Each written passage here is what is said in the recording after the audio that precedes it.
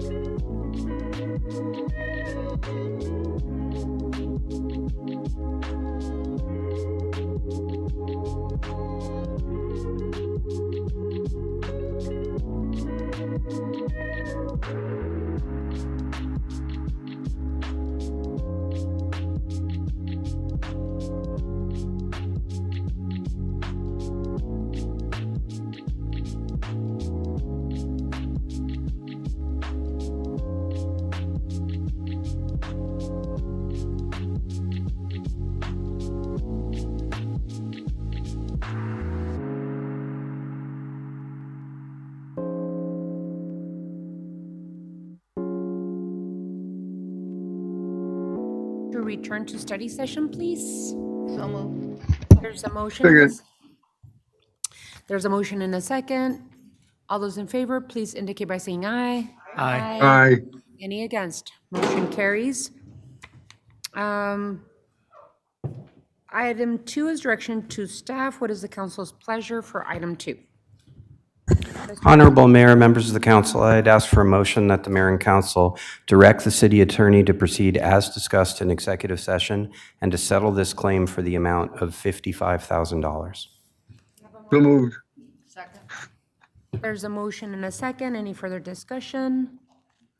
Hearing none. All those in favor of the motion indicate by saying aye. Aye. Aye. Any against?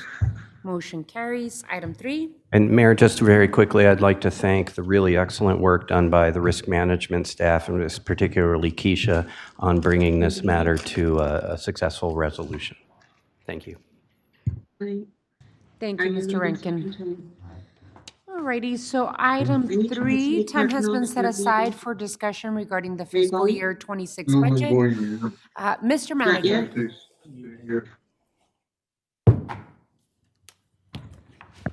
Honorable Mayor and members of the council, thanks for the opportunity to give you another update on our progress toward putting toward a balanced fiscal year 26 budget. We're not there yet, but we are making progress. And so, again, with me here today, our CFO, Anna Rosenberry, and our Business Services Director, Angel Ozomalam. And we are at the point where, for today, there's really no decisions, hard decisions that need to be made. It's, we got your health benefits decision last meeting. That was extremely helpful for us because it allows us to do 2 things. 1, have that accurate information in the budget that we're building, and 2, proceed toward the open enrollment that'll start in May and get a lot of information out to the employees. So thank you very much for that progress last meeting. As it stands today, we are still working on a comprehensive compensation plan that we would be bringing to you, not for action, but as a next update at the April 8th meeting. And ultimately, that would also be when the HR director will bring her recommended comp plan. So April 8th will be a big meeting for compensation. It'll be our next progress meeting on the budget. But that will, what ultimately gets close to the recommended budget that comes to you on April 22nd. So April 8th will be a big meeting for that. But we give you a glimpse of where we're headed with compensation today. We have $17.8 million at the moment programmed into the FY26 budget that we're building to address compensation.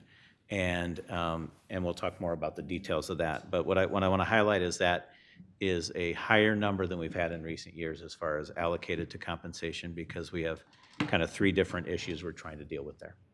And then the in-range pay placement adjustments is one that we've talked about a few times. It's one of the ones where we've used different language as we've talked about it. We've landed on in-range pay placement. It doesn't roll right off the tongue, but essentially what we're talking about is we've used the word pay parity before.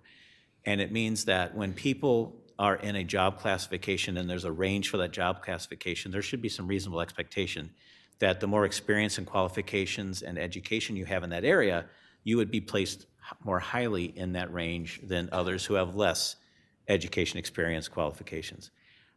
In our system right now, we don't have that accurate for everybody right now. So we want to address in-range pay placement. We know it's going to take us a couple of years to do that, but we've got money in this fiscal year's budget to do it. The market adjustments means that different jobs move differently with market. And therefore, we are looking at all the different jobs of the city and how we would recommend we move the people in those jobs based on market. So in-range pay placement is the individual and how they're placed within their job range. And then market is those ranges move and the individuals within those ranges would move. And then both at the same time, right? Councilmember Cunningham, we're trying to do both within the same fiscal year, but mechanically it's difficult to do both at the same pay period. So when we bring the compensation plan forward, there will be some elements of it that would be recommended to go into effect July 1st, essentially the new fiscal year, but some that would be in October, not for a decision point like we did this last year. We would recommend you adopt a budget that includes it, but mechanically we would do those market adjustments in the fall. I just want to make sure that we're able to adjust our in-range pay with the market accordingly. It seems like there's been a disconnect where the market pay has influenced our in-range pay on certain occasions and basically put us out of whack. Or on the other hand, we've been in such a rush to do in-range pay and fix it that we're not keeping up with market, or we're behind in market forces anyway, so it doesn't make any difference. And so everybody gets bumped up at once or whatever. And so that's kind of what I think led to some of this. We've got folks that got hired from a market standpoint and got hired at a higher rate than people who'd been on the job for like 7 years or 8 years. And so we know that happened. And there's actually, I'm not trying to make excuses, but there is a reasonable explanation for that. So now the thing is that it's a little bit more difficult to fix is what you're telling me than we think. But if we're gonna make 2 independent adjustments within a 4-month period, the question then to me is, how many people are gonna miss the boat when we make these adjustments? What's our goal as far as fixing some of these discrepancies from a holistic? I mean, 98%, 90%. I'm hoping that our goal is 100%, but that 90% of the people at least experiencing this bizarre pay discrepancy, because when it comes to qualifications, education, and experience, are made whole, or at least not made whole, but at least caught up and paid what they're worth. So that's kind of my ask. Honorable Mayor, members of the council, we share that goal. It will take us 2 fiscal years in order to do that, because what we are going to be proposing to do on in-range pay placement, which is fixing where people should be placed, is based on data that we've had in hand in the system about people's resume, education, experience, all the factors that go into it, as of a snapshot in time. And we will make those, we are proposing in the budget to make those corrections this fiscal year coming up. We also know we have imperfect information about many of our employees. Many of our employees who came into the system may not have had to submit a resume when they were first hired, or there's been fundamental changes in their resume since the last snapshot we took. So we are programming into the financial plan another tranche of money that would come forward in FY27 to address in-range pay placement round 2, and we will have a process this fall and winter to guide all employees through that process of updating their information in the system, so that when we take the next snapshot, we now have correct information. And so I guess my answer is to some of the folks that are really paying attention to this piece, it is not going to be perfect. there's always going to be a situation where something unforeseen or unpredicted can happen. So we're going to we need to be prepared, at least to some degree, for the folks that don't fall into the proper channels. Like they just miss this requirement, or they just miss this hire date, or they just miss this parameter, and it's still totally unfair. We've got to have some leeway to make that work. And that's what just make sure we've got some built-in flexibility there, because we want to be proactive to make sure it's as fair as possible, but there's always a situation that we can't predict, and we've just got to be prepared for that. That's what I'd tell you. Alrighty, so I have a comment. Thank you very much to you and your team for adding in-range pay placement and market adjustments and pay progression, especially in light of concerns from the state legislature and past governor, former Governor Ducey passing a flat tax and that hitting our budget so hard. I know that next year and for fiscal year 27, we still have to have many discussions with the community, especially in light of Prop 414 not passing. But I do want to thank you and your team for putting thought into the pay, in-range pay placement. That particular piece is going to respond to the concerns of some employees being with us for 6, 8 years and sometimes making less to those that are coming in because of market rate adjustments. So I absolutely understand that when we did a couple years back, I think it was 3 years back, that we did historic investment in our employee pay, there were some concerns there because of market rate adjustment. So will this particular piece take care of those concerns? Honorable Mayor, members of the council, that is the intent. Okay. So those that have been with us for the longest have been through a number of different cycles of compensation or lack thereof. And we've had a number of, over the last 9 years especially, either one-time payments or decompression or market, and we've actually done across-the-board approaches as well. That generally moved most people upward through the pay ranks, but it didn't necessarily correct their positionality relative to others. And not that everything should come down to your resume, but there's a reasonable expectation that if you have more years of experience and more qualifications, that you would be, and doing the same job, you would have a higher compensation. And that's what in-range pay placement will address.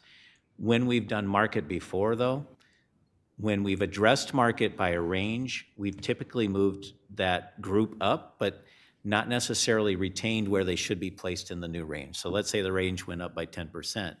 What we did was actually took anybody that was in that job that now fell below the new range, we would move them up to the minimum, which is good, but then you just created a whole bunch of compression at the bottom of a pay range. They all got a raise, but they didn't get placed where they should be placed based on all those factors. So that's why there's like 3 big components to it, and the last one is the pay progression that you mentioned. That is something sort of is reasonably across the board for most, if not all employees, to get some pay progression annual, but most of the employees will either get their more significant adjustment would be pay placement or a market adjustment, and then everybody would get something, and that's if everything holds together. We still have a deficit to close before we could actually propose this to you. The 17.8 million is about the size of our deficit for right now. So we still have to get the budget to balance. The goal is to get the budget to balance and preserve that 17.8 million. Okay. And Councilman Lee, I know you had a question. Thanks, Mayor. I didn't mean to raise, I wasn't sure if we were in question and answer mode yet. Again, appreciate the 17.8 million investment in our employees. I think one thing that could be helpful, at least for my brain, is since we're talking about these 4 big components, is some sort of a roadmap to execute those specifically, because you mentioned round 1, round 2. I think that would help me understand, besides the bulleted list, kind of the timeline associated with these 4 changes. And then I know when we get to the idea about performance and evaluations, I can see both sides of it. I'm a supporter of it. I think most organizations do have some sort of, for the top performers, the ability to give them a little bit more versus a flat for everybody else, but it's also kind of tricky. So I just want to encourage you as you move through that process to really work closely with labor and everyone involved to make sure that we're doing this in a very intentional way and everyone feels like it's something positive. So those are my only comments right now. Thank you, Mayor and Councilmember Lee. You brought me to that last bullet, which is the performance. And in this case, it's fair to say across the city of Tucson, for the last several years, we've not had a robust performance management system. Many employees have not had a performance review for 1 or many years. At our employee budget down hall we had at the beginning of the month, show of hands, and at least 3/4 of the hands went up saying, I've not had one in the last 3 years. This particular stage of our maturity on compensation is to get everybody a baseline performance review, and it'll essentially be targeted at if you're meeting expectations and you qualify for these adjustments. If you're not meeting expectations, we need to give you the roadmap by which you would qualify, because if we've not pointed out to you what your deficiencies are in performance for the last 3 years, that's on us as much as it is on the employees. So and this month is when we're rolling out the beginning of that performance review. So all 4 of those things are interrelated, but everybody in this organization, the expectation is they will have a performance review in this time frame, and there will be some level of compensation adjustment going into next year. And even if it's not related to market or not related to in-range pay placement, there would be some baseline adjustment that employees would receive. And with market, that means it might be different for everybody as well. So hopefully that answered your question to a degree. Okay. With that, I'm going to turn it over to the team to take, oh, I'm sorry. You asked for, okay, a schedule, a timeline, more information. That is precisely what you're going to receive in the April 8th study session. The HR director's compensation recommendation includes all of that detail, and we'll layer that into the budget discussion as well. Thank you, Mayor and Council. The next portion of the information that we provided you in the memo is a brief discussion about outside entity requests for funding and some information regarding the city's ability to do some fairly large fundings to outside agencies over the last couple of years has been primarily through that community partnership funding, which was a portion of ARPA dollars that the city received. With those ARPA dollars, the city has awarded $28 million to community partners to deliver almost 150 different projects across the city. Awards were provided in 3 rounds of funding, and that, if you recall, that final round of funding was awarded in the current fiscal year. So all of the funds have been awarded prior to fiscal 26, so this doesn't become an element of our budget or a decision point in the fiscal 26 budget, but those projects continue and their spending will occur and it will span fiscal 26 and 27. But that amounts that are being spent now represent the final available funding that we have. And as you know, the federal government hasn't reauthorized or authorized anything similar to that for us to draw on. So when the program ends, well, we have already allocated the resources that we had for it, and the program will end in a couple of years once our partners spend their dollars. We've given you some information about the PEMA Early Education Program. We call it PEEPS or PEEP. $750,000 was budgeted for the program from the general fund in fiscal 25. The county has made a request for the coming year from us of $778,000, a little bit more than we had budgeted in FY 25. That funding is uncertain at this point as we don't have the recommended budget completed. Regarding Community Home Repair Projects of Arizona, CHRPA, it's a nonprofit organization that does assistance for low-income homeowners and emergency home repairs. The city provides $400,000 from our water utility and $90,000 from Housing's general fund allocation. We're expecting that the amount from the water utility will remain flat in the FY26 budget, and the general fund portion is uncertain just as we get to balancing the general fund. So we'll have sort of finalized recommendation on that on April 22nd. We've got a fair amount of information for you in this memo about our 5-year capital plan. I'm going to turn it over to Director Ozomalam for discussion of that item. Thank you so much. We're looking at the screen right now, Table 1, which is included in the March 18th Mayor and Council Memorandum. We're looking at the capital improvement projects. Included in the city's budget process is the development and maintenance of a 5-year capital improvement project, or CIP. The table outlines, this table outlines the departments under which the projects fall and shows a total of $2.1 billion over a period of 5 years, fiscal 26 to 30, with a proposed budget of $683.3 million in fiscal 2026. I will highlight a few of the major projects included in the March 18th memo to Mayor and Council, beginning with water. And of course, water is not the first item in the table. However, I'm trying to keep in line with the memo, how it is presented in the memo. We'll begin with water. Water is showing in fiscal 2026 a total of $145.6 million to be expended. The projects under water include the Northwest Wells Treatment System Project. This project is currently in the design phase and will include the addition of treatment for PFAS and 1,4-dioxane at 3 wells, which were removed from the potable water system due to underground groundwater contamination. This project will return these 3 wells into service and will restore over 3 million gallons per day in potable water supply.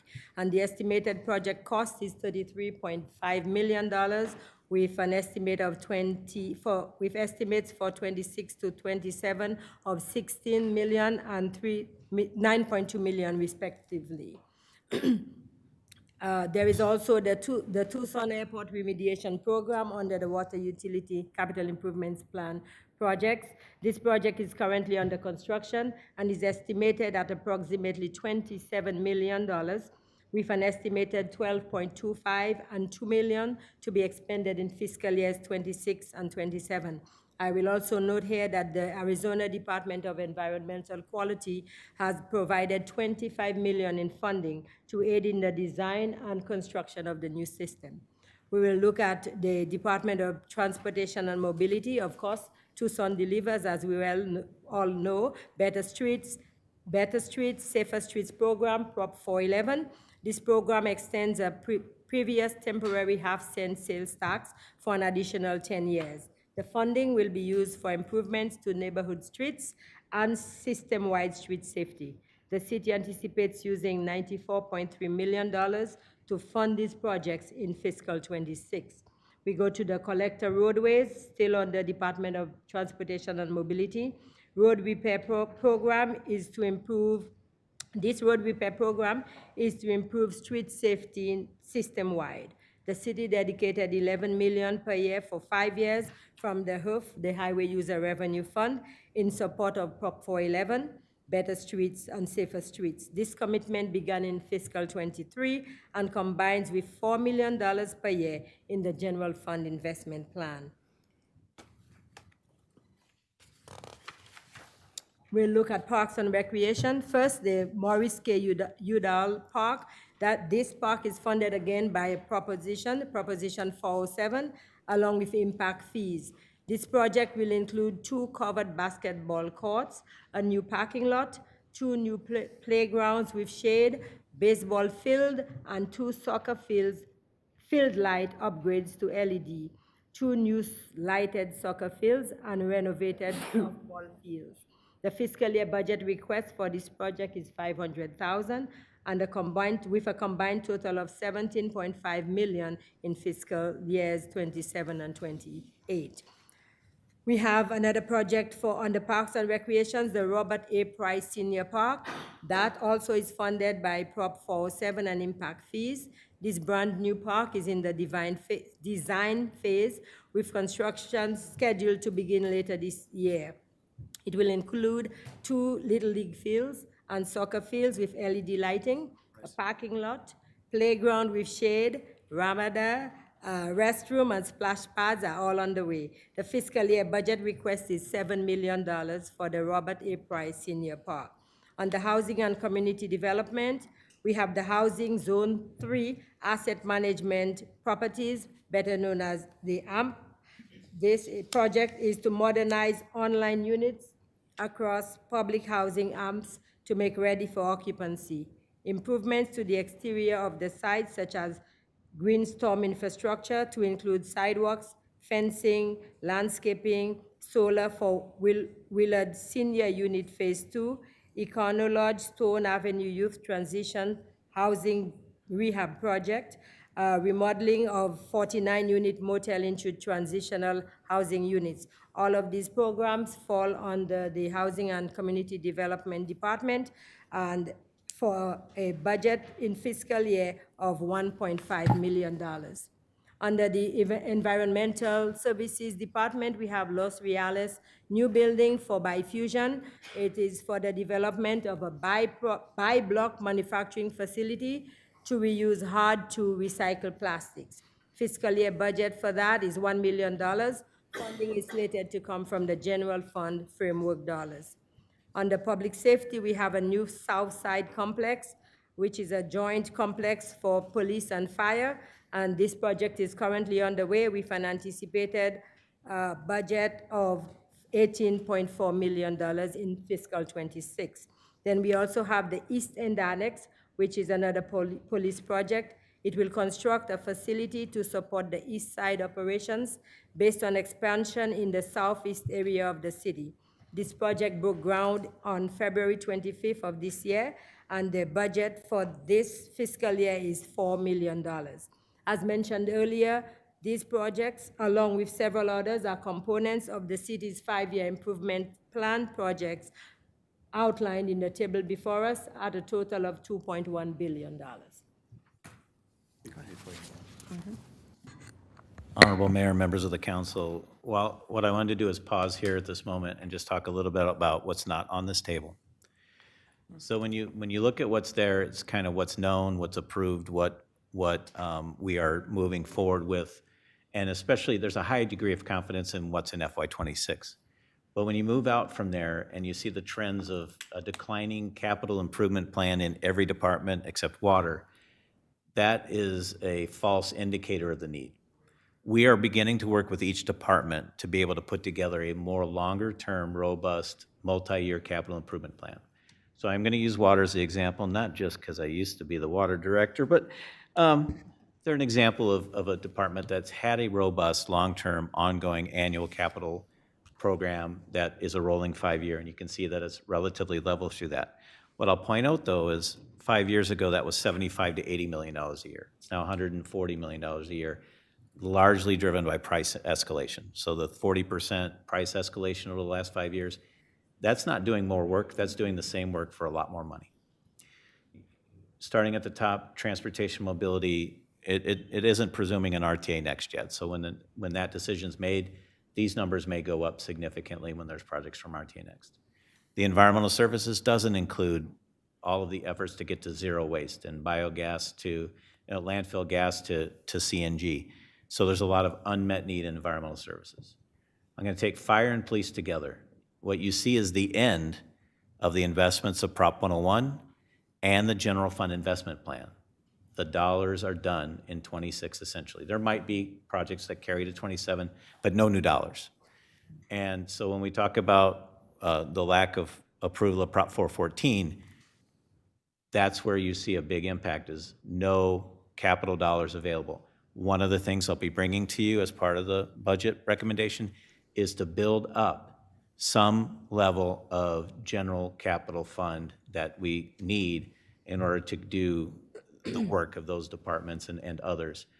You see HCD, there's a lot more work going on in HCD than what's shown there when you have things like the $50 million choice grant and other things. Parks and Rec, you see the end of Prop 407 is in our horizon now. So there needs to be a dialogue about unmet needs in Parks and Rec. So there's a lot of things not said on the slide that I think we need to really pause and understand. And then also that when we bring the FY26 budget to you, one of the self-imposed challenges is to move from zero investment in some of these areas based on we've not had it in the base budget, moving that into the base budget to the extent we can. Thanks, Tim. Any comments or questions on that? Councilmember Cunningham? So on the capital on the capital improvements, it's fine, and I appreciate that. I'd like to submit that, and this was a discussion we had for a number of years, but now that we've been challenged to be proactive about our budget, one of the pieces that I see with capital improvement or capital investment is it's actually two-folded. Capital improvement and investment is building actual and acquiring actually new things. But asset management is maintaining the things we have. And I think there's a piece where some of our asset management that's non-personnel, in other words, not staff related. This is, new doorknobs or something, yeah.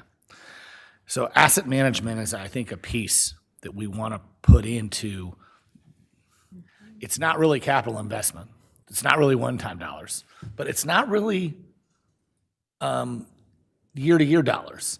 There's standard asset management, like every week we're going to get the floors waxed and stuff like that, but there's also just stuff that comes up and you can fix it. You're not getting a 20-year fix, you're getting a 3-year fix or a 4-year fix.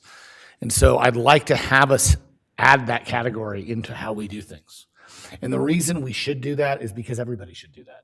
One of the reasons that we have, if you really want to talk about the environment, you should talk to this guy here. I do want to talk about that. But one of the reasons that we've had this mentality around the country where if you're gonna buy something new and replace something you already have, when what you already have can probably be used if you just maintain it properly and you continue to work on it. I'd rather replace a carburetor than buy a new car, right? And we've kind of lost that, not just in Tucson. In fact, probably less so in the city of Tucson, but around the country. So I'd like to put some type of asset management piece together into this budget that can offset, one, some of the capital investment improvements we have, but also preserve some of the things that we have that work. We don't need to buy a new car every single time it breaks. We need to be able to put it back together and make it work if it costs less, especially if it costs less or if we have internal equipment to do so. And I'll tell one quick story, and then please indulge me for 45 seconds. My mom's very environmentally conscious. My mother is a person who was an environmental advocate for years and years and years and years. And in 2006, she bought a car. And about 8 years later, it was quote unquote time to buy another car, but she'd only put about 40,000 miles on it. And my mother actually went and researched, and she found that her carbon footprint for the rest of her life, if she lives to 88 years old, would be less if she did not buy a new car and just maintain the car she bought. So when we talk about asset management, we're talking about those core values. So that's the challenge that I have to this team, is that we add asset management and not the regular stuff. I'm talking about the things that come up as a piece of our capital investment and capital protection and asset protection. So that's my little blurb. Councilmember Ulick. Thank you. I suppose this is an appropriate place maybe to ask a bit more about property taxes. In my mind, capital investments and bonds often are an approach to bring to voters, et cetera. And so I asked some questions about the current property tax rate in Tucson, where we are, what are the limitations, and what's the process if we wanted to go to voters or otherwise amend that. And so just currently, our combined primary and secondary property taxes are at about $1.03, $1.03 per $100 of assessed valuation. The charter cap is no more than $1.75 per $100. And furthermore, the mayor and council some years ago said, hey, we're going to do better than the charter. We're not going to go above $1.50. We're at $1.03 right now, so I believe we may be shortchanging the community's options if we don't explore further what's possible under this area. And there are limits, right? I mean, certainly we would need to go to the voters for a GO bonds, and that's related to the secondary property tax. So we could say we need X, Y, and Z for different things and put a GO bond. The question I have relates to the primary property taxes and the specific phrasing that was included in the answer that I got. So we're at 43 cents. So it's, 40% of the buck that we're charging right now per 100. There's a limit imposed on how much we can raise that per state statute. It's limited to an increase of 2% over the previous year's. What does maximum allowable primary property tax mean? Maximum allowable. Does that mean 2% on what we charged last year? Or what's the definition of maximum allowable? Honorable Mayor, Councilmember Ulick, it's actually a constitutional provision, Arizona Constitution provision that applies to the primary property tax and how much it can be raised by the taxing entity, the City of Tucson, in any given year over the preceding year. And it sets that annual increase at no more than 2%. And that 2% is actually measured by the total amount of the levy, not the percentage of the primary property tax. So in a given year, the way the levy, which is the actual revenues that are brought in by the primary property tax, is a function both of the tax rate, that 43 cents per $100 per valuation, and any adjustments to valuations, because that produces the levy. Okay. So you take that total amount, which for this year, I think our 43 cents was bringing in a little less than $20 million as the amount of the total levy. Okay. So a 2% increase is allowed above that based on that preceding year, which would generate maybe close to $400,000. And there is an additional adjustment that allows for an increase beyond that to account for annexations that have occurred during the year.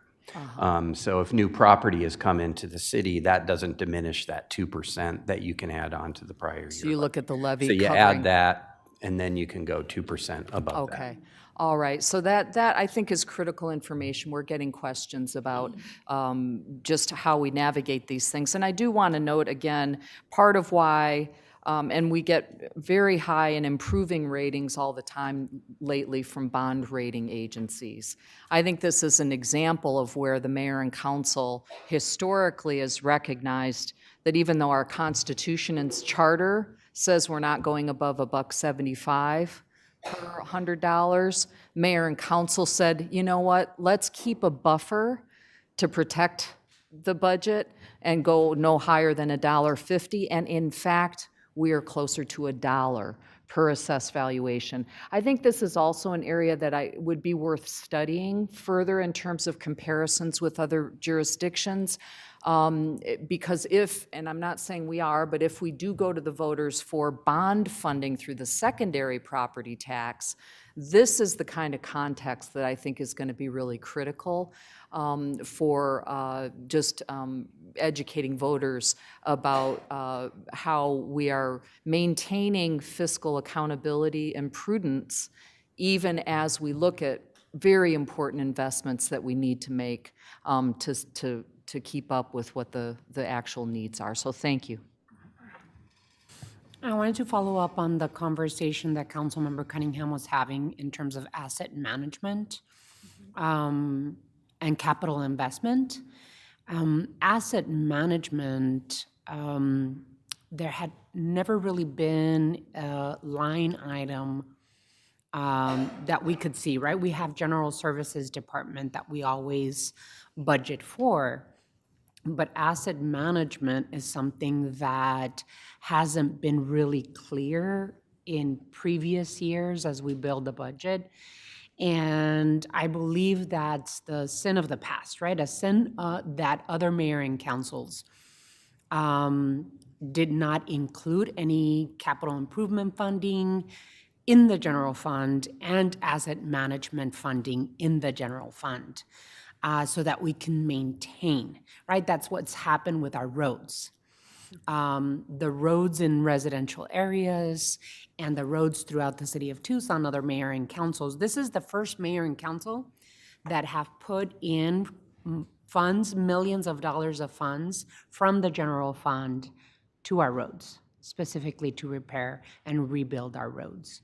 So as we talk about building budgets into the future, we have to make sure that we're adding that capital improvements, of course, we have them here, and then asset management funds, and that would include funds from the general fund, unless the mayor and council decides to go out for a bond election to invest in capital. But I don't think the community, I don't think Tucsonans have the appetite for any type of investment right now. There's a lot of uncertainty with this federal administration. There's a lot of concern, and not just in the pocketbooks of people because of there's tariffs today, there's none tomorrow, there's tariffs the next day, there's none the next day.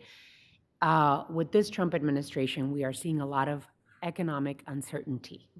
And so we're just going to have to tighten the belt. And so my question, Mr. Tamir, is now as we continue to plan for closing the $16 million deficit this year and a possibility of having more than a $66 million deficit next year, what happens now? We presented to the voters the possibility of investing in public safety. They very clearly said no. What happens now? What are you envisioning we move towards in terms of both engaging mayor and council and the community to make the difficult budget calls into the future? Honorable Mayor, members of the council, that is exactly where we're at, is making sure that we're putting together the information necessary to be able to answer those very questions and working with the public on those solution sets. So as a snapshot of where we are kind of precisely in this moment, when we look to FY26, and we've been saying this consistently throughout, the impacts of not having the Prop 414 pass on FY26 are not zero. They're not catastrophic, but they're not zero. Because as you can see, even on this slide, we still have the general fund investment plan dollars carrying us one more year. We have Prop 101 projects still getting completed. The real impacts are in FY27, but we can't wait till FY27 to make structural changes to prevent that $60+ million deficit for next year. So we have to do a couple things. One is make sure that we're very strategic about what comes forward as new spending, because even though our revenues are going down from the flat tax that was implemented, there are other revenues that are, because of economic growth, they tend to rise a little bit. But we're betting on winning every year. So our financial plan assumes we're winners every year, and that the state legislature does no further harm. Neither of those are good assumptions, but let's pretend that they are. We have to start, as you've clearly said here, multiple voices at the table, putting the investments in that our capital needs are, asset management needs are. That's why when pre-414, I was talking about a $13 million deficit, and we were working on that. We're needing to add about $15 million of additional spending because there are core services in 414 that are not funded by 414. They must find their way into this budget. So that's some of the decision tree that's going on right now. But it's also to build and prevent future cliffs. So when you talk about the many years that there was no road investment, we're paying for that now. And the many years where the public safety pension was shorted and not funded at its full capacity. You had to take out $600 million worth of debt 2 years ago in order to get us on a path to getting out of that hole. So our goal is to not dig future holes. That all comes to roost in 27. 26, we're going to be okay. We're going to figure it out. 27, it gets much harder. So that's when we have to understand what are the right funding scenarios, what are the right investments, what would a future conversation with the voter look like if there is one, and just recall, Prop 407 was exactly what Councilmember Ulick described. That's tapping into that secondary property tax, bonding for projects, voter approval. Most of the stuff in 414 cannot be bonded, but much of it could. So there's all of those different strategies need to be coalesced over the next about 3 weeks, because by the time we get to April 8th, we're in the home stretch of presenting a budget for you. We're working regularly with all the directors on what their asks are, what their needs are, and being able to find efficiencies where we can, and really forcing the conversation toward it's not a question of what new stuff or what are we adding. It is a question about where can we find efficiency or cut things back in areas where the impact of that cutback is not dire and we can afford the things that we need that are urgent. So that's a long way of saying that's what we're doing right now. On the 8th, we'll be able to give you a much more clear snapshot of that.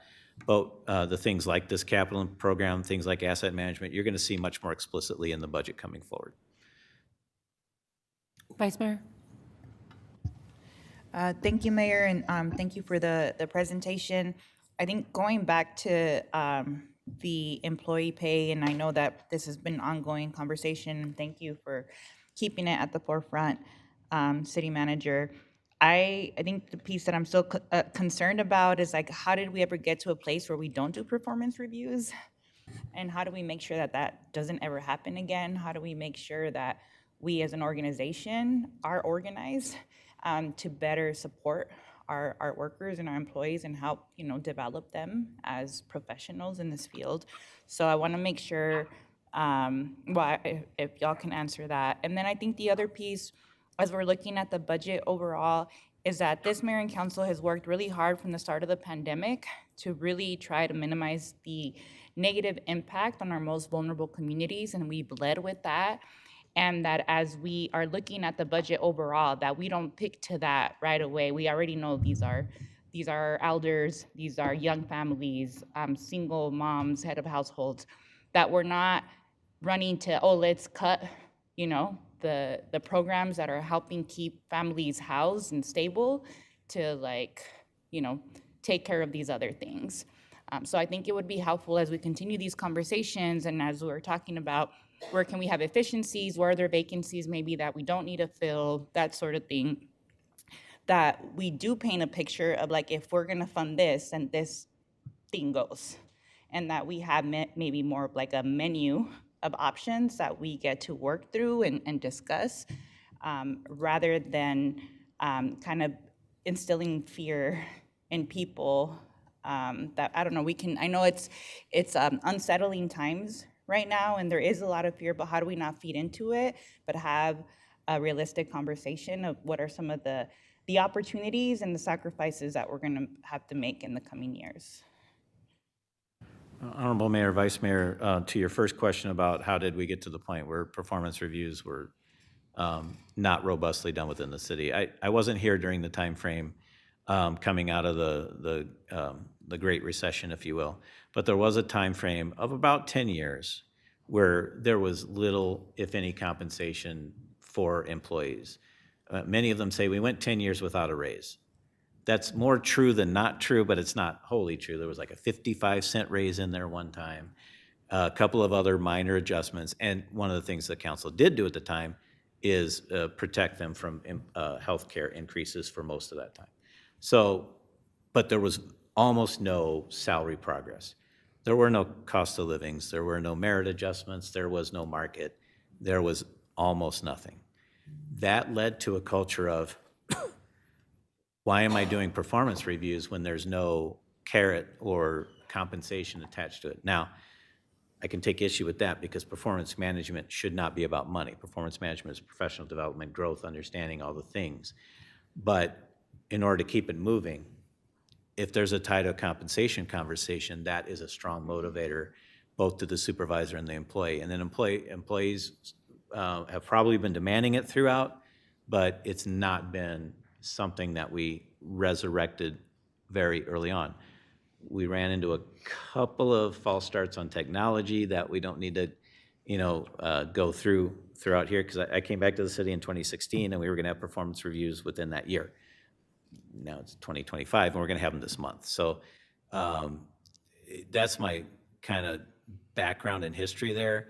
It seems like it lost value to the organization because of that long time period of compensation not being an element of the discussion. Yeah, and I think going back to what Councilmember Cunningham said, I think that's kind of scarcity mindset allowed also for us to not manage the assets that we already had, and why so many of our pools broke, right? A lot of our AC units, things that weren't getting maintained then cost us more in the long run had we just had a plan for maintaining them. Vice Mayor, you're absolutely correct. If we hadn't had, and most of us were not working in any of those shoes, so I just take what I'm saying I'm looking at it through hindsight. But if we weren't trying to come out from underneath a $600 million deficit or unfunded liability in the public safety pension, if we didn't have 80% failed roads before 4/11, it's improving. Now we're 25% where we're bringing it back to normal. If all we were doing was maintaining well-maintained things, we'd be having a very different conversation right now. So we're trying to do both things. We're trying to not let our assets degrade and recover failed assets and meet the underserved needs of our community. And then we're trying to do all that when the state has decreased our revenues significantly over the last 2 years. But we're doing, I know I'm pretty straight with where we're at. We're doing pretty well. I want to understand that just because we're looking at a deficit for this year, we'll have that solved, and we'll solve what we can, and we'll be positioning ourselves better for next year.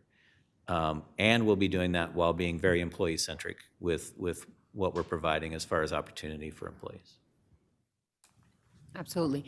Councilmember Cunningham. This is just one really quick thing on some of our, it's been a moving target with the original, if you go back to last May, where our projection was with our deficit a year ago, and it's been all the 13.2 was a number I heard on the radio, and then we also have about 17.8 today, and I know that there's always 5 million.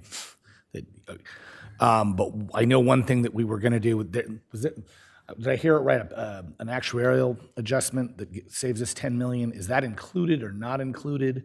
And maybe it's not an actuarial adjustment on pension. It was something else, but it saves about 10 million bucks. You know what I'm talking about?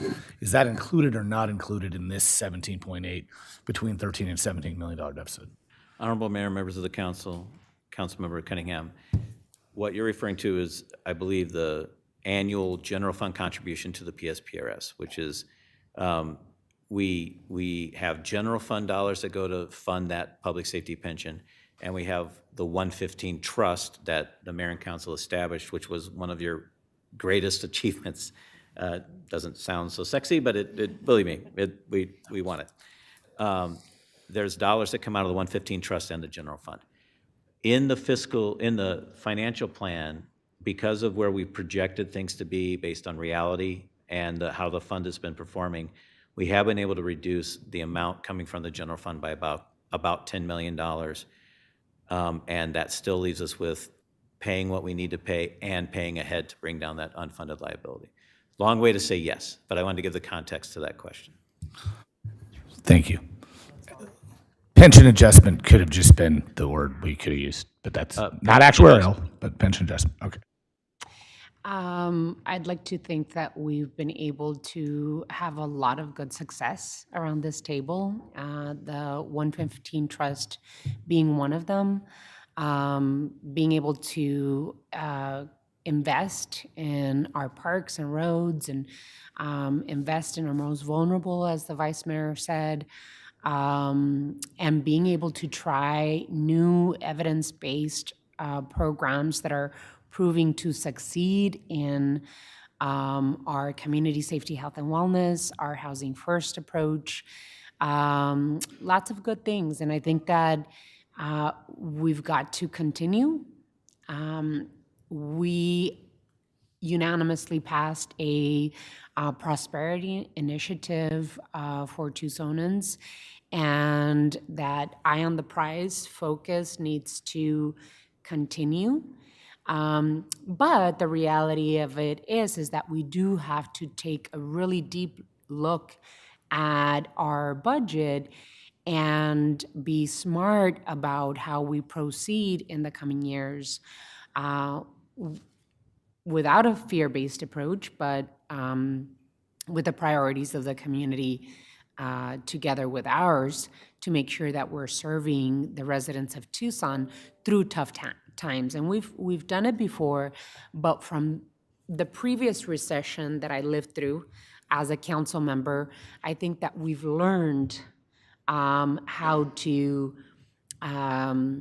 work with our labor groups, work with the community, but also learn from mistakes that we did during that time. And so that's why the capital investments and the asset management approach is going to have to be part of how we move forward so that we don't have what was left to this mayor and council by previous councils: crumbling roads, crumbling pools, lack of investment in our parks, lack of investment in our pension systems, et cetera, et cetera, et cetera. We've got to really make sure that we're moving forward so that we can continue progressing as a community and digging ourselves out of previous holes that were dug, not by us, but that we've had to fill. So thank you for your presentation. I don't think you need any direction on this item, correct? That's correct, Mayor. All righty. Thank you. So we're going to move on. Just one quick thing, if I can. I'd like to go back to Councilmember Ulick's question about the phrase maximum permissible limit, because it occurs to me that I didn't answer it. But that phrase is used in that constitutional provision I was mentioning that sets an annual increase of no more than that cap of 2% over the preceding year's levy. It refers to maximum permissible limit to say that if you choose as a jurisdiction not to increase in a given year by that 2%, a maximum limit still goes up by the 2%. So say, for example, you go 3 years without increasing the levy at all, and then that fourth year you want to increase the levy. You've had the benefit of those 2% increases for 3 years, and then that fourth year you could actually raise it by 8%. Right, that's what it means by maximum permissible limit. It says even if you don't happen to use it, you don't lose it. And we have, and so that, I guess, is a question. Have we done that 2% every year for the last 10 years, or what's the pattern? And what is the... Right. My recollection is that we have, as standard practice, included that 2%, but we'll take a look to make sure that there's not a hidden 2% or 1% in there somewhere. No, I appreciate it. It's really helpful to have that clarification, so appreciate So you. just to be clear, the response is that the mayor and council have been moving forward with the primary property tax with the 2% allowable increase every year, correct? Yes. Okay, thank you. All righty, so thank you so much. Really appreciate the work. Item 4, time has been set aside to discuss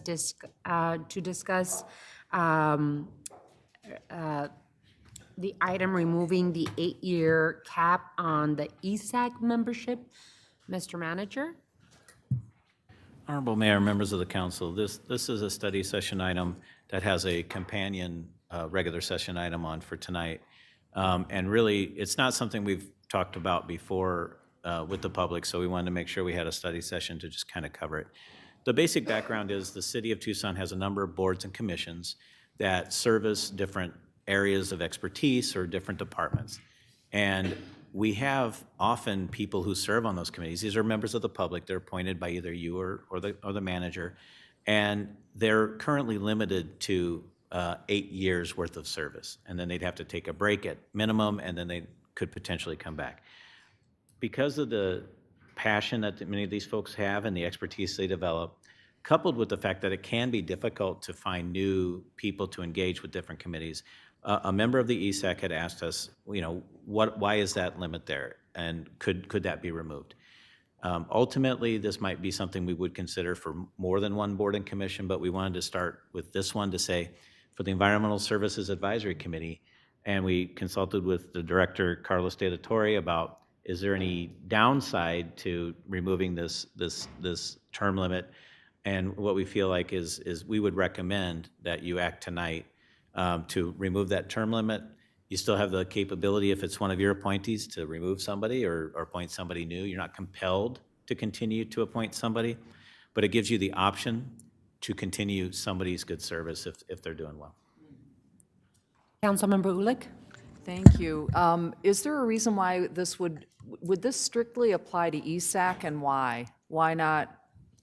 I mean, Women's Commission, we've got so many good advisors, and so should we just, for simplicity's sake, just change that?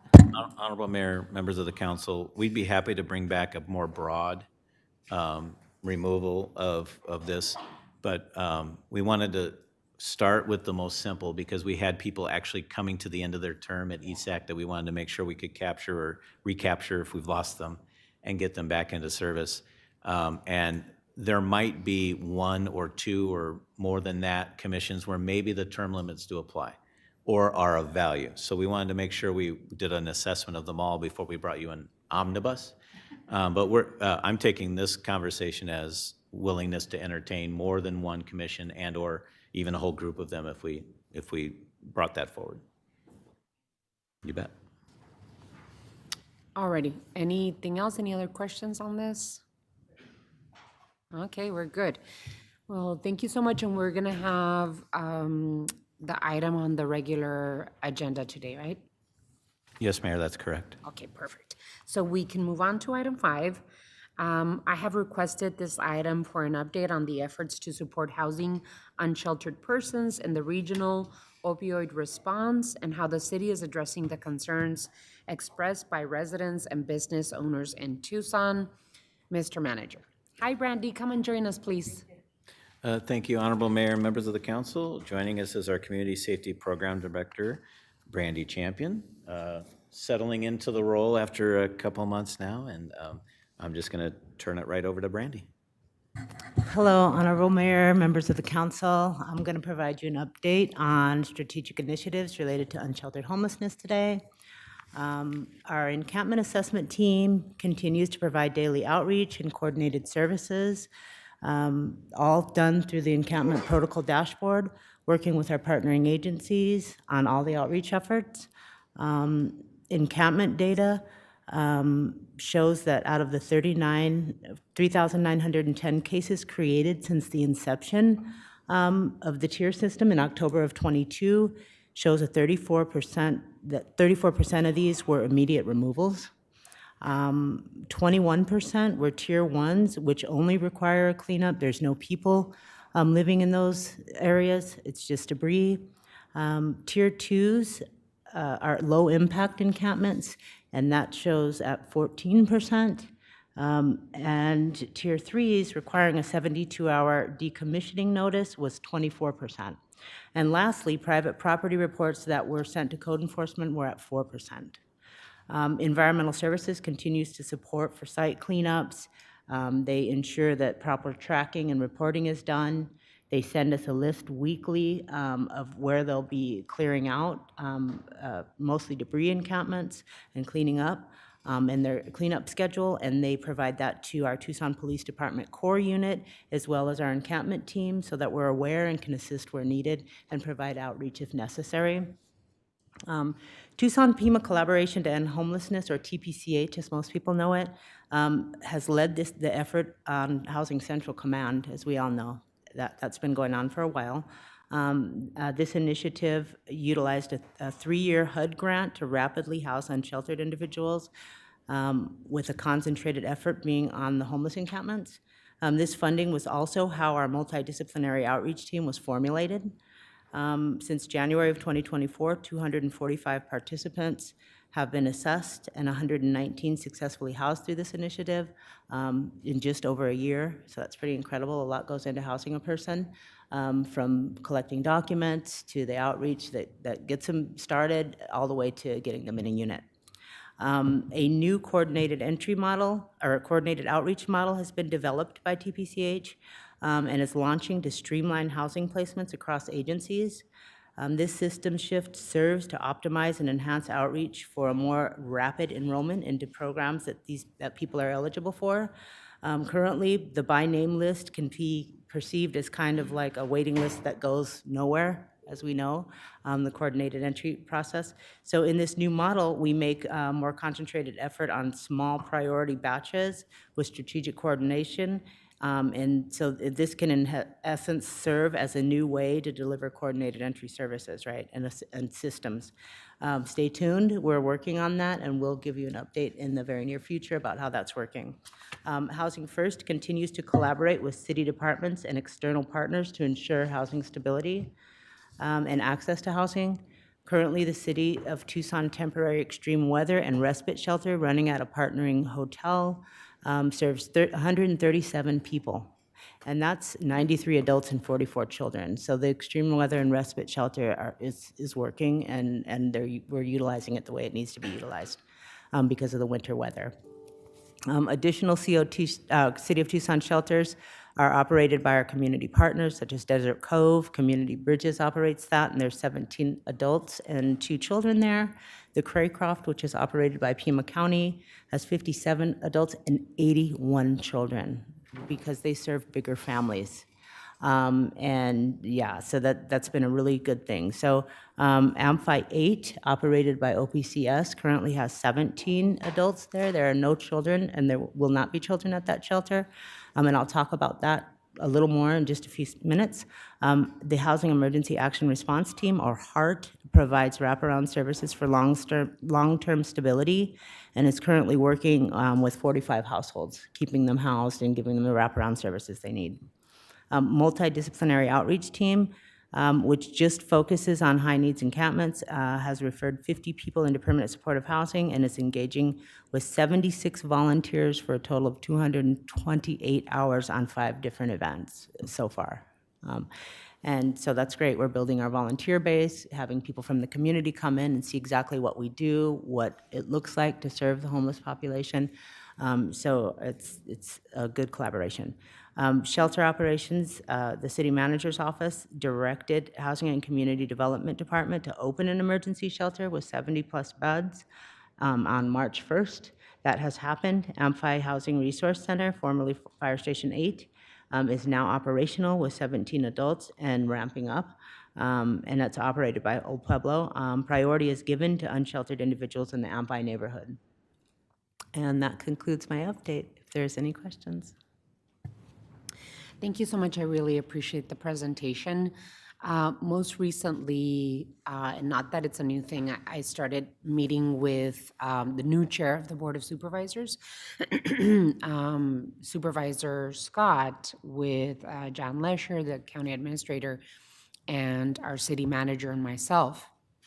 And we had been doing that with previous Chair Grijalva, and the conversations that we've been having with Supervisor Scott are twofold.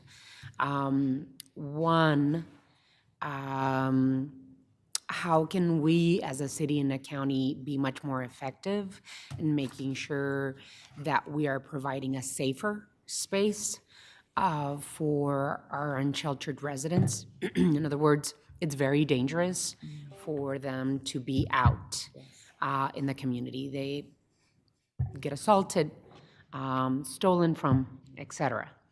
And one of the conversation pieces that we've had, which is the second piece, and we've talked about AMFI with them, and how low barrier shelter is actually really good.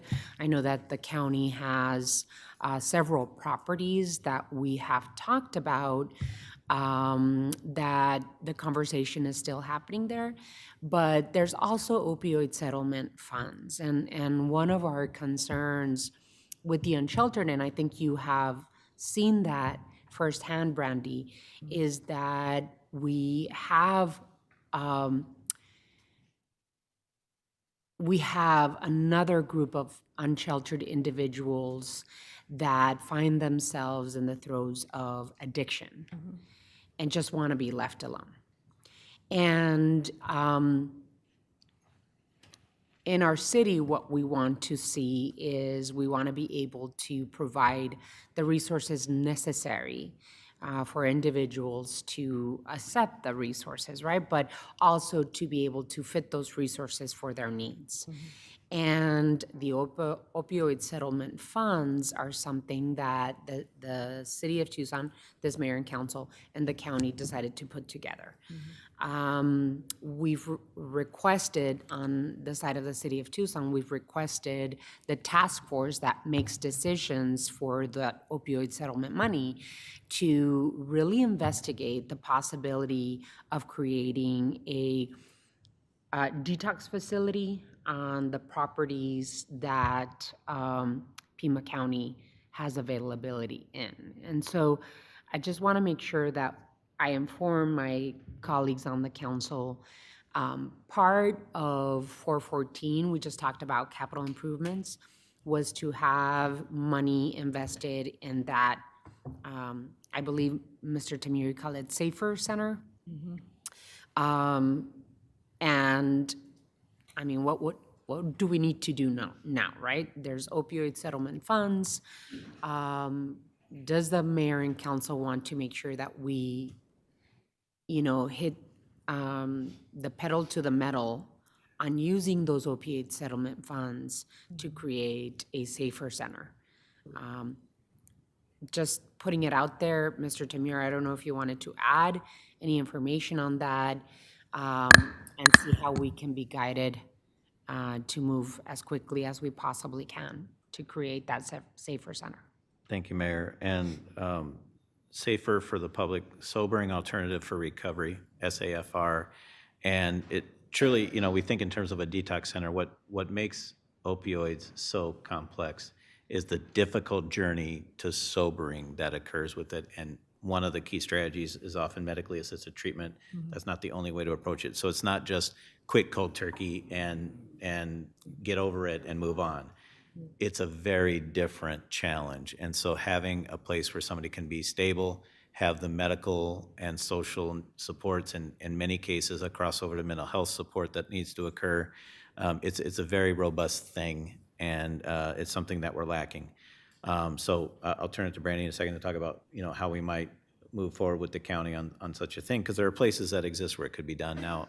And the resources we thought we'd have, we don't have. So we're going to have to figure out how do we be creative. But what I want to point out is that 3 months ago when we had this conversation, we were lacking in low barrier shelter capacity, and we were lacking this safer. And the city, through the mayor and council's leadership, stepped up and took care of that low barrier shelter. We likely need more beds than what we've created, but in 3 short months, we went from an empty fire station to a low barrier shelter. And I'd like to take a moment to thank a few people, if you'll indulge me, Mayor. Brandy herself, but also Antonio Carranza, Pete Lee, and Allison Chappell with Housing First. Literally, I found out we were going to get an architect out there and engineer stuff, and I just showed up and said, no, we're going to do this. And then in about 30 days, they did it. But also Ernesto Portillo, Manisha Butra, Nathan Dow from Procurement, Matthew Sage, Rolando Mazica, Sarah Megason, Eliza Hamblin from Planning and Development Services, Joanna Hernandez from Housing and Community Development, Juan and Josh Garcia, and Ernie Stevens also from PDSD. And we also had TFD fire inspectors who came out and found a way to make it so that we can be safely in operation. So John Fordney and Christopher Gates. That's the kind of team that came together in literally the drop of a hat and got it open by early March. So, and I'll turn it back to Brantley on the Safer Center. So, Honorable Mayor, members of the council, The city manager and his team will be meeting with Pima County leadership this week and discuss the next steps to establishing that task force that you're talking about. And we'll report those findings when we have them. But what I want to say is that as somebody with lived experience, this is what it takes to tackle this issue. And I don't mind saying that out loud because here I am today with all of you, and this is where my peers can get to if we give them the right help, if we put the right work in the right hands and give them the right support and help. So I really appreciate, I'm going to get emotional, I really appreciate this mayor and council's effort on pushing these things in our community, and I don't think our community hears about it enough. The passion that you all have for this and solving these issues and having our county partners in on this is exactly what we need. So again, I appreciate it, and yeah. And we appreciate you, Brandy, so much, and your entire team, and of course, the city manager and the executive leadership team for, believing in the much more holistic approach to community safety for our residents, and be able to look at the evidence that we have been created in terms of taking people from unsheltered homeless to, thousands being housed permanently and finding solutions in that way. I think we need to move on the area that we can, especially with the opioid settlement funds. I've said it once and I'll say it again. The opioid funds are there because of how difficult opioids have been to communities across the United States. And it is a public health crisis. Pima County is in charge of finding solutions for public health crises. We as a city have declared opioid and fentanyl use in our community as a public health crisis. And I think that together, we need to make sure that we advance in a very tangible way the solutions that we know can work for opioid and fentanyl misuse in our communities. So I know, Paul, that you have some questions or comments. Go ahead, and then Vice Mayor. So, first of all, I just want no one to, in advance, to make any mistake that I'm totally on board with setting up SAFER. Like that's, but, and there is a big but.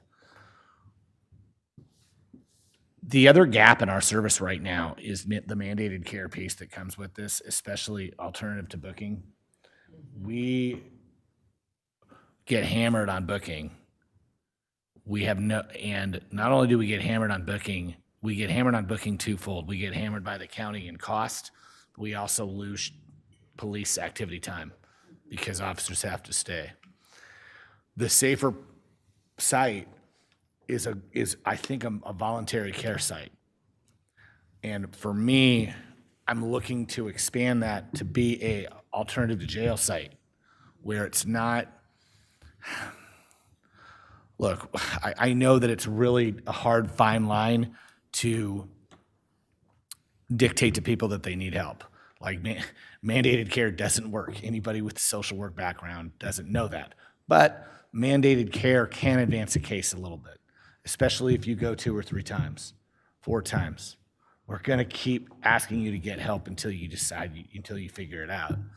And so I'm thinking about the opiate dollars, and I'm okay with the SAFER site, but we have to have an alternative. We have to have a jail alternative that basically asks folks, what is it you really want to do here? It's totally okay for us to have expectations of people. It's totally okay for us to have expectations of people. And so right now, we are engaging folks in the field, and I know this because I'm going to the field, and we're engaging folks in the field and saying, look, golden ticket, detox today, what do you want to do? What do you want to figure out? But this situation isn't really sustainable. And what we get is, I don't know, we get not so sure.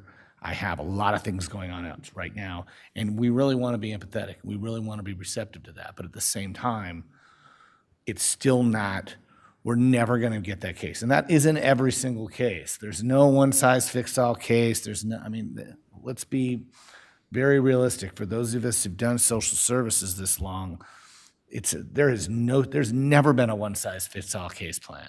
It doesn't exist. It's like a unicorn, man. It's like a griffin. It doesn't exist. It's a fairy tale. But there should be, to some degree, a way we can provide an alternative to jail, which allows some of our folks that have some FTAs, some failure to appears, that have multiple, and they maybe have a couple warrants. We're not just sitting there taking them to jail, but we're also not just leaving them be in a situation that is unacceptable to the neighbors and to the folks around who reported them in the first place and find the situation completely unacceptable. And so that's my challenge to us. We have to do the SAFER program first because we've got to figure out the kind of the creaks and the dinks and dunks of like what kind of works in this alternative SAFER environment. But once we have it, I think we can evolve it to also an alternative to booking, an alternative jail environment.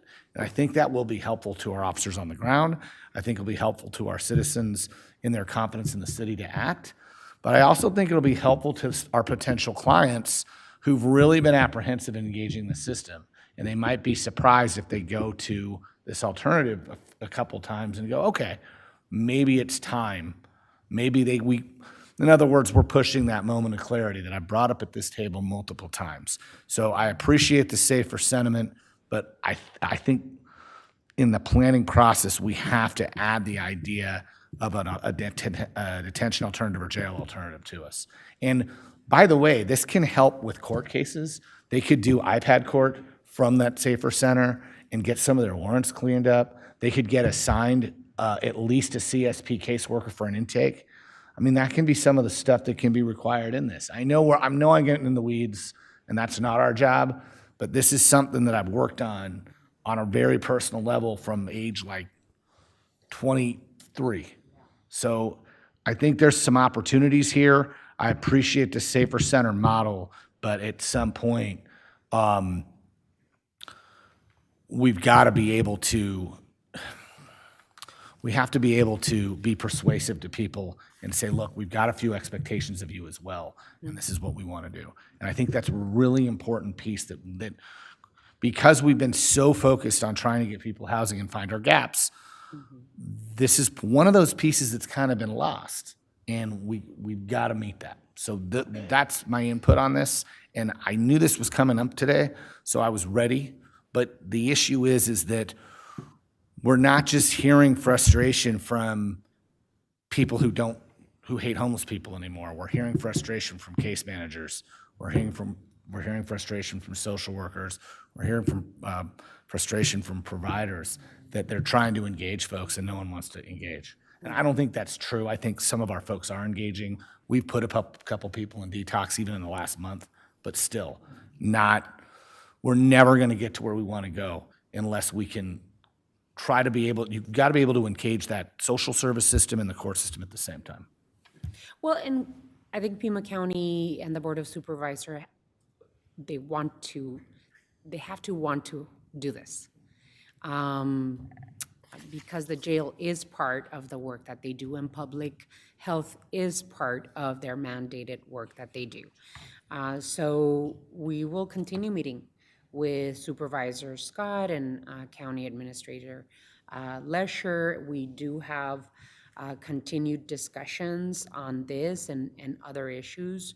And we just need to show that we're moving forward in a tangible way for the community to understand that we're not just sitting on our hands on this, that there's a lot of work that's being put into it. And the AMFI Resource Center as a low barrier shelter is a big piece of what we needed and still need in this community, low barrier shelter, in order for those things that you talked about, Councilmember Cunningham, that neighborhoods and businesses really feel the the concern in terms of unsheltered homelessness, and they're feeling it, and they want their mayor and council, and hopefully they also want their board of supervisors to do something about it and be able to partner with the city of Tucson to find long-term solutions to a very difficult and complex issue. The other piece of what we've talked about with Supervisor Scott is that we would like to collaborate and communicate with the Tucson Pima Collaboration to End Homelessness members. We understand that there is a strategic planning happening right now that I feel mayor and council and the board of supervisors should participate in. We should know what they're doing. We should know how they're planning on moving forward. They are the recipients of federal funds that have to deal with unsheltered homelessness, I believe. And I know that Supervisor Scott believes as well that it is in our right as elected officials, both on the mayor and council side and on the board of supervisors side, to be able to participate in that strategic planning effort, because it is this council and their board that have to respond to the community. And so it would be wonderful to be able to invite TPCH to this table to explain to us what they're planning, to engage us and be able for our offices to participate in their strategic planning efforts. I know that, Vice Mayor, you have questions or comments, and then Councilwoman Lee, Councilmember Ulick. All right, so sometimes when we have this item, I feel like we get kind of convoluted, so it does feel like we're not moving the needle forward. Because I think, I mean, I've talked about it in the past about separating these two items, because if we think of them in concentric circles, yes, there's a little bit of overlap, and we hyper-focus on the overlap, and then we're missing the rest of it. So even, I think I mentioned last time, we see the tip of the iceberg, we don't see everything else that's at the bottom. I just came back from Mexico City, and I got to hear President Claudia Sheinbaum speak about their efforts to curb the trafficking of drugs. And then just to like put on the record that over 80% of the people trafficking drugs are US citizens. Like, this is very much a US problem. It's not a Mexico problem. There is a demand for it. And where does it come from? Yes, we know the pharmaceutical companies created this crisis at the moment.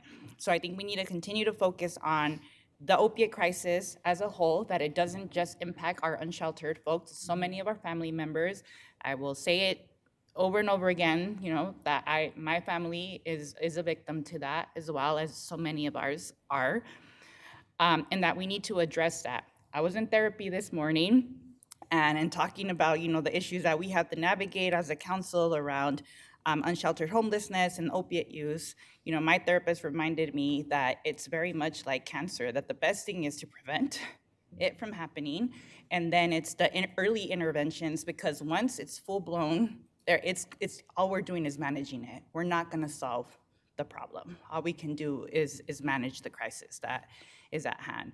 And so that was kind of very grounding for me in that moment, to think about the work. And so that I think by us just hyper focusing on the very visible side of it, we're missing and making sure that we are preventing this, and that we are also focusing on the interventions. Because at the end of the day, even if our folks go to detox, they're using, you know, fentanyl as a way to manage some kind of pain. And so unless, and that could be an emotional, mental, you know, behavioral or physical pain, if we're not getting to that and providing that ongoing support, we're just gonna keep repeating these cycles, and we're just gonna be running, you know, chasing our tails around. So I wanna make sure, because especially the fentanyl piece has so many layered jurisdictions, you know, including our justice, organizations, where the unsheltered one, it's not necessarily a crime to be unsheltered, right? So how do we kind of separate them, address all the different layers, and then yes, there's a piece that's gonna overlap, but that shouldn't be all of it. And so the reason I'm saying that, because like I have questions about like the number of beds that we have available now. what is the number of beds that we need, you know, to address the need or the demand for low barrier shelter beds. And then also like, what is our plan over the next 5 years to address that need? So that's my 2 cents. That's great. Councilman Lee, and then Councilmember Ulick. Thank you, Mayor, and thank you, Vice Mayor, for always bringing your really important voice to the table on this, having the experience that you have. I have just more of a technical question to follow up on Councilmember Cunningham's concept. Who is responsible for that if we were to say with the Safer Center? Who is responsible for saying this is an alternative? So, I mean, like technically, who is that does that? Is it the county? Is it us? Courts? Who is it? Honorable Mayor, members of the council, it's kind of a combination of all. There are some authorities that a police officer has in the field, and I'm referring to, you know, alternatives to jail. And ideally, you'd have a Safer Center and a Justice Transition Center co-located so that those resources are available to both. But we do have some authority for an officer to make decisions about whether to take somebody in to book them or take them or leave them in place, really. Right now, we haven't given them that third option where there's a place to take them. And just as Councilmember Cunningham you described, the officer can bring them under the intention of it, all things being equal, you're going into the jail. And then there's a process by which they're booked into the jail. But you can have a fork in the road, where it's like, if you choose to go this way, we're going to provide you support, we're going to provide you detox, we're going to provide you a lot of things that are the alternative to going to jail. But we don't have that, and you need the sheriff involved, you need the Pima County Health Department involved, you need the courts involved, you need the prosecutors and defenders all involved. Right now, we put all that burden on the police officer, and they're in a no-win situation. So they're going to, unless they have a high degree of confidence that 4 to 8 hours they're going to invest in taking that person to jail is going to result in some kind of positive outcome, which for them is they end up in jail. They're going to often leave them in the environment they're in because they're not necessarily doing harm directly to somebody else. So until we provide that middle ground, which has, okay, follow the blue mile into the jail, follow the orange one to there, and then when you get there, you get further decision making. It's really unfair and limiting to the officer. So we can't do anything, though, until there is a Safer Center? Is that what we're saying? Honorable Mayor, members of the council, there are some things we can do. We do have some city court options we can do. We have specialty courts we can do. We have mental health options that are a lot more robust than the substance abuse options available to us. But right now, again, all that decision-making is put on a police officer instead of what is being envisioned by this task force that's being put together, including, you know, sheriff, chief of police, the prosecutors, the county attorney. If you have everybody in a room in a workshop setting where we map out what those decision trees look like, then we can get to better outcomes even without the Safer Center. But ultimately, you have to have that Safer Center. Mm-hmm. Okay, thank you. Because I'm always looking for what we have control over, and then, but it sounds like through this task force, those things will come to the surface for action. Okay. Councilmember Ulick. Thank you, and thank you, Mayor, for really advancing this as a concern that we can partner with the county on. Just really appreciate how you're tracking so many different moving parts and pieces, and you just keep moving things forward. I really appreciate that. And I agree as well with our partnership with TPCH and our nonprofits. I just saw a press release from the Homing Project. They got their permits for their village, which is additional housing resources. I just think there's a whole lot happening that we want to be able to paint the full picture, right? And I know that Brandy and the team really effectively partner with so many different groups. TPCH, I think, through perhaps our liaison is establishing a executive council. That's one of the challenges, is really getting the leaders of those organizations in the room. So I just want to make sure that we do that. And just to emphasize again, there's so much that we may not either be aware of or able to communicate yet to the community. But just one example that I've shared with some, Primavera recently made the decision not to require folks in their shelter to leave every morning. And that seems like such a little thing in a way, but if every shelter would consider partnering with us to figure out how that can be done, it's just that many fewer people outside just trying to survive every different challenge, and that it just could make a huge difference. And to be resource smart, how can we build on what's already there and really have some impact? So I feel very hopeful about that partnership, and I think there's actually a lot there that we may not even yet be aware of. Brandy knows it, but I'd like to know it as well, and I know the community wants to know. So thanks again, Brandy.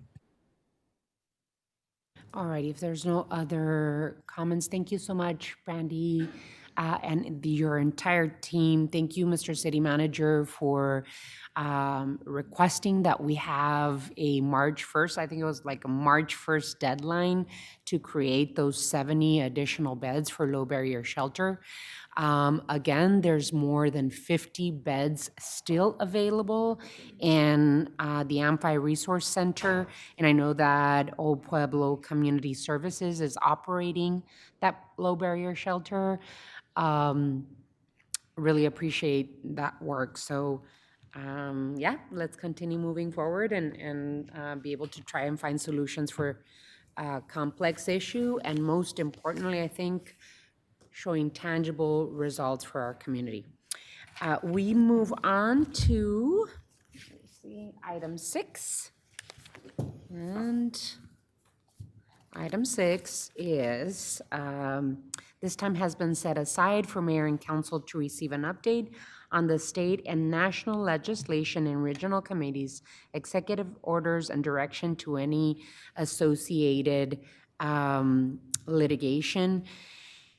I just wanted to start this off because there's so much chaos and craziness happening at the federal level and including in the state legislature. We can't forget that there are a lot of bills coming out of there that are not good for cities and towns throughout the state. But for months, we've watched uncertainty and dysfunction dominate in Washington, creating a landscape of instability for local governments across the country, the inability to pass full-year appropriations, the reliance on short-term continuing resolutions, and the ongoing political gridlock have made it nearly impossible for cities like Tucson to plan effectively for our future. And now the consequences of that dysfunction are hitting home, despite making it through the congressional appropriations process, despite of months of advocacy, committee approvals, and bipartisan support. Several of Tucson's most critical projects will not receive federal funding we were counting on. These aren't just delays. These aren't projects that will be revisited in the coming months. Because of the inaction of Congress, these projects will not be funded. The Speedway and Stone housing development, a transit-oriented mixed-income housing project designed to address Tucson's growing affordability crisis, won't receive $4 million in federal investments we fought for. The Tucson-Pima County Navigation Center, an essential expansion of shelter and support services for our unsheltered residents, will not receive $3 million requested to move forward. The long overdue improvements to Barrio Nopal Park, which would have brought safe, green public space to a historically underserved community, will not receive funding as planned. The Tucson Police Department's vehicle fleet modernization, which would have provided updated patrol cars, motorcycles, and a mobile command unit to support community safety, will not happen with federal dollars, which we would have received $3.5 million for. and the Northwest Reclaim System Augmentation, a critical water sustainability project to expand Tucson's reclaimed water system, will not receive federal support. This is not just disappointing, it makes a mockery of congressional directed spending processes. The entire point of this system is to allow local governments to identify community needs and work in partnership with our congressional delegation to deliver results for Tucsonans. That is millions and millions of dollars not coming to Tucson. When we go through the process, our projects make it through committee, secure support, and are on the verge of being enacted only to be wiped away by Washington's inability and this new Congress's inability to govern. It undermines not just the funding cycle, but the faith in the system itself. This, by the way, is not a partisan issue. The projects that I mentioned above were sponsored by members of Congress of both parties. Representatives Grijalva and Ciscomani, Representatives Gallego, Senator Kelly, Senator Sinema. This means fewer housing options for Tucson families. This means a diminished ability to serve our most vulnerable residents. This means lost opportunities to improve our neighborhoods, modernize public safety, and secure Tucson's water future. And yet, despite the setback, we will continue to fight for these projects. We will reapply, we will pursue alternative funding sources, and we will not allow congressional inaction and their inability to pass a budget, which, by the way, the mayor and council have to do every year. And we deliver that to our community. So we will continue to report on the loss of federal funds that, one, we either applied for in competitive grants and were chosen and selected and were designated to receive, and on the bills and initiatives that are going through Congress that will affect our federal funding. We are uncertain how the cuts in federal employees will affect our departments, but we are already confronting the inability of being able to talk to people at HUD and other departments, Department of Justice and other departments, where our requests, the federally appropriated CDBG funds and home funds, are not coming to us because of lack of staff in federal departments. So thank you. I needed to say this so that we could inform both mayor and council and the community about how the decisions that are being made by Congress today are going to affect our residents today, tomorrow, and into the future. So with that, I'm going to pass the mic over to Mr. Temur. Andres Cano, if you'd like to add anything, or I know, Mike, that you, Mr. Rankin, you also have an update. So let's start with Andres and then move to Mike. Thank you so much, Honorable Mayor and members of the council. Since we're sticking to federal issues, I'm going to turn it over to our city attorney really quick, and then I'll provide an update on the legislative process at the Capitol. Mr. Rankin. Thank you, Mayor, members of the council. We, through my office and working with the manager's office and Andres and others, we continue to monitor and participate in the developments in the nationwide litigation relating to federal funding and to assess the impacts to our own grants and federal funding, like the mayor has been talking about. As mentioned in our last study session, we have more than $250 million in federal funding. I'm talking about already previously approved.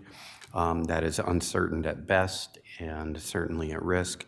Some of the examples we talked about last week include infrastructure projects like the 22nd Street Bridge, essential programs like Continuum of Care, You've already provided to me the authority to jump into litigation either as an amicus or as a named party, a plaintiff, when the opportunity is right in order to protect our interests and the funding that has been awarded to the city.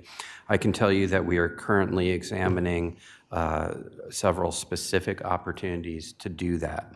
And as a matter of fact, based on your authority, we have just in the last week or so, in between your last meeting and this meeting, jumped into two matters, and I'll update you on that. First is we joined as a friend of the court, amicus, in a matter filed in the Northern District of California. It was brought by the American Federation of Governmental Employees and other labor organizations that represent federal employees against the U.S. Office of Personnel Management.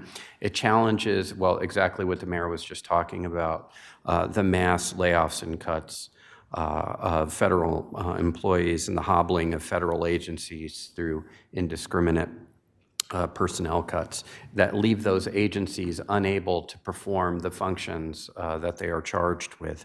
We joined, along with a couple dozen other municipalities and governmental entities, to emphasize the point that the crippling of those federal agencies has a direct and immediate and negative impact on local government's ability to provide essential services in our communities.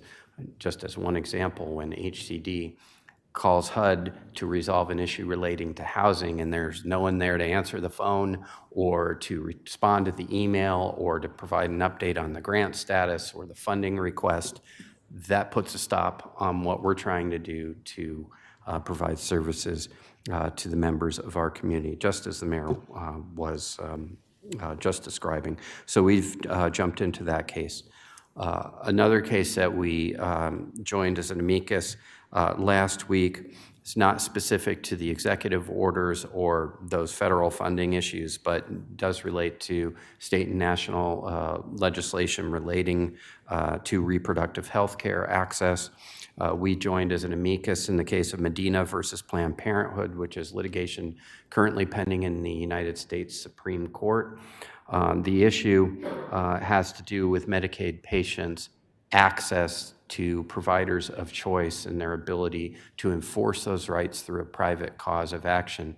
It's in response to certain state legislation, not yet in Arizona, but in other states, to attempt to kick certain providers out of Medicaid coverage based on ideological reasons rather than their qualifications as a care provider. That includes Planned Parenthood. So in other words, we've jumped in to support the continuing access of patients to providers of choice. We will provide you with any other updates in terms of other litigation that we jump into between now and the next meeting, but you've already provided that authority and we're examining those opportunities now. Thank you, Mayor. All righty, go ahead. Thanks again, Honorable Mayor and members of the council, and I want to also thank Mr. Rankin for closely tracking so much of the federal impacts on your behalf. Now it's time to give you a quick update from the state capitol.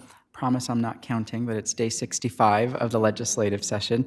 It means we're 45 days away from day 100. The committee deadline is fast approaching on March 28th, though the appropriations committees will have an additional week to act on any pending legislation. As we near these deadlines, we should expect striker amendments, which are last-minute efforts to revive bills that previously were considered dead or perhaps a new idea from a legislator. This is a common tactic, and so we'll be watching closely to see which proposals emerge or reemerge. The state budget, there has been no movement. Republican leadership and the governor have yet to begin serious negotiations. The expectation remains that once the legislature passes day 100, which is when legislative per diems go down, the legislature may be starting to take extended recesses, as we've seen in the past two sessions. So if that pattern holds, Mayor and Council, a final budget deal likely won't come together until June or July. By July 1st. This situation on the budget is further complicated by the state's agencies supplemental funding requests, notably the Division of Developmental Disabilities, which you may have heard of, is facing a $122 million deficit due to higher than expected costs in providing essential services to Arizonans with developmental disabilities. This is an important point because it means that this accommodating for this particular supplemental will mean less available one-time dollars in the overall budget negotiation process. Turning really quick to Proposition 123, you'll recall that this is a voter-approved measure from 2016 that increased funding for our public schools by adjusting state land trust fund distributions. It allows a 6.9% annual payout from the trust to supplement our K-12 funding without raising taxes. That measure is set to expire this year, which is why discussions are underway on how to extend or modify the proposal. So where things stand on that is that the governor has agreed to continue the 6.9% drawdown. She had different numbers at the start of session. She's pushing for a November 2025 special election. This year, legislative majority leaders are advocating for next year in November. There's some discussion about increased teacher pay, but any deal will likely require negotiations related to the empowerment scholarship accounts that we are familiar with, which is a significant sticking point that makes negotiations even more complex. Meanwhile, we're still tracking the 34 ballot referrals that are being proposed for the 2026 election. At this stage, we are receiving word that Republican leadership appears to be holding them all in the Legislative Process and Rules Committee, waiting to decide which ones they are going to advance. This means we likely won't see any movement on key measures until later this session, and you'll recall that those ballot referrals bypass the governor if approved by both the House and the Senate. Two more final quick updates related to housing. Governor Hobbs recently introduced her own proposal for the Starter Homes Act aimed at spurring negotiations with lawmakers on this matter. We appreciate the proposal and the discussion, but continue to stress the mayor and council's opposition to this particular legislation due to the broad concerns that we have about the preemptions that would essentially gut local authority, your decision-making authority over zoning decisions. It's an evolving conversation, and at this moment, legislators are meeting with majority lawmakers, and the governor's office has a meeting on Thursday on starter homes. Lastly, Honorable Mayor, members of the council, the city manager is recommending 4 additional bills be added to our legislative tracker. Those recommendations are in your inbox and have been provided to you for consideration today. With that, I'm happy to answer any questions on state and federal. Councilman Lee? So Andres, thank you for the update. Probably just an uninformed person here asking a question, but the Prop 123 funding, I wrote down the same question about, does that bucket of money also fund the ESA expansion that's happened? Are those connected through Prop 123 in any way? Honorable Mayor, members of the council, and Councilmember Lee, I do believe that there will be different negotiations. There'll be 2 different bills. The Prop 123 language is going to be pretty cut and dry due to the fact that it's voters who will actually be asked to approve it. But a lot of times what happens is the majority will hold legislation essentially hostage in exchange for another piece of legislation that is being considered. And so to the extent that there will be revisions to the ESA program, I think that will be a separate bill. Okay, thank you for explaining that, because that's obviously ballooned way out of control on the ESA side. I'd also want to see if my colleagues, in addition to the list that you provided, would be open to considering formally opposing SCR 1002, which is a proposed ballot referral that would prohibit automated traffic enforcement statewide. While Tucson does not use photo enforcement radar, this measure goes much further, restricting our ability to implement proven technologies that enhance public safety. We're hearing all the time that folks want our roads to be safer, and this is concerning because it would prohibit our ability to use technology in the future when applied equitably to reducing speeding, aggressive driving, and other accidents and fatalities. And many cities across the state, Avondale, Chandler, Mesa, Phoenix, Winslow, and Paradise Valley, along with the Arizona Police Association and the League of Arizona Cities and Towns, have all registered their opposition to SCR 1002. And we just need to remain flexible and have the ability to adopt data-driven traffic safety strategies that meet our community's needs. So with that, I would like to move that we formally add our opposition to SCR 1002 and approve the full list of legislative recommendations as presented by the city manager for today's study session. Second. Alrighty, there's a motion and a second. Any further discussion?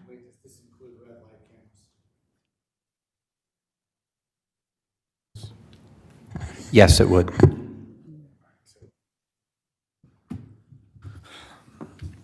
I'm very good with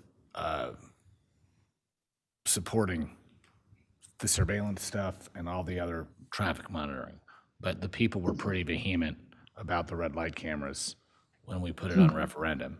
The other piece about that was a lot of it's how the system's managed. I think actually there's an avenue where red light cameras can be of value if the program itself is managed properly and it's not seen as only a revenue source, which is whether or not that was true for the city is irrelevant because that's what it was perceived as. So I'm going to vote for this, but I want to be on the record that I still don't think the way our red light program was managed was the best way.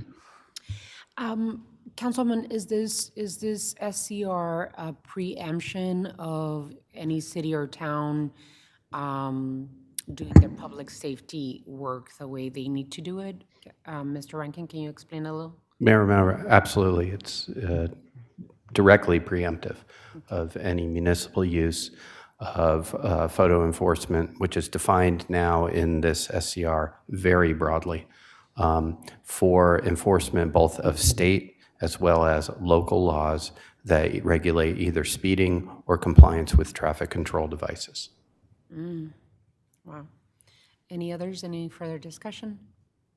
Hearing none, all those in favor signify by saying aye. Aye. Aye. Aye. Any against? Motion carries. Any others? All righty, thank you so much. Really appreciate it. Okay. Item 7, does anyone have any items to remove from the consent agenda or related to regular agenda? Mr. Rankin, I know that you wanted to talk about and clarify some issues, and then Mr. Tamir as well. Thank you, Mayor, members of the council. As you're well aware, we have an item on tonight's numbered agenda that we've talked about a couple of times, but it includes 3 ordinances relating to and arising out of the voters' approval of Proposition 312 in November. Just as a quick reminder, Proposition 312, approved by Arizona voters, has now created a new state statute that gives property owners the ability to first file an administrative claim and or later a lawsuit to claim reimbursement for their primary property taxes paid to the jurisdiction in which they live if they assert that they incurred a cost due to that jurisdiction's alleged failure to enforce certain types of laws that are on the books. Those laws are related to trespass, urinating or defecating in public, obstructing public thoroughfares, creating associated public nuisances, illegal panhandling or camping, those kinds of things. So in light of Proposition 312, the last thing that a jurisdiction wants to have on the books is an ordinance that it controls, a local ordinance, that for whatever reason we either cannot legally enforce or that is difficult to legally enforce. Because that then is fertile ground for a Prop 312 claim, because then the property owner can assert, hey, there's this law in the books, City of Tucson isn't fully enforcing it the way I think they should as the property owner, and as a result, I was harmed, and I incurred some costs. So to that end, you had previously given me direction to bring back some ordinances to clear them up, either make them enforceable or to make them more readily and straightforward enforceable. So to that end, we have 3 ordinances in front of you tonight. One is relates to traffic medians, and this revised ordinance would replace provisions that were adopted in the year 2000, which that median ordinance focused on the conduct of soliciting, engaging in the act of soliciting on the traffic medians. At the time, as written, it was, I'll call it state of the art based on the law that was in place at the time. We had a legal challenge to that law back in 2000. I remember it because I defended the city in the action. We prevailed on the then existing law. But in the subsequent 20 years, federal decisions changed as jurisdictions, quite frankly, overplayed their hands with those types of ordinances. And it became unenforceable based on those federal rulings, finding that the act of soliciting is protected First Amendment activity, and those ordinances cannot be constitutionally enforced. So the proposed ordinance with respect to the medians would take out any reference to the constitutionally protected activity and just focus on the public safety component of keeping people off a median because it is not designed for pedestrian use and because it is dangerous. To that effect, tonight, in the context of that specific ordinance, we're going to have a very short presentation from our Director of DTM and from our police and fire departments to explain and put on the record that medians are not designed for pedestrian use or travel, except for the limited purpose of safely crossing the street during a cycle of the lights. We will talk about the direction that the Mayor and Council's already given to take actions to reduce pedestrian injuries and fatalities, something you talked about just a month ago in study session. And from the fire department, they went back and reviewed 5 years worth of incident reports involving cars versus pedestrians, I'll call it, and found that there was a meaningful number of cases where it's documented in the reports that the pedestrian was struck at or immediately adjacent to a median. So this is a real traffic safety issue. The other ordinances on the agenda tonight relate to camping in washes and camping in parks, and I'll talk briefly about each of those. The camping in washes proposal would amend Title 11, Chapter 11 of our Tucson Code and establish a new law, but it would create a more straightforward local enforcement mechanism to deal with this particular issue.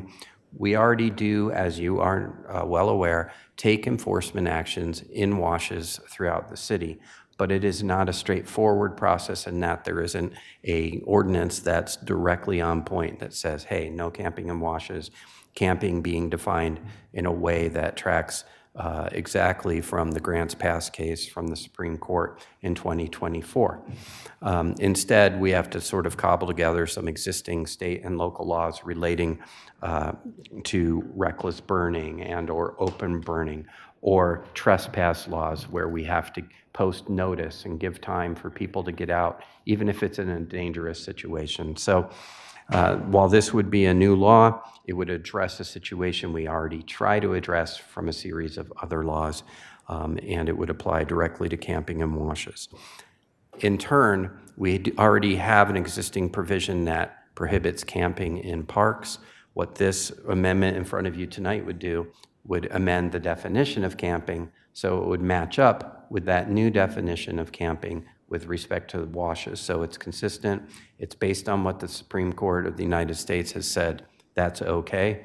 And it would resolve an issue of enforcement we have under our existing camping in parks definition, which is based on a definition that if we applied it uniformly, would prevent, say, a soccer dad or soccer mom putting up an easy up temporary shade structure during a game, which it wouldn't be fair to allow them to do that, but not allow other people who are using similar structures for other purposes.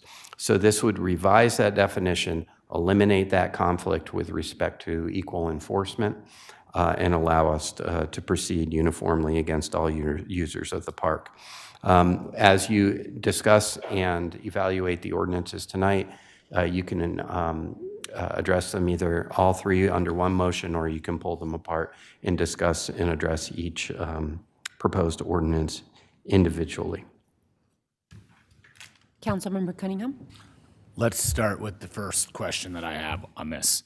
My number one concern as we reviewed the material was that by having these ordinances, are we not opening ourselves up to exposure on a 312 challenge by not enforcing them because we don't have the resources to enforce them every single time?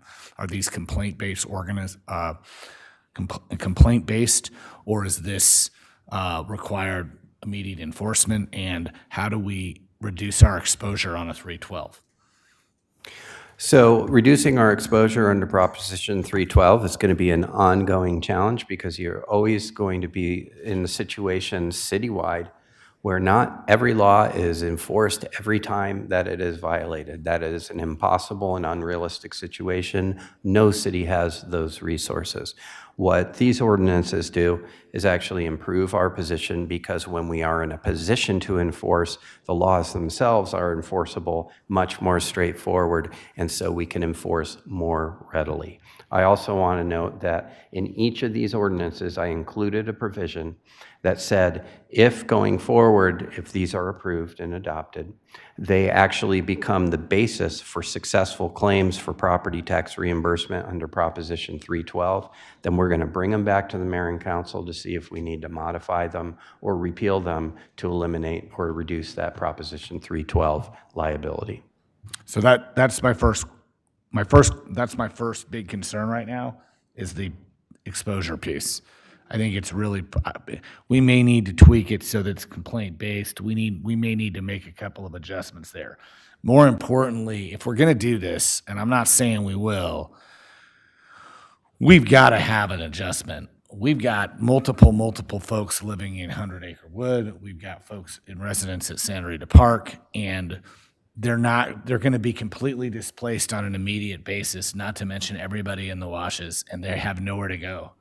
Realistically, I don't know how we can make an immediate transition in that scenario with the camping piece. It's just not realistic. Now, we've talked about urban camping in the past, and that's had some mixed results in different cities. It's not the best thing, but if we do it as an interim or as a provision to kind of allow us to transition out, with some of these places that we have identified as safe park areas or have been basically traditional camping areas, then maybe that can help. But right now, I'm very concerned about the transition piece because look, everybody knows we've gone into 100 Acre Wood, we've gone south of Freedom Park to the wash along golf links, we've gone along Aviation Highway, we've gone to Santa Rita Park multiple times, at least 15 times. Not only that, we have done little spot checks on different camps that have popped up close to residences or close to schools. We have a hot spot near us that's next door to the Autism Academy. And I can tell you right now, that situation with children who are enrolled at the autism school does not mix when there's interaction between the folks through the wall and through the fence. It just doesn't work.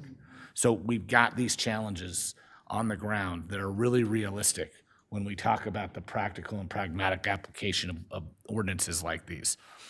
The electorate or our citizenship has been very clear. They want us to entrust the unhoused. And we've sat at this table and said it is so much more complicated than anybody really begins to understand. And without community partners and without the county being all in with us, we're kind of doing this with one hand behind our back. I absolutely submit that reducing our exposure to 312 and having straightforward ordinances has value. But if we can't figure out like a reasonable transition and provisional transition period for this, we're going to actually increase our exposure. So I want to challenge you to think about that between now and about 8 o'clock this evening, 7 o'clock this evening, because we have to have a plan in place to do this. And we may need to pass these ordinances. There's no doubt about that. We may not be, without a plan in place, we may not be ready to have them go into effect immediately. That's kind of where I'm going with this. It's not because I don't agree that something quote unquote must be done. It absolutely needs to be. The issue is that there is a very realistic, practical challenge in applying and making the transition into these laws. And we've got to be cognizant of that. That's what we were elected to do. Vice Mayor Santa Cruz.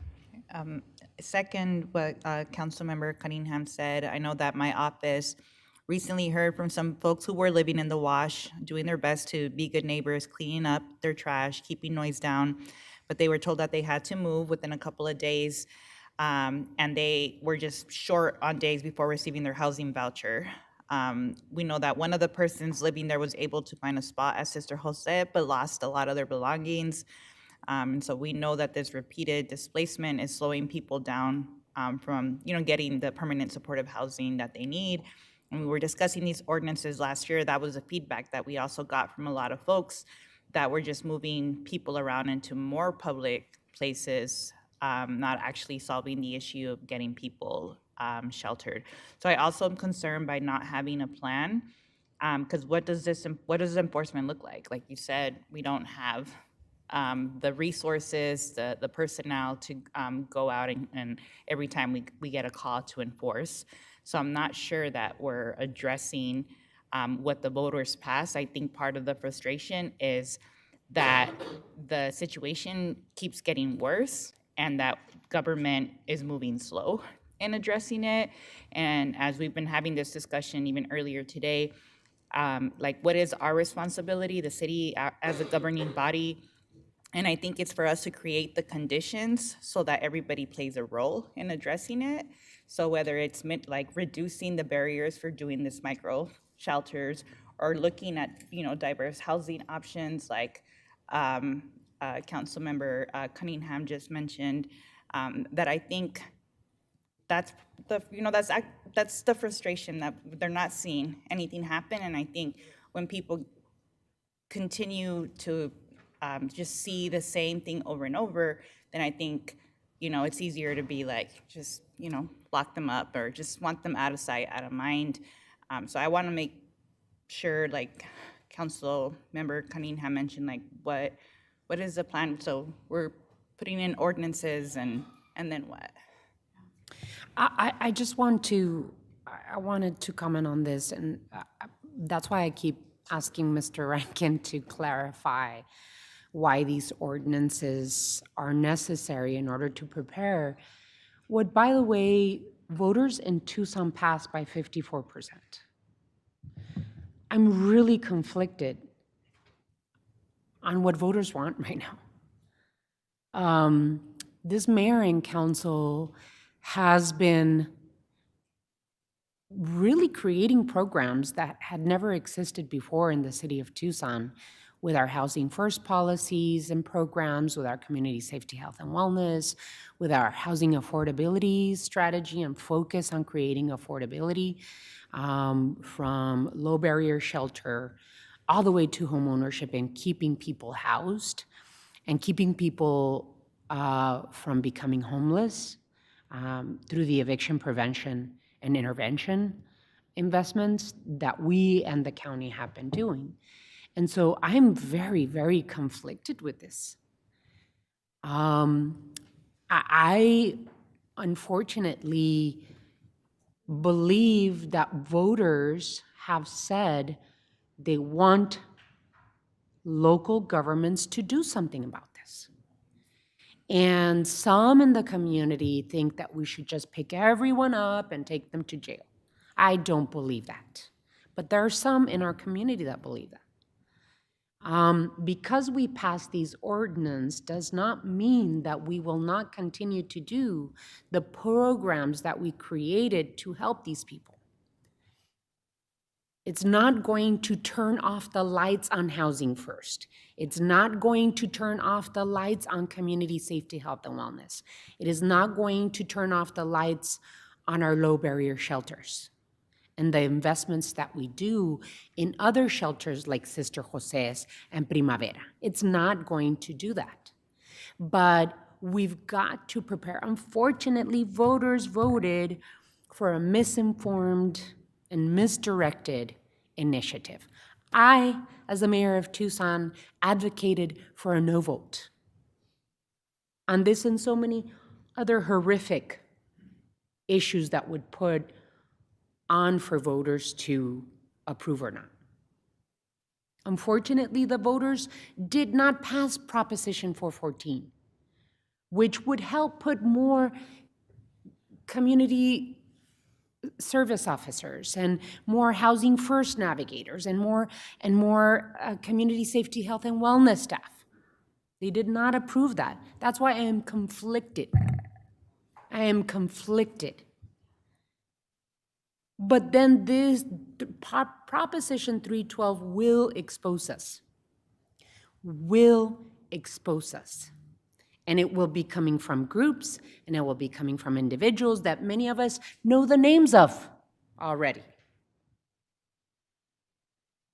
So we need to help protect the city of Tucson from further lawsuits, and two, we've got to prepare to make sure that we're following the will of the voters.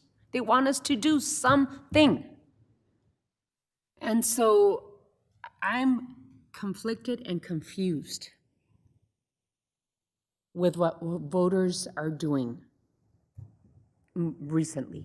And I think that is created by the chaos and misinformation that is being put out there by groups that in 1 second pick everyone up and take them to jail.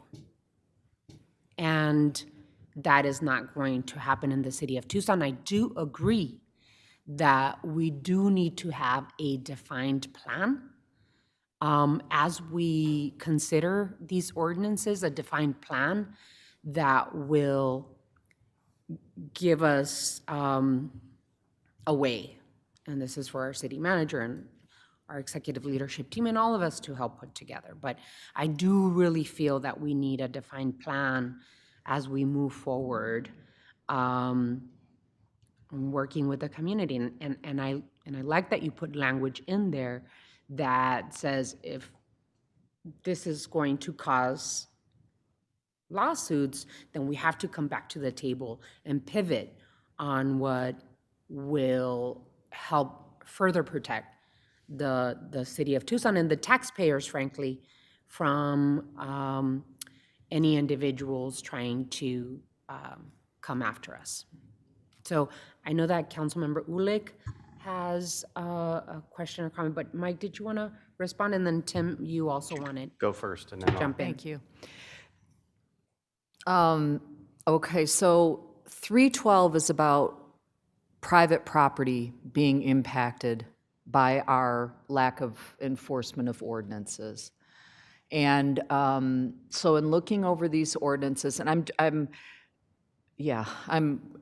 this is really hard for all of us, right? And I mean, I've been arrested twice for civil disobedience in this town, and one of them was at Ajo and I-19 when the city decided to bulldoze a homeless camp. Not okay, right? I mean, so I have been at this for 30 years in this town, and our role at this table is to represent the community's interests and the city's interests writ large, and it involves 550,000 people who need us to step up and do that. And so I'm trying to think through that lens, and so there are elements of this that make sense to me. You know, if I drive the Arroyo Chico Wash, it's pretty lush. It's very highly vegetated. No fires, no. You can't have fires in that environment because it actually could burn down other people. It could burn, including the folks in the tent right there. So that makes sense to me. For the washes, and because of flooding, and we're all dealing with neighborhoods that just get ripped with water when we have deep monsoons, and we have swift water rescues of folks who thought it was the safest place to be, and it turns out to be the most dangerous place. But in terms of flooding, if we have tents, furniture, you know, massive obstructions that relate to camping, then it does affect the flow of water. And I believe that that's it's a safety issue. So I'm just thinking out loud, because this one, I mean, you know, it's very challenging. And to me, that does relate to 312, right? I think that the piece about camping that's resonating with so many people, and I'm just listening and trying to digest it, and I just feel that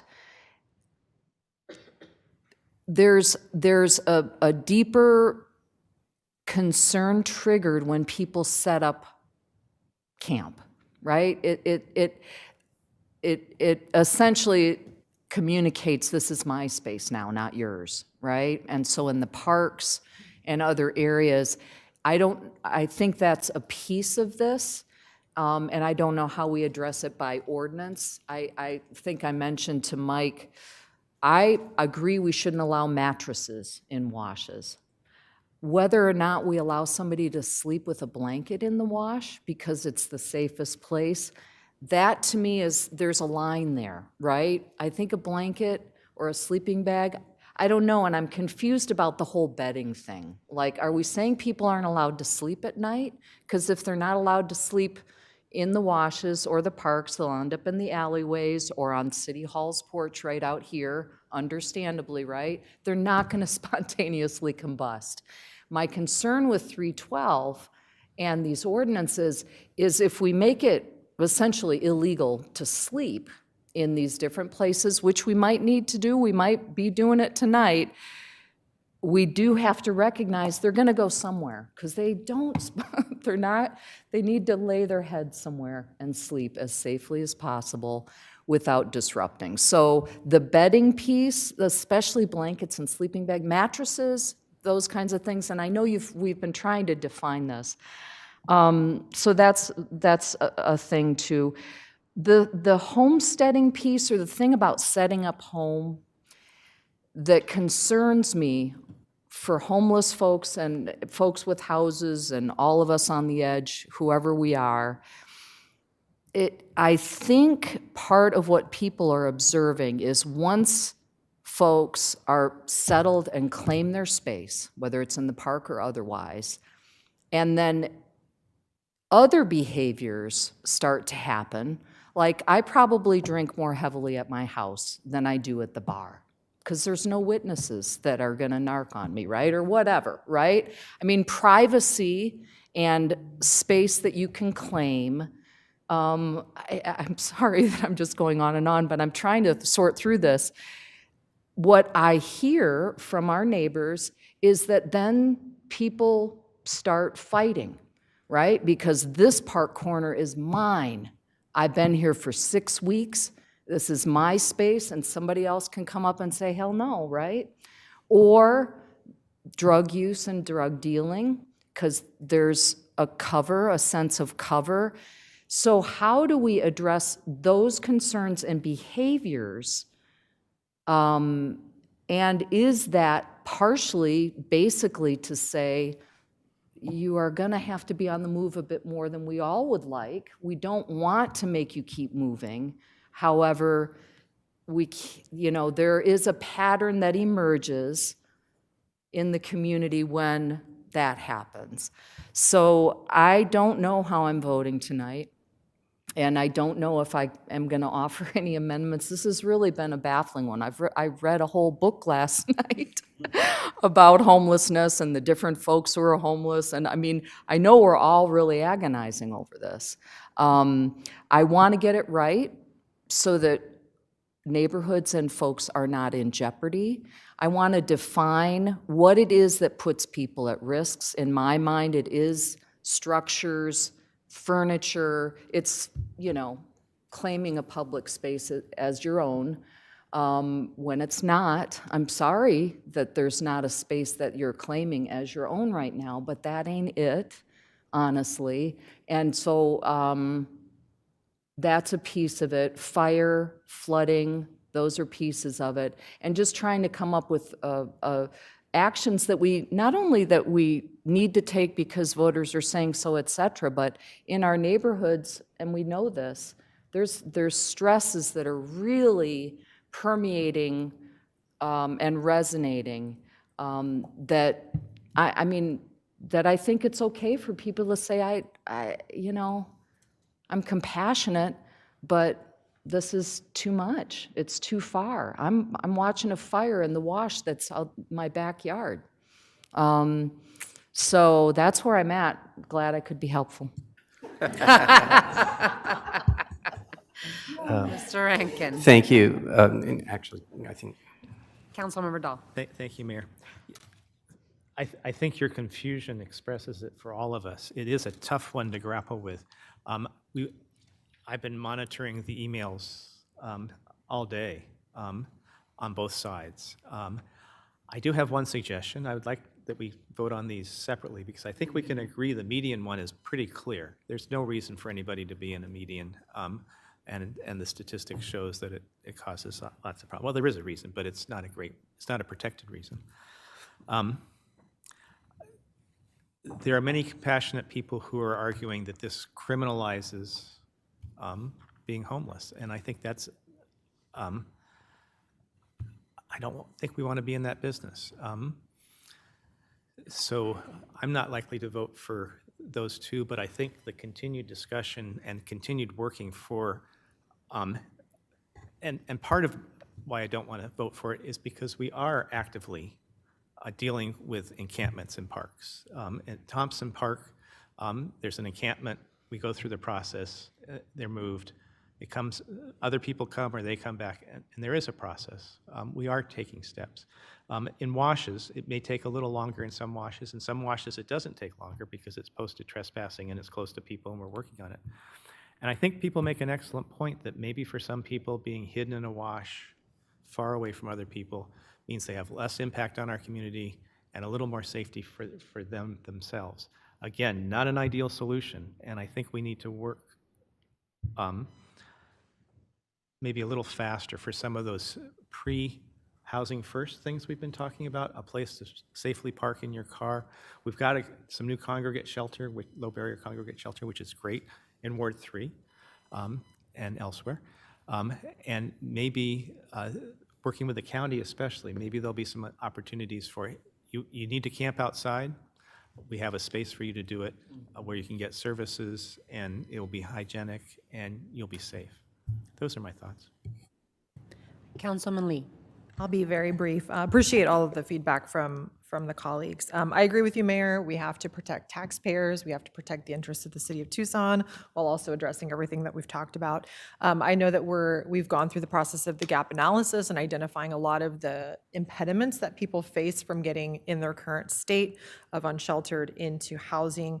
I think that the Vice Mayor brought up a really important point to understand the demand and the capacity, right? I don't have a good idea of how many folks need housing options and how many housing options are truly there. I know we have some capacity at Station 8, but what does that really look like in terms of the amount of folks that we're talking about that are going to be impacted by these policy decisions? So I think having some sort of a, like you all have said, some sort of a timeline or a roadmap or what this actually looks like to implement is going to be really key to this being meaningful.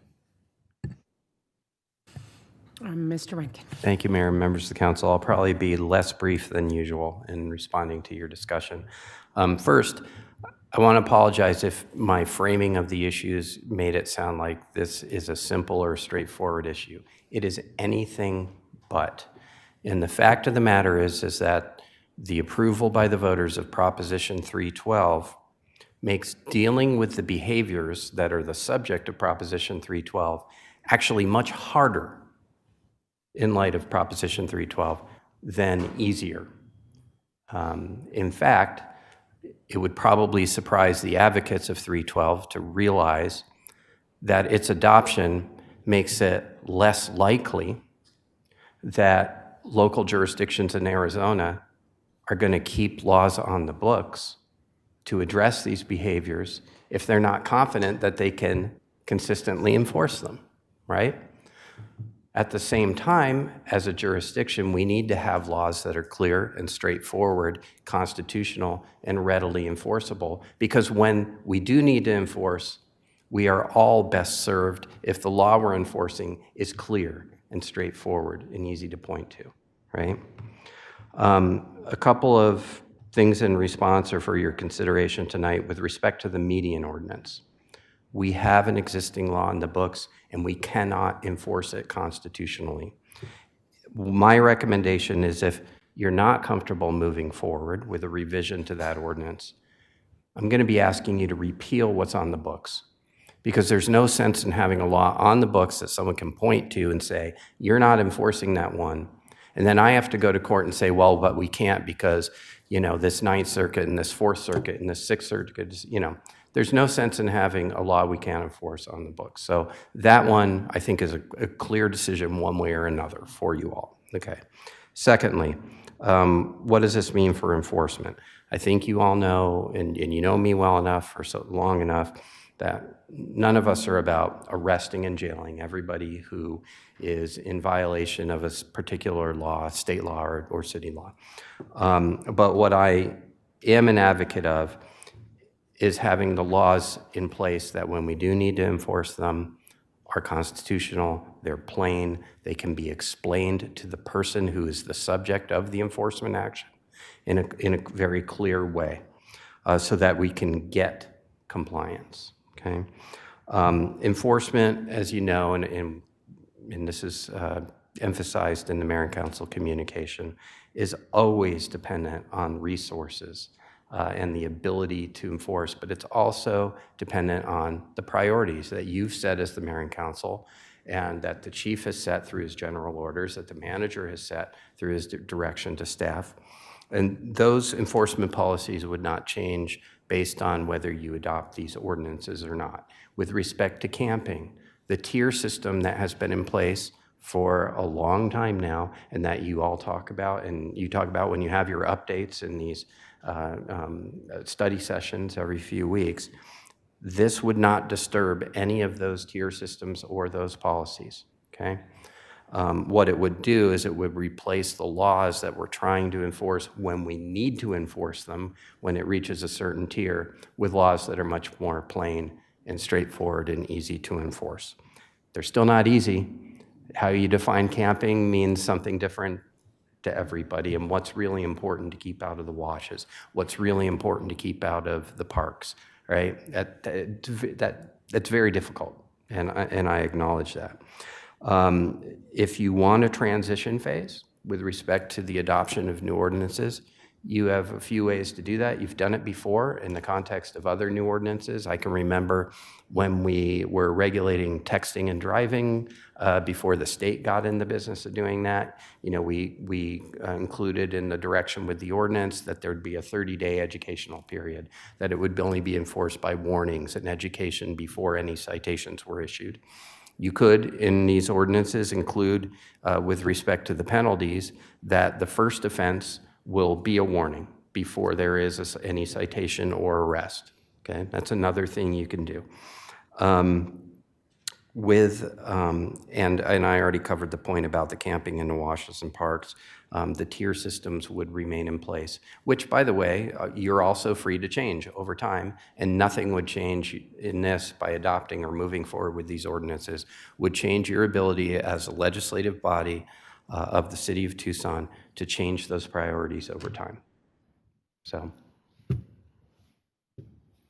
Thank you for the clarity. Councilmember Ulick. Just one question that that relates to just this concern about where people do end up. Could, you know, and if we prevent presence on in public spaces, is it more or less likely that folks will end up trespassing on private property to find a place? That piece is hard. That in terms of that element of this. And I mean, you know, so I think that folks need to understand that if we don't take action, for example, on moving people out of the parks, it is out of the understanding, if not there, then where? You know, so again, I keep looking at that 312 nexus, and also what the real dangers are for certain camping, right? And I do think fires, and I do think the flood, you know, that seems real tight to me. And you know, so anyway, the washes make more sense to me than the parks at this point. And it's not that we don't want parks to be open and accessible all the time to everybody. It's just, folks are going to end up somewhere. And in some ways, we might trigger more 312 complaints, because if the police don't respond within 15 minutes to a trespassing concern, and there is something, there's 312 right at us. So, and I can't help but feel for the TPD and CSOs out there who, you know, are going to be expected to enforce whatever we pass, and I want to give them tools to help keep the community safe, and be realistic about what can happen at this juncture to accomplish that. So, Mr. Shamir? Madam Mayor, so my comments were to a different item. So if you're, and that was interesting. So we're still on item 7. So what I wanted to address was 2 elements of consent item 7D. This is the infrastructure infill, or, IIP, and the land use assumptions for development impact fees. One is a correction that I wanted to mention today, and I'll mention it tonight at the meeting. And then the other is some explanation of what, there's one area where we talk about what other projects could be. So we have the listed projects in the infrastructure investment plan, but then we say, or other things, and I wanted to give you an example of that. So the correction would be in the attachment from the consultant. We talk about, there's this figure S7, it's on page 52, but it really points out some of the different types of investments that are subject to impact fees when it comes to a calculation of it. One of those is traffic signal systems. And we have in there traffic signal systems in figure S7 listed at a $30 million cost. Based on some of the input we got from SABA, especially Southern Arizona Home Builders Association, they challenged that piece of it, and we've looked at it as a team, and we have determined that that number is incorrect. It actually overstates the impact on that element from new development, and so we are going to want to correct that from $30 million to $4.83 million, which is what would be eligible under that thing. So rather than have you have to reconsider everything and kick the can down the road, I'd rather just read that in tonight, and that's what would be the basis for calculations when you adopt fees in a future step. So it's a pretty straightforward correction. Then the other one is in figure S17 of the same Exhibit 1 of the ordinance. It lists different service areas and different projects, and in this case, we're talking about the streets category. And then there's language that says, or other projects as needed. There's one example I want to give to you just so we get clarity with the council when you're approving that other category, one project that we would be wanting to bring forward under that. And it's, and ADOT is doing a project that we thought was going to be 5 years out. It's actually going to be 1 year out. And this is Country Club north of I-10. So they're ADOT, about a block off of the I-10, they're going to be doing a widening of Country Club. It's an ADOT project, but there's like one block that the city would need to do. So it's Country Club from Michigan to Milburn. And that is something that we would want to be impact fee eligible, but we didn't list it in the program. But we would be using that language that says other projects as identified as that mechanism by which that project could become impact fee eligible, and it'd be under the citywide category. So it's really those 2 things. I'll repeat them again tonight. One correction and one explanation. Thank you. Alrighty, any other on the comments or issues on the regular agenda? If not, item 8, does anyone have any future agenda items at this moment? If not any, study session is adjourned, and we will convene at 5:30 p.m. Thank you, everyone.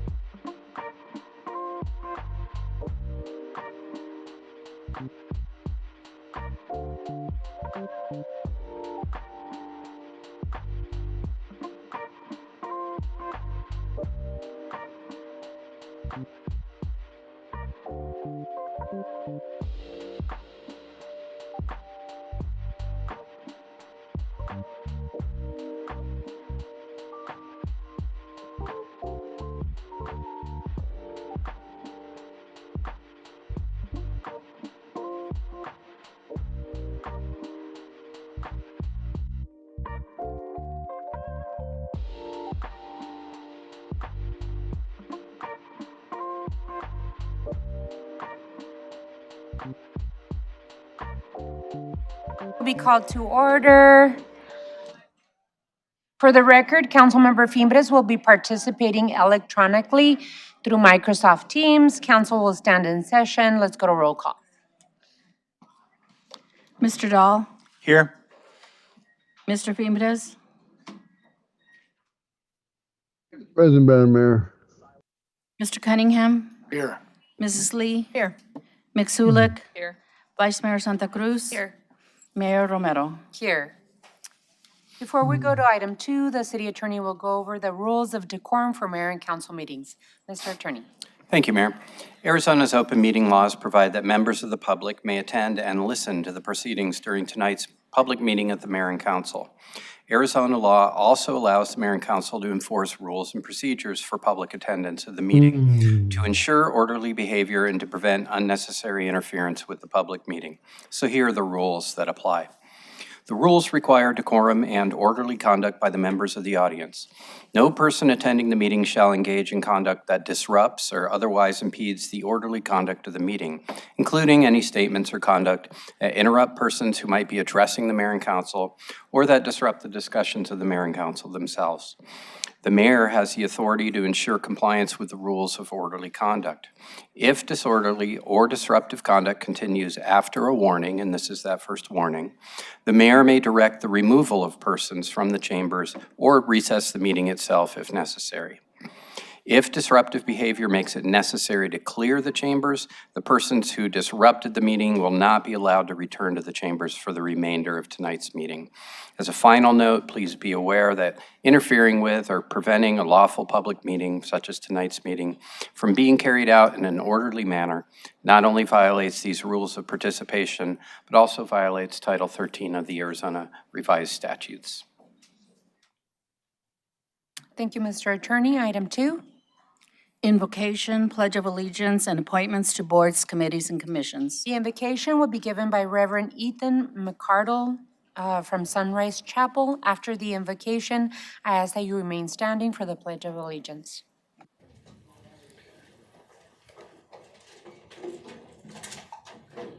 Let us pray.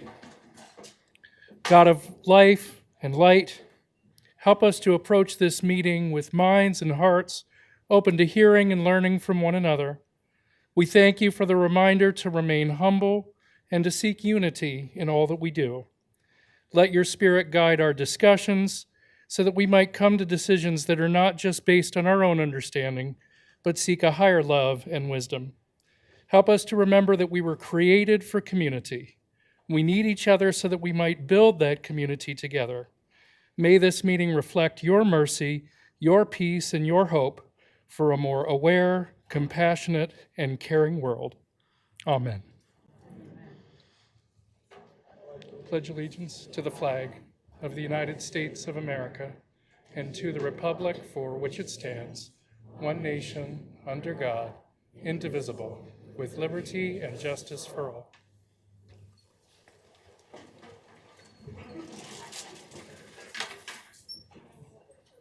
All righty, item 2C.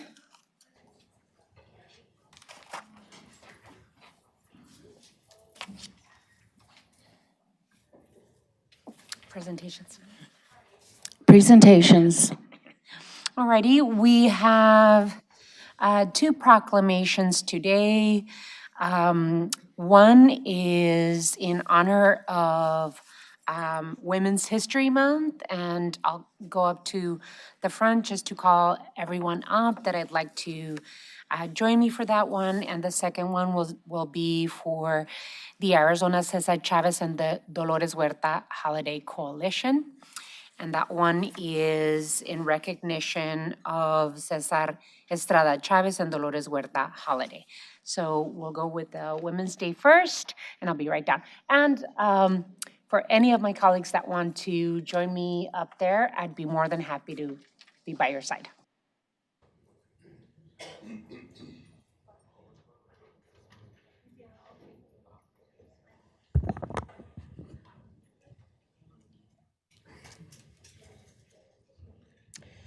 All righty. What I have today, and we organized, which I'm so happy about, is that we're recognizing women-owned businesses in Tucson. The women business leaders here today are a mix of legacy, family-owned, and newer businesses shaping Tucson's history, or should I say herstory, with contributions to our culture and economy. For the proclamation, I'd like to invite up here the women-owned businesses across the city of Tucson that my office has invited and reached out today. So Eddie's Movahedi, owner of Espresso Cafe, come join us. Tracy Conklin, owner of Artemisa, yeah, just right here. Katrina Calderon, founder and CEO of Regal Fierce Media. Tiffany and Tara Dar, co-owners of Yellow Brick Road Salon. Catherine Kent, president and owner of the Solar Store. Vicky Konecki, owner of Grandma's Spinning Wheel. Jenna Masharzak, owner of Transit Cycles. Mary Marchetti, co-owner of Breathe Easy Automotive. Lupita Tineo, owner of Violia Botanica. I'd also like to welcome let's see, other incredible small business owners, and especially those that have graduated from the City of Tucson's small business programs, Carolina Medina, L and RH LLC, Selena Santa Cruz of Barkenberry, Patricia Martinez of Danny's Keto Bakery and Sweets. I need that place. Janelle Ledesma, Tucson Via Transport. Soledad Guerrero, Tacos y Antojitos Sol. Edith Herrera, Bálica Services. Yamilex Martinez, Wild West Carnicería. Judith Johnson of J&J Events and Decor. Blanca Carrillo, Churros Inzunza. Arey Valdez, Pet Grooming, Mi Mundo. And some of you, if you want to join me over here on this side too. Viridiana Acosta of Viri Viri Boom Boom. Dibeli Valverde, Dibeli Digital Solutions. Jessica Ramos of Agro Food Safety. Vianney Hernandez of JB Roofing. And Veronica Contreras, Amelia's Mexican Kitchen. Alrighty. Okay, and if anyone wants to hold the proclamation, here you go. There you go. Okay, and the Vice Mayor is here with me to make this moment even more special. Let's see. Alrighty, so on behalf of the City of Tucson and the Office of the Mayor, I would like to proclaim March 2025 as Women's History Month. And I congratulate all of the women that add so much to our economy and so much to our community. And thank you so much for taking that leap and opening your business and providing jobs for our community and expressing your passion to all of us. So, muchísimas gracias and happy Women's Month. So whereas during Women's History Month, we celebrate the courageous women who have helped build a fairer, more just society. And whereas women serve many roles in our families, workplaces, communities, and society. They inspire, uplift, and empower those around them, strengthening both families and communities. And whereas women's achievements include the well-known, visible, and extraordinary, but also include lesser-known, sometimes invisible, and everyday contributions. And whereas countless women have fought tirelessly and courageously for equality, justice, and opportunity here in Tucson, across the United States, and around the world. And whereas our commitment to advancing rights and opportunities includes women of all races and ethnicities, transgender women, women of all ages and abilities, and whereas spotlighting women's history is an opportunity to celebrate women's roles on the front lines and who have blazed new trails throughout history. And whereas commemorative months are also calls to action and reminders to persist, we must keep working towards equity, freedom of expression, access to quality health care, equal pay, reproductive justice, and the opportunity to thrive for all women in a safe and vibrant world that values us. Now, therefore, I, Regina Romero, Mayor of the City of Tucson, Arizona, do hereby proclaim March 2025 as Women's History Month in this community.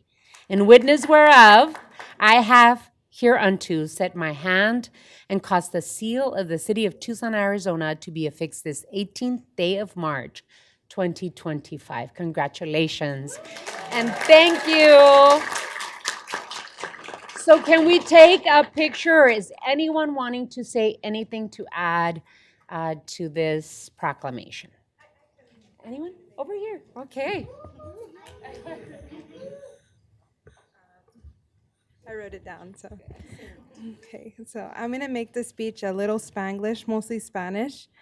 Hola a todos, good afternoon, everyone. Primero que nada, quiero agradecer a la alcaldesa y a Small Business Center de Tucson por todo el apoyo que brindan a negocios como el mío. Mi familia y yo hemos trabajado duro a crecer nuestro negocio Wild West and Distribution Center y ha sido un camino de mucho esfuerzo y pasión. Gracias a los recursos y el apoyo que ofrece la ciudad, hemos podido expandernos, conectar con nuestra comunidad y seguir ofreciendo productos de calidad. Programs like these help small businesses to keep thriving, creando oportunidades y generando empleos para más familias. Para mí es un honor ser una mujer empresaria en Tucson y ver tantas mujeres aquí hoy que también están haciendo historia. Juntas, we are building something bigger, stronger y dejando una huella en nuestra comunidad. Gracias por esta oportunidad y let's keep supporting local small businesses.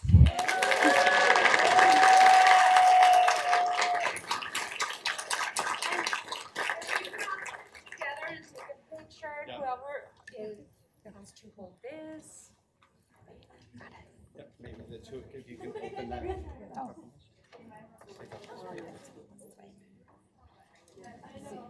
Tiff, can you see?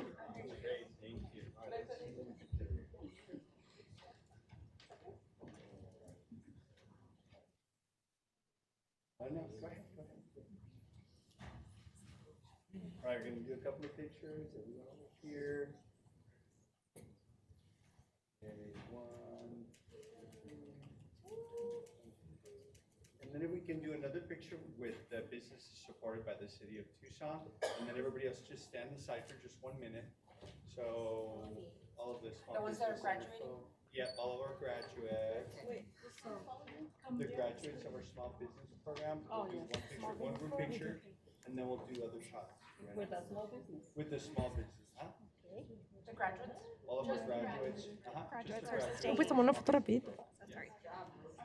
Over here with the mayor, sí. Las que se graduaron con el grupo de la ciudad, vengan, quédense aquí. Vengan, por favor. Todas las graduadas, graduades. Tócalo. Can I put this phone in here? No? Aquí está. Okay. Así. Okay, here we go. Aquí, la foto aquí, por favor.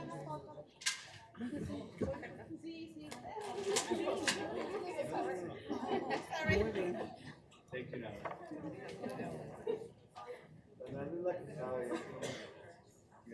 All right, here we go.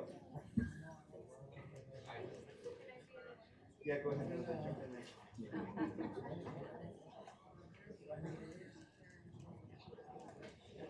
One more. Gracias.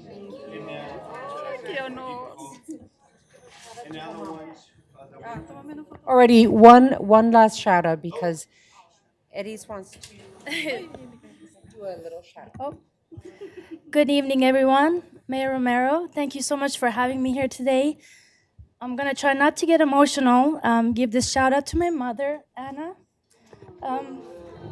She's an immigrant woman and she's an artist. And if it wasn't for her, I wouldn't be here today running Espresso and creating jobs and being recognized by you. So I just wanted to say thank you, Mom. You're my history, you're my inspiration, and my greatest blessing. And happy early birthday. Thank you so much. I can't wait to serve you. Thank you. Thank you. Okay, and I have a. Okay. Can I do a quick selfie with you guys? Yes. One more picture? Because I have a part 2 to this thing. Yes, babe. We're going to do this part, and then we're going to get to part 2. And then we're going to do quick one-on-ones. Go ahead. These are the quick one-on-ones. Just hold it. We're going to go through these really quick, so okay, here you go. Okay, thank you.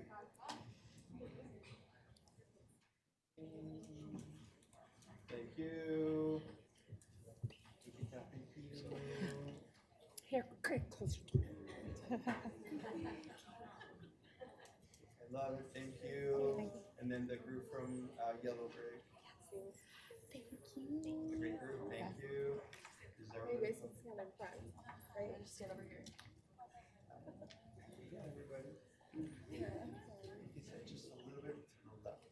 Or to your right, yeah, a little bit, just so we can, there we go.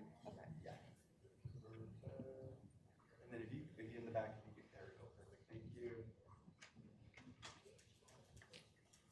Thank you very much. So, congratulations. Congratulations.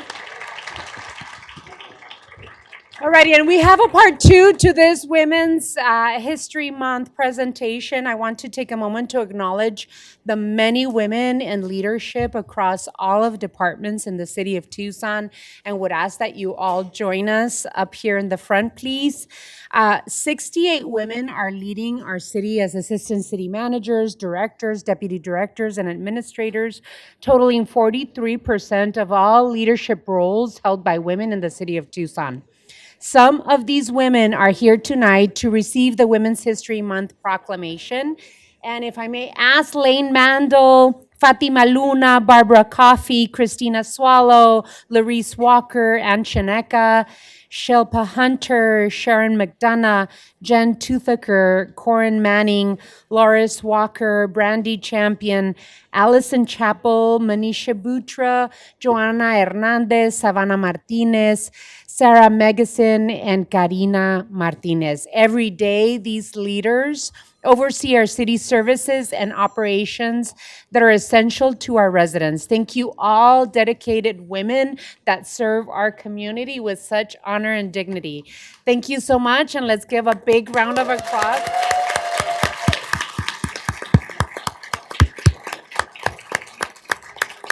Thank you so much. And just let's take a picture. If you want to squish in. We can do this right here. Oh yeah, that one. Here we go. Okay. Big smile. 1, 2, 3. 1, 2, 3. Thank you all. Thank you.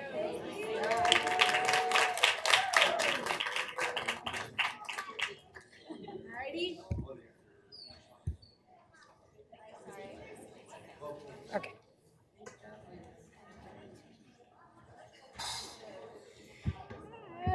Last proclamation, but certainly not least, is joining us here today are members of the Arizona Cesar Chavez and Dolores Huerta Holiday Coalition.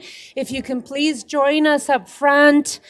Steve Valencia, Eva Dong, Ceci Valdez, Ana Karina Rodriguez, Sandy Ochoa, Maharva Ramirez, Marta Reyes, Angela Reyes, and Roland Baker. Join us. All righty. So on behalf of the City of Tucson and the Office of the Mayor, I'd like to proclaim March 31st, 2025 to be the Cesar Estrada Chavez and Dolores Huerta holiday in the City of Tucson. Yay! So whereas Cesar Chavez was born March 31st, 1927 in Yuma, Arizona, on a small farm that his grandfather homesteaded in the 1880s. And whereas during the Great Depression, his family lost their home and livelihood, Chavez left school in the 7th grade to work alongside his family in the fields of California, where he experienced dismal working conditions, racism, abuse, and exploitation. And whereas in 1962, Cesar Chavez founded the National Farm Workers Association, later to become the United Farm Workers Union, where he and Dolores Huerta raised awareness about the hardships farm workers faced while being denied basic human rights.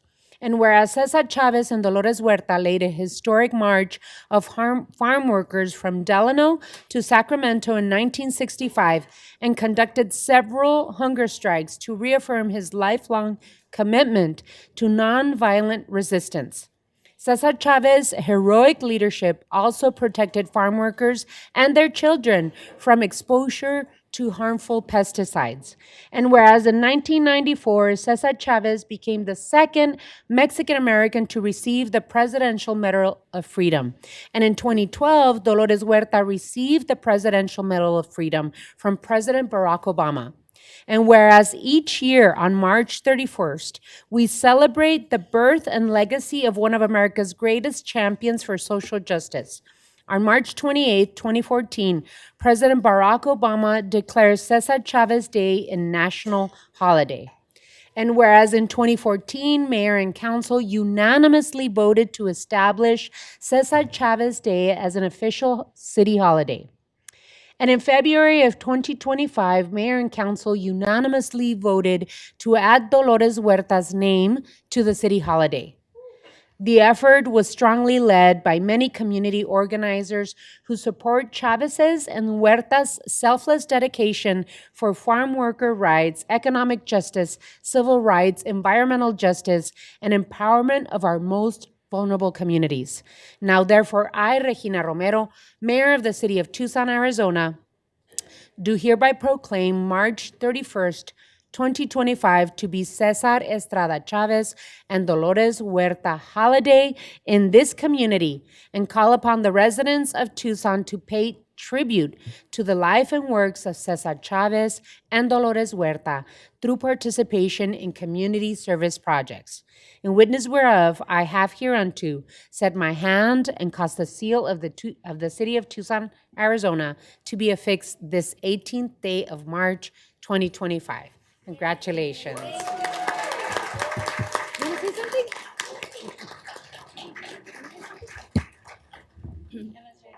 Okay, just really quick, in February, we talked a lot about all the things that Cesar Chavez and Dolores Huerta has done over the years and their incredible work, but how their incredible work continues to impact, the people of the United States, they're the workers, the employees, and their health, the health of also all of us, because when he did that with the pesticides, it not only helped their employees, but all of us, because that pesticides was coming into our homes, on our grapes and on our lettuce and all of that.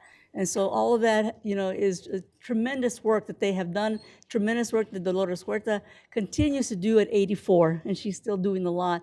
But it means a lot to me this time right now to do this for a few different reasons. First of all, because their work is still so impactful. Second of all, because when we started this march and rally decades ago, we were, honored to have quite a few of our leaders that are here right now with us. The one that I really, want to discuss is of course, Congressman Raul Grijalva. He has always been with us, always was at the marches, and always supporting us, along with our mayor, Regina, and the city council. We've had a lot of support. And right now, it's important to have a reminder about this importance because of what's going on right now with employees. Our employees throughout the United States are being harmed. Union, non-union, all of our employees are being harmed, and we've got to start to remember what was done in the past for us by some of these iconic people and continue to fight and bring back the rights that they got for us, the civil rights that they got for us, the workers' rights, the food rights,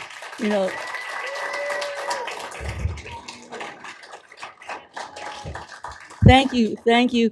Let's continue to work together. Look at this incredible group of people. Let's continue to work together to do what we need to do for our neighbors, our communities, and our country. Thank you. And she's going to talk about the March and Rally. Yay. Thank you, Mayor and Council. It's so important that we continue to talk about the life and legacy of Cesar Chavez and the farm workers movement and continue to celebrate that Dolores Huerta is still here, still leading us and the people power, and we continue to march and rally together. And so this year's Cesar Chavez and Dolores Huerta March and Rally and second annual car show, we've included that part, which has been so fun. And so this theme this year is Resistir, resist, right? Come out, show your support and solidarity. As Eva mentioned, our workers, this is about our farm workers, our domestic workers, our union workers, right? Our essential workers who continue to put themselves for us to make every day possible. And so we're marching at 9 a.m. from Pueblo High School to Rudy Garcia Park. We do have shuttles that will transport you from Rudy Garcia Park to Pueblo High School so you can have your car parked and ready for after the march. And we're gonna have the Danza Capoli, local organizations, live music. It's gonna be a lot of fun, speakers. So come on out, come join us. It's gonna be a lot of fun to continue the celebration and continue to join in community, right? It's so important that we come together during this time and stand together in solidarity. So thank you, Mayor and Council, again for always recognizing Cesar Chavez and Dolores Huerta. We'll continue to sigue la lucha, especially in honor of Congressman Grijalva. Y sí se puede. Yay, thank you. Yeah, I'll pass them out to everyone else. Okay. And then I'll pass them out too.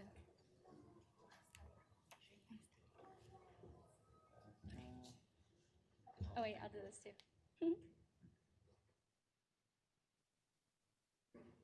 Yay, thank you, Mayor. Thank you.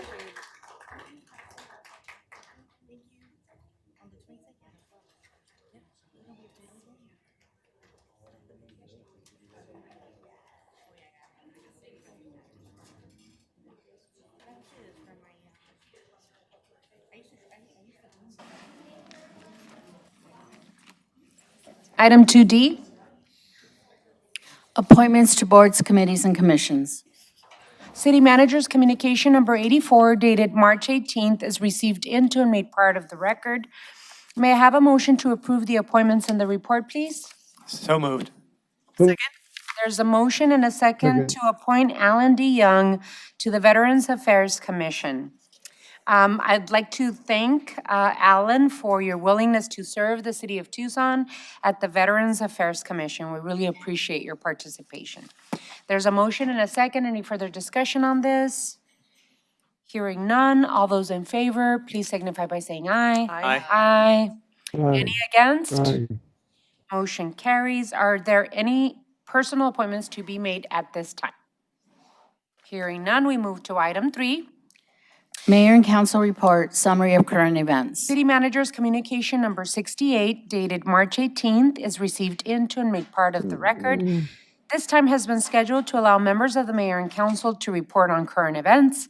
These are to be current events of activities within the community, not position statements on policy issues. Does any council member have anything to report at this time? We see some. Okay, Mayor. Councilmember Fimbres, before you move on with your presentation, I'd like to take a point of personal privilege to honor the legacy of Congressman Raul Grijalva, my friend, my mentor, my political father, as he would call me. Representative Raul Grijalva cared deeply for this community, for Southern Arizona, for Arizona and our country. He always was fighting to bring meaningful investments to his district and to our community. He worked to ensure that every community member had the same access to amenities and services as the rest of Tucson. Because of his advocacy, the West Side will soon have its first splash pad at Joaquin Murrieta Park, giving kids and families a place to cool off and play. At Mission Manor, a new multi-generational therapeutic aquatic center, the first of its kind in Ward 1. There will also be a therapeutic pool, a splash pad, and shade.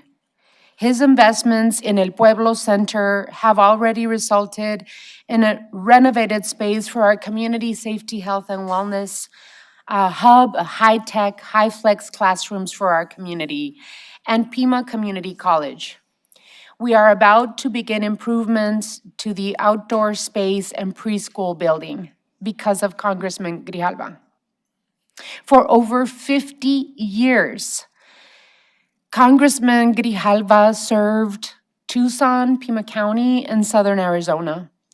And for over 15 years, Congressman Grijalva worked in coalition with tribal nations and Arizona communities to establish the Bash Nawaho Itakuvenki National Monument, protecting the ancestral footprints of the Grand Canyon for future generations.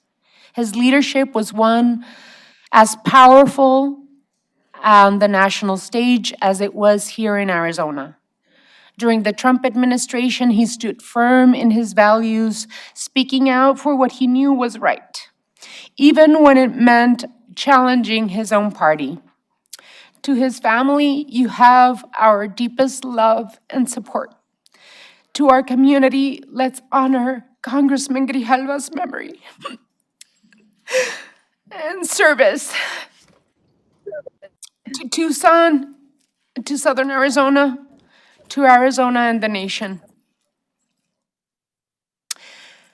It's all about the love, my friend. Rest in peace and rest in power. Because of you, people like I exist in these spaces. And from now on, those seeds that you planted in all of us will continue to bear fruit. Thank you all for giving me this time and space. And for being able to honor the service of my friend and the congressman. And as he would joke around with me, ya cállate y síguele. Thank you all so much. And I know that there are services that are being put together by the family. And I know that he really wanted, in lieu of flowers, he really wanted to pay it forward. And the family has created a scholarship fund in his honor with the Sunnyside Foundation. We will be sharing that information with all of you soon. So, thank you so much for being support.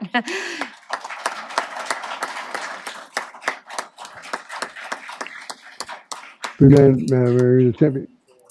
Go ahead, Councilmember Champion Funes. champions. I'm excited to be President Congress, a true champion of our community, a strong voice for everyone. I want to condole Mona, Lita, Marisa, Raquel, and his grandchildren. Legacy and cover will continue. And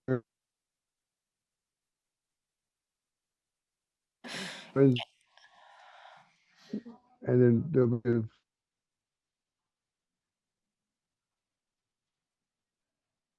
Okay, Councilmember, I think you're done, but are there anyone else here? What I'm gonna do is I'm just gonna go from the end to. to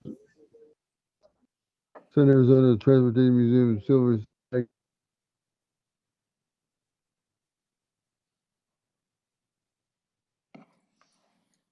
Years.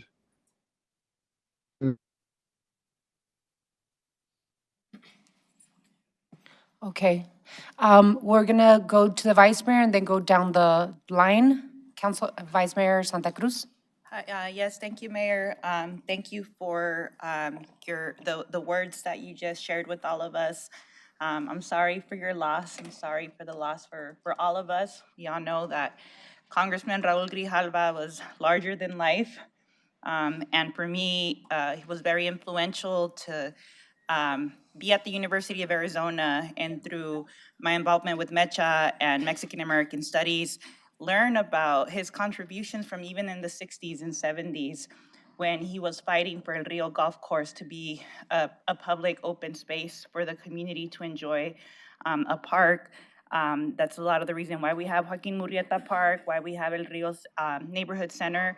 My parents met at El Rio Neighborhood Center. I wouldn't be here had it not been for that community space.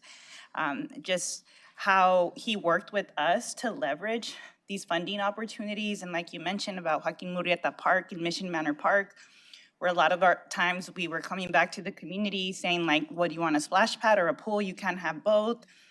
When we know our community was in need of those types of investments. So I am saddened that he won't be able to see, the fruit of everything he fought for us. But I know, Mayor, that he you know, was a political mentor for you, made you feel like we belonged in these spaces. And I am grateful for you having stepped up. And I know a lot of your mentors were men, because that's who were in these spaces. But that is what you mean to a lot of us as a woman sitting in that chair, that you've created space for more of us to step into our power. So thank you for all your work. And you're not alone. And we're all here and we're all grieving along with you, especially to his wife and his daughters, who also, you know, carry on that work and really center people and are most vulnerable in this community. So thank you for sharing all that with us. Some of the events, we've already talked about the Cesar Chavez Dolores Huerta holiday annual rally, march and rally. So again, that'll be this Saturday morning. We meet at Pueblo High School around 8. The program starts shortly after, and then we march to Rudy Garcia Park. And then I guess I have a couple of events, but just, you know, to be brief, this next Friday, March 28th at 6 p.m., we're having our monthly Fuga Southside ride, Bicicleteada del Sur. It's an evening bike ride on the last Friday of each month that starts at the El Pueblo Center. We meet at 6 p.m. and roll out at 6:30 at El Pueblo Center, 101 West Irvington Road. Thank you. Thank you, Vice Mayor. Councilmember Cunningham? First, my same sentiments to all the people close to Congressman Grijalva. As a public servant and as an advocate, his efforts were, I mean, there's not a lot of words. So I can say that I knew him from afar for a long time, but the first time that we had a significant interaction, it was life-changing. So it's, and he had that effect on everybody he talked to. So everybody has a story who met him. So Simona and Adelita and her siblings, I just wanted to extend my condolences. So I usually have a bunch of different stuff, but there's a couple things that probably are worth mentioning this week. One of them is that this weekend, this Saturday at 9 o'clock, is the annual Silver Spike. And no one really goes to the Silver Spike as many people should. It's our annual open house of our Railroad Museum. And it's a great event. And every year they do a great job highlighting kind of why Tucson got ahead early on was because we got the railroad hub. And so it's a great event that Ken Carroll's puts on with all the guys from the Railroad Museum. It's at 414 North Toole, which is right down the street downtown, and you can check it out.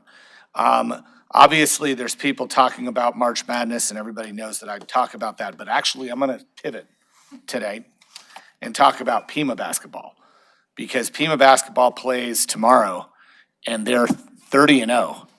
They have not lost a game. They're number one in the country. And win or lose tomorrow night, I think the community should be very proud of the efforts of Coach Peabody and Coach Morgan in that group. And one kid in particular, Cohen J. Gonzalez, all 5'8" of him, is one of the best young players in the country. I hope Tommy Lloyd takes some notice of him. So that's what I wanted to deliver this evening. Thank you, Your Honor. Thank you, Councilmember. Councilmember Dahl? I'll pass. Councilwoman Lee? Thank you, Mayor. Just want to take a moment from my family and my staff and myself to also send condolences to everyone who was close to Congressman Grijalva and his family. And like a lot of folks in our community, I didn't have the opportunity to know the congressman all that well, but felt his work deeply. And I know that his work will be felt for generations to come. So condolences to everyone for this massive loss in our community. Councilmember Ulick? Okay. Alrighty, item 4. City Manager's Report, Summary of Current Events. City Manager's Communication Number 69 dated March 18th is received into and made part of the record. This time has been scheduled to allow the City Manager to report on current events. Mr. Manager. Thank you, Mayor. Just one announcement for tonight. Just letting Tucson know that yesterday, Tucson Fire Chief Chuck Ryan notified me of his retirement, which will take effect on June 1st. Just wanted to take a moment to appreciate Chief Ryan's service to our organization and the people of Tucson. He was at the helm of Tucson Fire through the COVID-19 pandemic. In fact, he gave me one of my vaccinations. That's a little awkward, but he achieved the redesignation of our Class 1 ISO classification, which if you don't know what that means, that's really that Tucson Fire is one of the top performing fire departments, and it actually has a benefit to businesses and homes in Tucson to have that type of a classification. And he forwarded the department as a national model in the areas of firefighter, cancer research, and mitigation efforts. And I just wish him the very best in his retirement. Thank you, Mayor. Thank you, Mr. Manager. Item 5. Liquor license applications. City Manager's Communication Number 78, dated March 18th, is received into and made part of the record. Ms. Clerk, please read the liquor license agenda. Your Honor, on the evening's agenda, we have 6 applications for new licenses, 1 person location transfer, and 9 special event applications. All applications are in compliance with city requirements, so an appropriate motion would be to forward items 5B1 through 5B7 and 5C1 through 5C9 to the State Liquor Board with a recommendation of approval. So moved. There's a motion and a second. Second. Any further discussion on this? Hearing none, all those in favor, please signify by saying aye. Aye. Aye. Aye. Any against? Motion carries. Item 6. Call to the audience. Ms. Clerk, do you have any announcements for this item? Yes, ma'am. At this time, the public is allowed to address the mayor and council on any issue except for items scheduled for a public hearing at this meeting. Speakers are limited to 3-minute presentations. Call to the audience will last 30 minutes. When you come up to speak, the timer or the green light will turn on when you begin speaking. It will turn yellow and beep when you have 30 minutes left of your allotted time. When your 3 minutes are up, the light will turn red and the timer will begin beeping. If that happens, please immediately conclude your remarks. Thank you. Do we have any speakers? All righty, thank you. Dale Honishiro? Dale Kaneshiro?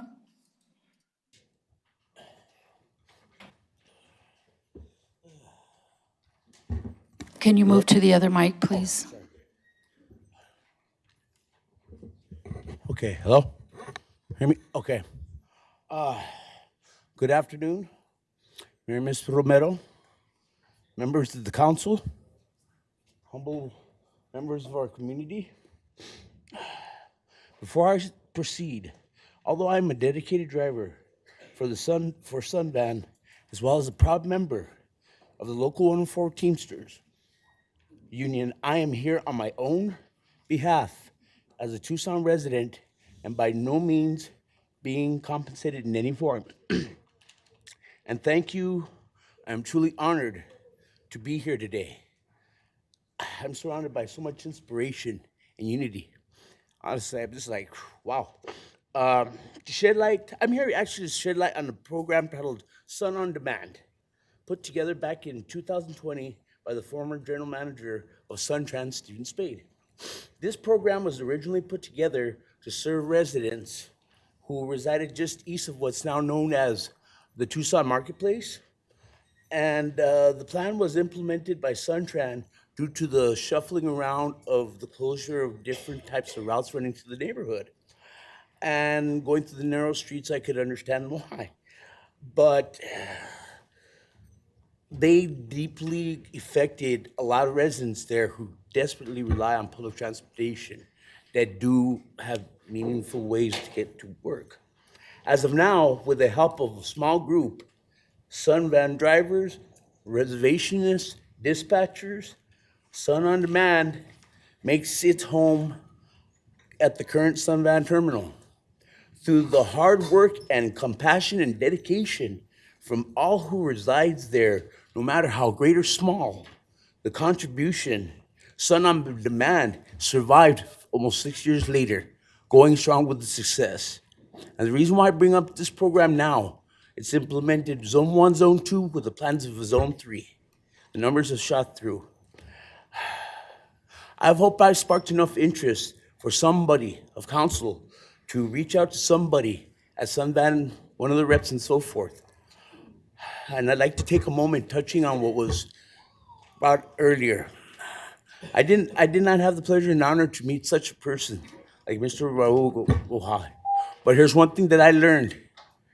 Through true peace, success, if you sit there and carry on one's legacy, because I carry on my mom's legacy. I lost her many years ago as a child, the same battle.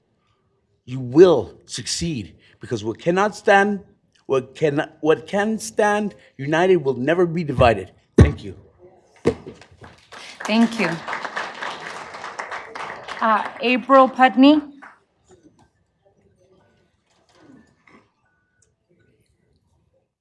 Hello, thank you. I'm April. I'm a Ward 1 resident of Tucson, and I'm representing the grassroots part of the No Prop 414 opposition.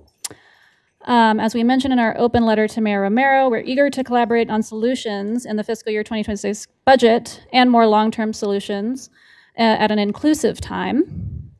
Tucson's voices have already provided guidance to Mayor and Council on existing outreach, like the 2024 budget survey, the last PCHIP survey, years of public comment informing Plan Tucson, and the survey on community safety conducted by Just Communities.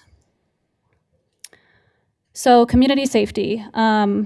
This issue is at the heart of the conversation surrounding Prop 414, and the failure of the prop illustrates that Tucsonans have a wider vision of what supports safety in their communities than what was outlined in the proposed tax.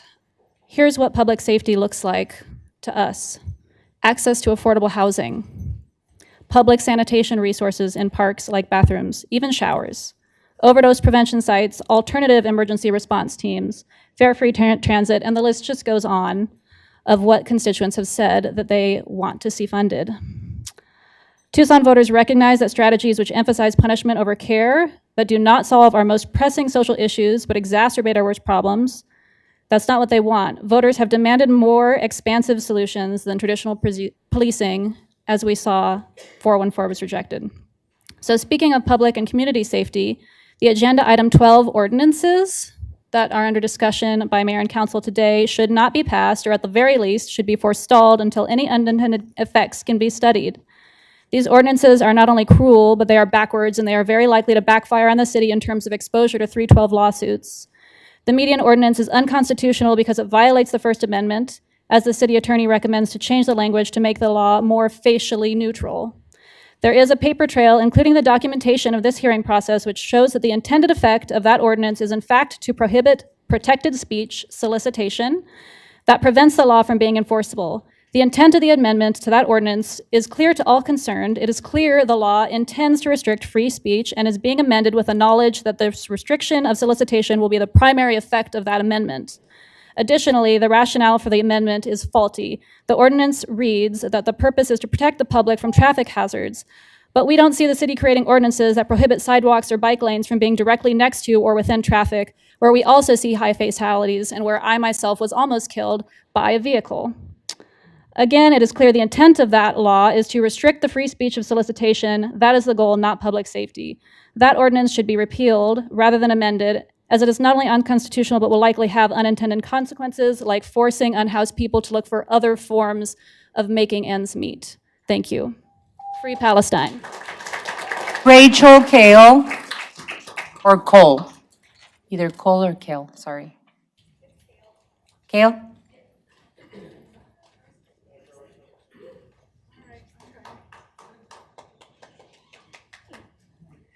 Hello, Rachel Kale.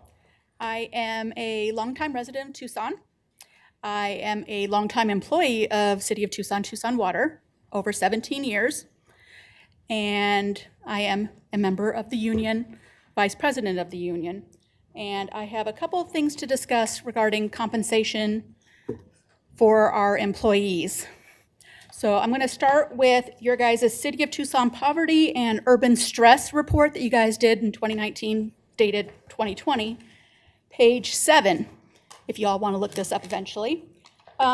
It says, in order to meet the basic need of a minimal adequate level without public assistance, you would need to be making $22.86 an hour. This was 6 years ago. I can tell you right now, there's probably less than 10 people in Tucson Water customer service that even makes close to that. You guys have been failing on actually compensating your employees fairly. If we go by inflation from this, the $22.86, by the federal inflation standards, it would be $28.92 now. If we even got a 1% raise every single year, it would be $24.27. We don't even get that. I've been here for 17 years, and I can say I make 82 cents more than someone who's been here 5 years. You do not compensate well. You keep saying you do. It's been on the burner when you guys raised the minimum for any kind of classification, that within 2 years you guys were going to deal with the compression and the market studies, and that was 4 years ago now. You guys keep talking it. Unfortunately, our HR directors keep churning over, but that doesn't change the fact that there should be something worked on this for compensating your employees.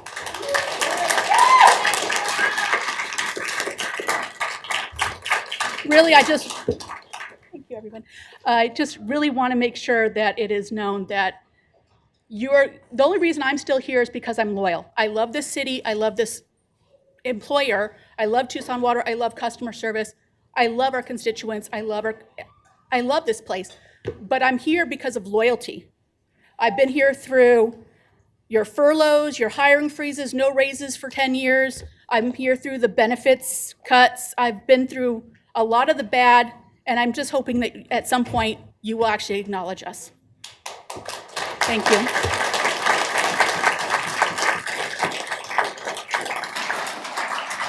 Nikki Larson.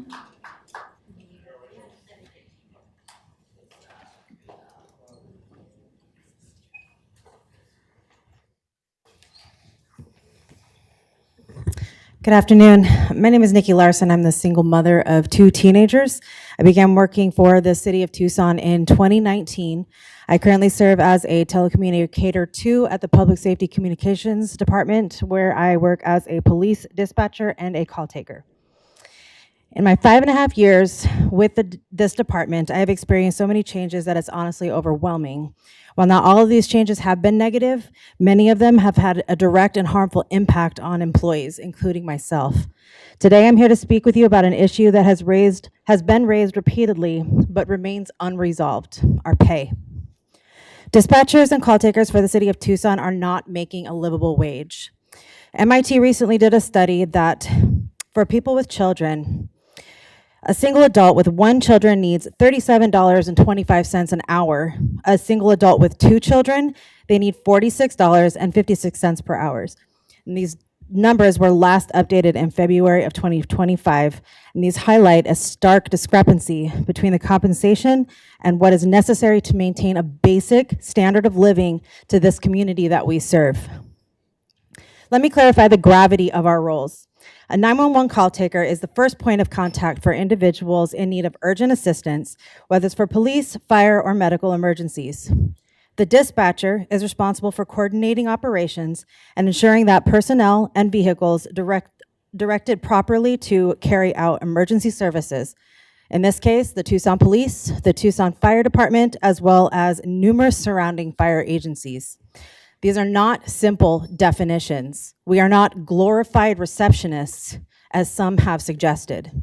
We are the lifeline between the public and emergency responders. I can't count how many times I've had to remain calm and composed while on the phone with a mother whose child has just been shot, guide an elderly husband through CPR to keep his wife alive, or stay on the line with a young man who is bleeding out, unable to remember where he lives so we can get him help. I've had officers hit their emergency buttons and all you hear is yelling, fighting, and chaos in the background. And through all this, we also must manage callers who are screaming, threatening, and downright abusive. The mental, emotional, and physical toll this job takes is real and it's significant. We are expected to maintain composure in the most harrowing of situations, no matter what is happening on the other end of the line or the radio. Yet despite the trauma we face daily and the immense responsibility we carry, our compensation remains inadequate. We are asked to perform the impossible every day, and yet our pay does not reflect that.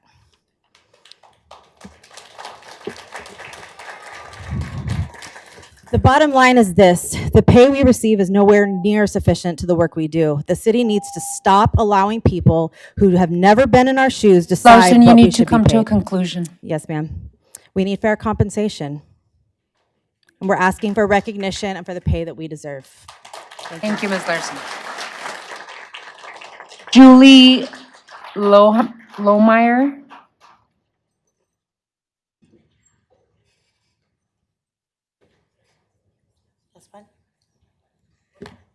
Good evening, Madam Mayor and City Council members.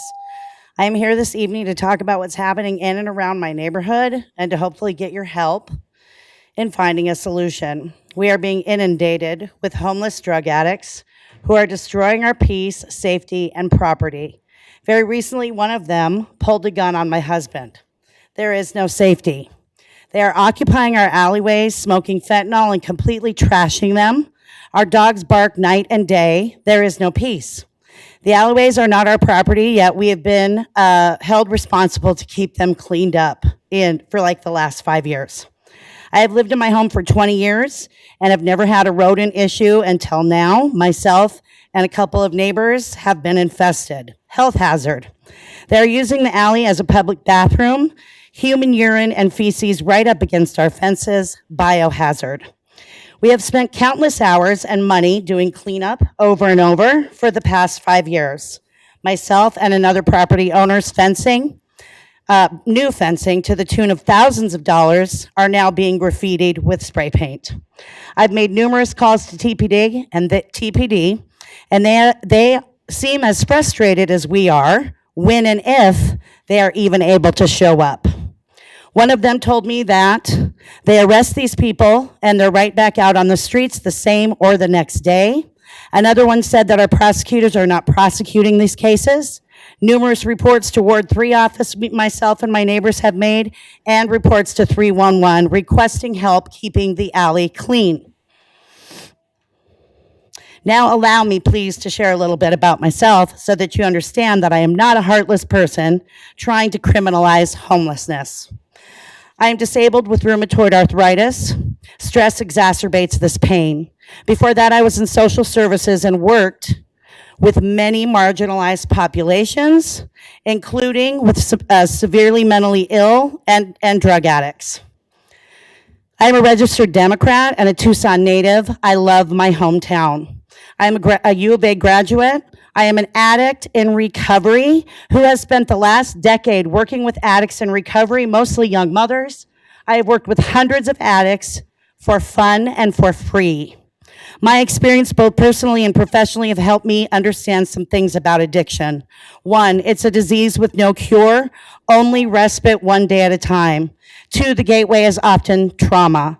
3, when we're in our disease, nothing else matters, but chasing the high will do anything to get that drug.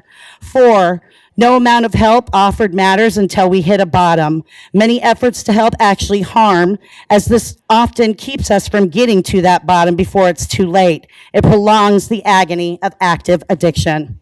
Addiction is a disease that no human power can alleviate. Homelessness is not a crime. Buying, selling, and doing illegal drugs is a crime. Destruction of other people's Omar, property you need to come to a conclusion. is a crime. Accountability matters. Thank you.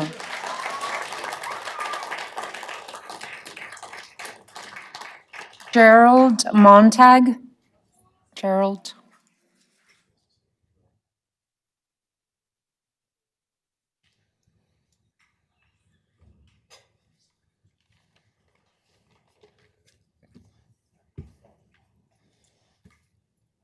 Hello, my name is Gerald Montag. I've lived in Tucson for 3 years now. I represent myself. I'm here to talk about the agenda item 12 ordinances. I enlisted in the Marine Corps at 18. I spent half my 20s in Iraq and Afghanistan. I've seen and experienced suffering very few people can imagine.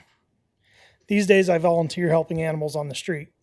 I often come across people living out there, and many have become friends. 2 of these friends have died.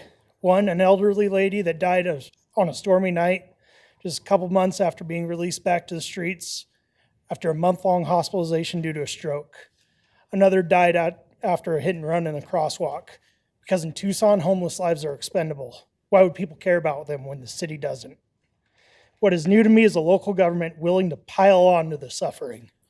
A city council whose solution to get the people off the street would be to take the street away. A lack of beds for the unhoused, police being sent to respond to volunteers giving out food, nothing being done to combat rising costs, laws being passed that give our most vulnerable neighbors fewer and fewer places to go, because nothing helps a person's job and housing aspirations like a fresh conviction. The federal government is not coming to the rescue. This starts as a local issue, and the local government needs to address it at its roots, in the community. Instead, we have a city government completely out of touch. A recent example was a proposition to increase sales tax immediately following a national election that was in part decided on rising costs. These ordinances once again just show how out of touch this city is with their constituents. 312 was not a referendum on unhoused people trying to exist. It was a referendum on the fact that so many of our neighbors are without housing.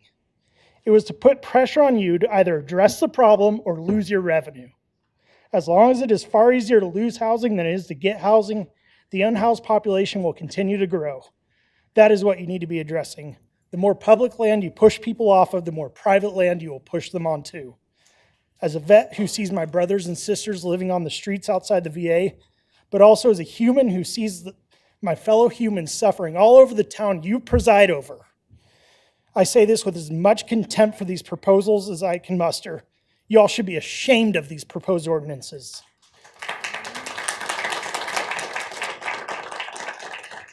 Get it together and make Tucson a better place for everyone. Send these ordinances to the trash bin they belong in, then do the bare minimum of a functioning government by making Tucson a livable place for everyone. Thank you. Ben Lucero.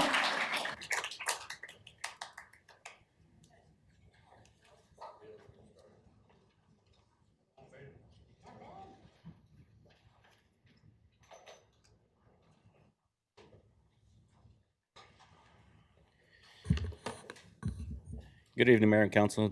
Thank you for letting me come up again. We've been coming steadily for months. We've been at impasse for at least 4 or 5 months. We've been waiting for you all to stand up and make some move. We met with almost everybody. Ms. Mayor, I'm waiting for you to make an appointment. That'd be greatly appreciated. I want to talk about some of the collaborativeness that we've done as a union. During the pandemic, Mr. Ortega asked us to stop collecting on the wellness incentive, which is Article 18, Section 16. We agreed to that, just to make sure that people were being safe and not coming in sick.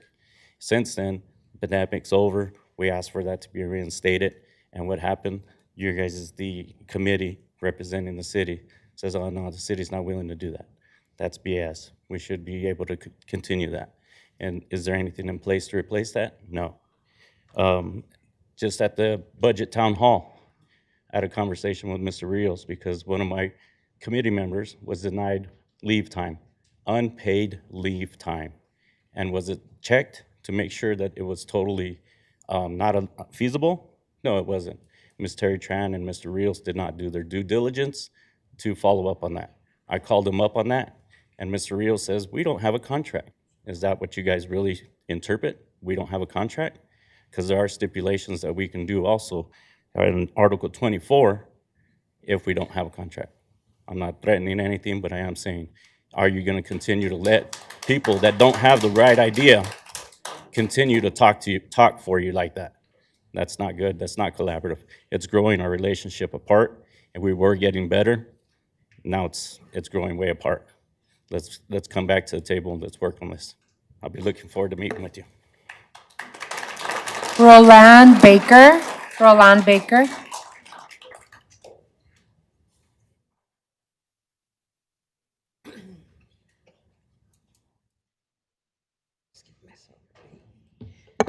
Good evening, Mayor. Good evening, Vice Chair, and all the council members.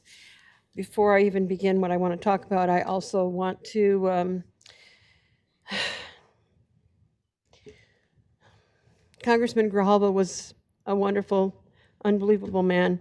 I met him in 2002 when he first ran for Congress, and I knew that I had to help make that happen along with a whole lot of people for Grijalva. I still have that old t-shirt. I couldn't wear it. I was going to put it on the other day, and it doesn't fit anymore. But not to be funny, I just want to tell you, him not being here with us anymore, it's a heavy feeling. Yet the other day I thought about all of the people, including you, Mayor, all of the young people who are now in positions, and they're all because of him. They really are. They're all because of him. We have hundreds of them. He made seeds that have blossomed and flourished, and they're going to continue to blossom and flourish as we continue. So that's what I wanted to say about that. Now, the reason why I'm up here. Some of you may not know, I've been an activist since I was 17 years old. I'm 73 now. The first time that I was arrested was in Buffalo, New York, about the Vietnam War with Father Kelly, a Jesuit priest who got me down that road of being a activist. In those many years, I've been arrested probably 34 times. I think 2022 was the 34th. All for civil disobedience. I'm sorry, I better tell you that part. I apologize. I wanted you to know that as well. So in those many times that I have been at those many protests, of course I've been in front of police. Some have been pretty ugly. Most I've been able to handle. Today there was a protest because of what's going on in Gaza, because of the terrible things that this country is doing and are part of doing in Gaza. The Tucson Police Department found out about it. I have an email that the Tucson Police Department sent to the U of A. That's the reason I'm here today. Oh, shoot. Tucson Police Department just informed the Marshall Foundation that there will be a pro-Palestine protest today at 5:30 on Main Gate Square. This event was advertised today, so we don't have any information regarding the size or scope of the event. UAPD is also aware and is monitoring the event. TPD will have additional personnel and also a tethered drone to a monitored activity. TPD is recommending that you remove any items from outside your business, like chairs and signs that could be tempting to protesters. The reason I'm reading that to you, the many times I've been a protester out here, we are not the ones who are the violent ones. It's not been us, especially even during the encampment. Come to a conclusion, please, I'm sorry. Roland. What I want to say is Tucson Police needs to see us as their utilizing our First Amendment, not there as being there. The fact that they even said, take away your chairs. In all my years, I've never picked up a chair for a police. So I'd like for you to talk to the TPD and also to the University Police and let them know we are not the violent ones. Thank you very much. Abriza Ziegler.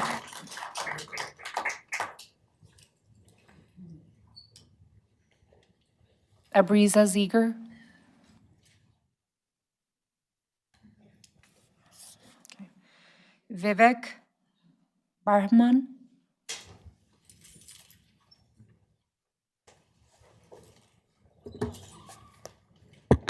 Good evening.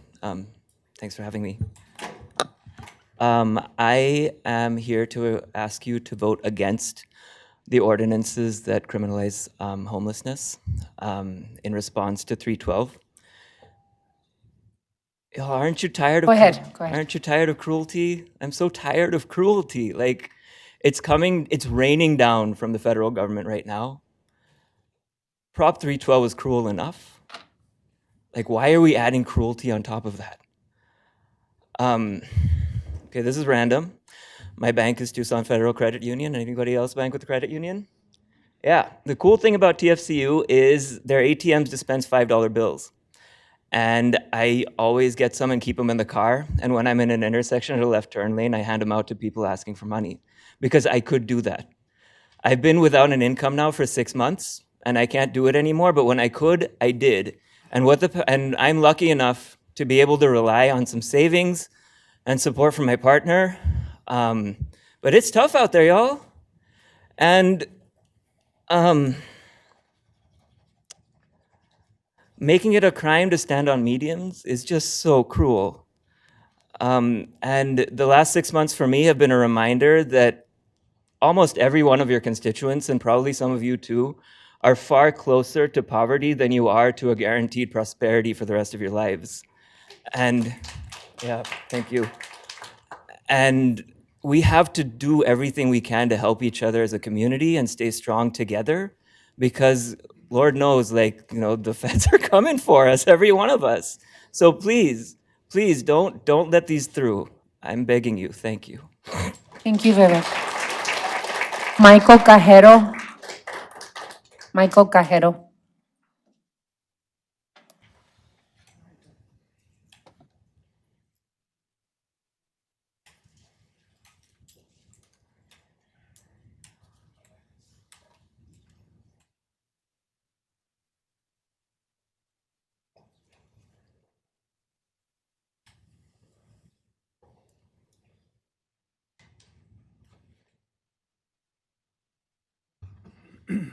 Hello. Michael Cajero. I live in Ward 6 in Sam Hughes. I have a problem. It's been occurring recently. I've been over the past couple of years, but a lot of dead trees, large, very two-story trees, lots of trees, palm trees. They're being cut up, and but they're not cut up. They're cut up in pieces, and they're left on the ground. And I've noticed my next door neighbor has a bunch of these. He had a beautiful tree in front of his house, and it was just beautiful. But there's a trend in some people's heads to destroy dead trees. They don't see that one thing is they help the birds. Birds have a place to go, you know, but this council has instituted a series of programs allowing people to complain about their neighbors if they don't like something they see in their neighborhood. If you don't like something you see in somebody's neighborhood, you can call up the codes division and have them, they'll come out and chop something down, or mostly a lot of trees. And who complains about these? Well, anybody can complain about anything that happens in another neighborhood, in another person's yard. If they don't like it, complain about it. And the codes division will send you an admonishment and then tell you, you have so much time to get rid of something. Now, I did some research on this, and I found out that a lot of the people who complain, and by the way, you're allowed anonymity. There is total anonymity. You don't have to tell who you are about complaining about somebody else's yard or something else, okay? And I found out that a lot of real estate companies are the ones complaining about these trees, and that is called gentrification. And that's what the city council and the mayor are supporting. Gentrification and the demolishment of these trees. But it's getting really heavy, you know, and I could talk more about it. But you need to do something to stop this, because it's about the trees. They offer beauty, they offer consolence, and above all, they offer a sort of beauty and character to the neighborhood. Character.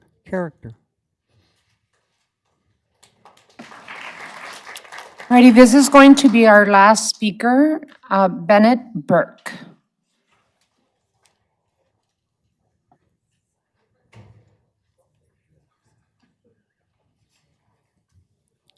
Good evening, Mayor, council members, and audience. My name is Bennett Burke. I've been a clergy member for 30 years in Tucson and Casa Grande, ministering to marginalized people. Currently, I'm co-founder and Tucson project leader of a group called Matthew 2534. We're a mutual aid group open to all volunteers regardless of faith, a mutual aid group that helps our unhoused neighbors. I don't reside in Tucson, but all of the people I serve currently do reside in Tucson. I'm here also to address criminalizing homelessness with the ordinances prohibiting people from being in medians and sleeping in washes and parks. Many of the people I feed sleep in washes for lack of a better place to sleep. I understand the city is trying to respond to the Proposition 312, but where will the people go? That's the ultimate question. If we kick people out of one place, where do they go? Well, having been doing this for a while, I'll tell you where they go. Like some of the previous speakers mentioned, they go to alleys, they go to neighborhoods, they go to places that are worse than the places that they currently are, many of the places where they are harming no one, bothering no one. So I urge the city not to approve these ordinances. And I'd like to finish with a short story. And I swear I didn't make this up for this meeting. It happened to me this morning while I was out feeding people on the south side. I was handing a man a bag of food, and he reached in his pocket and he pulled out these $2 bills, these very $2 bills, and he offered them to me. I said, no, this is for free. And he said, I know you come out here all the time and feed us. I want to donate. I said, are you sure you don't want to keep that money? He said, no, I want to help too. And he handed me these $2. If that man can do that, our city can not only do better, we must do better for human beings in desperate need. Thank you.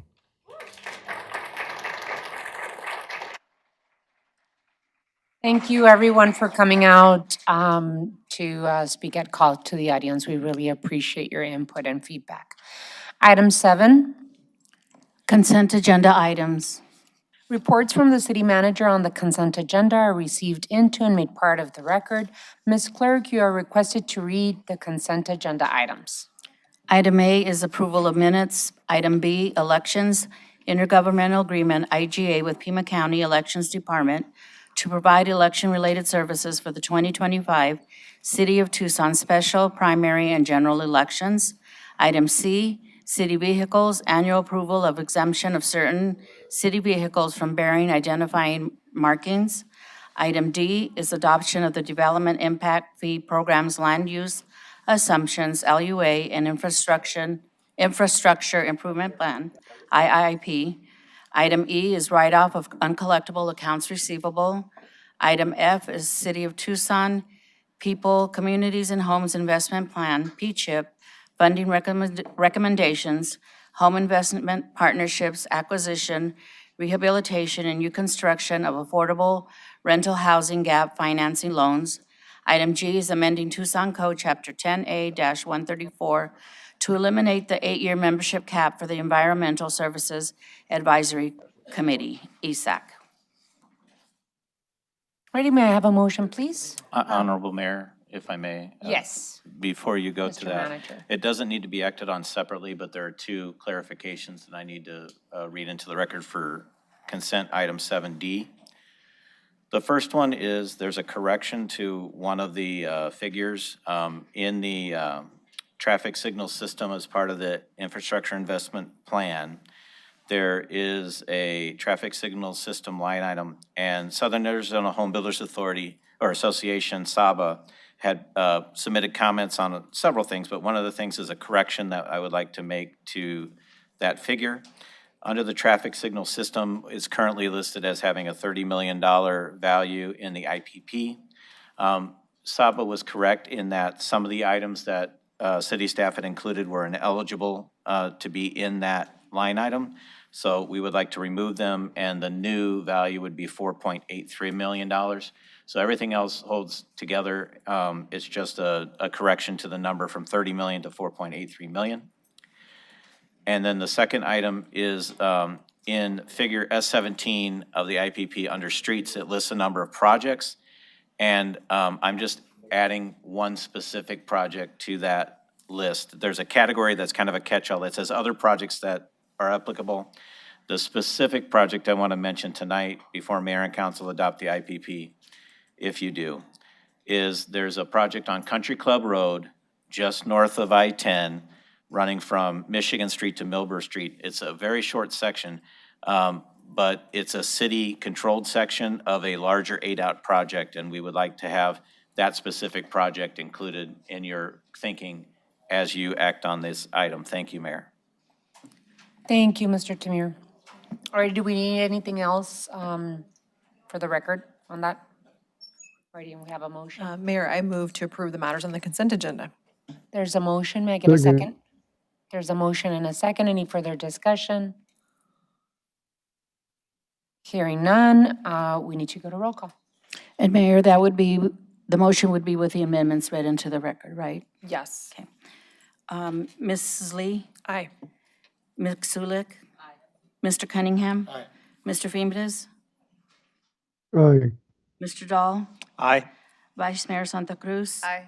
Mayor Romero? Aye. The items on the consent agenda are approved by a vote of 7-0. Item 8. Public hearing, rezoning, major change to preliminary development plan and conditions, ordinance adoption, TP MOD 0624-00008, Circle K dash Valencia C2.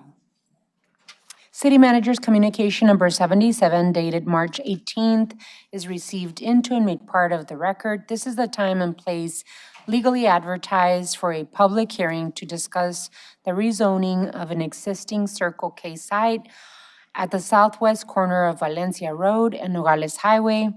The preliminary development plan proposes the expansion of the area to include 3 diesel fuel pumps and 20 fuel dispensing stations. Will staff be making a presentation before this public hearing? No, Mayor. All righty.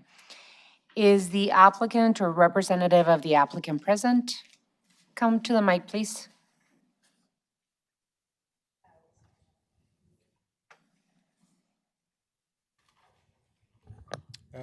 Good evening, Mayor, members of council. Brennan Ray here on behalf of the applicant, Jordan Rigbird and Circle K Stores. Happy to go into as much detail as is necessary. Staff's report and all the attachments contained a number of good information detailing the history of the site and the 2012 zoning case, as well as the proposed request today to include high-speed diesel on the backside of the site. Are you agreeable to the conditions? Mayor, members of council, yes, we are. Okay. All righty, thank you so much. I don't think we're going to request for a presentation, but thank you. Alrighty, speakers are limited to 5-minute presentations. Do we have any speakers for this item? No, ma'am. Alrighty, Vice Mayor? All right, I think we need to close the public hearing. So may I have a motion to close the public hearing? So moved. There's a So moved, motion Madam Mayor. and a second. There's a motion and a second to close the public hearing. All those in favor, please signify by saying aye. Aye. Aye. Any against? Motion passes. The public hearing is closed. Ms. Clerk, you are requested to read ordinance 12147 by number and title only.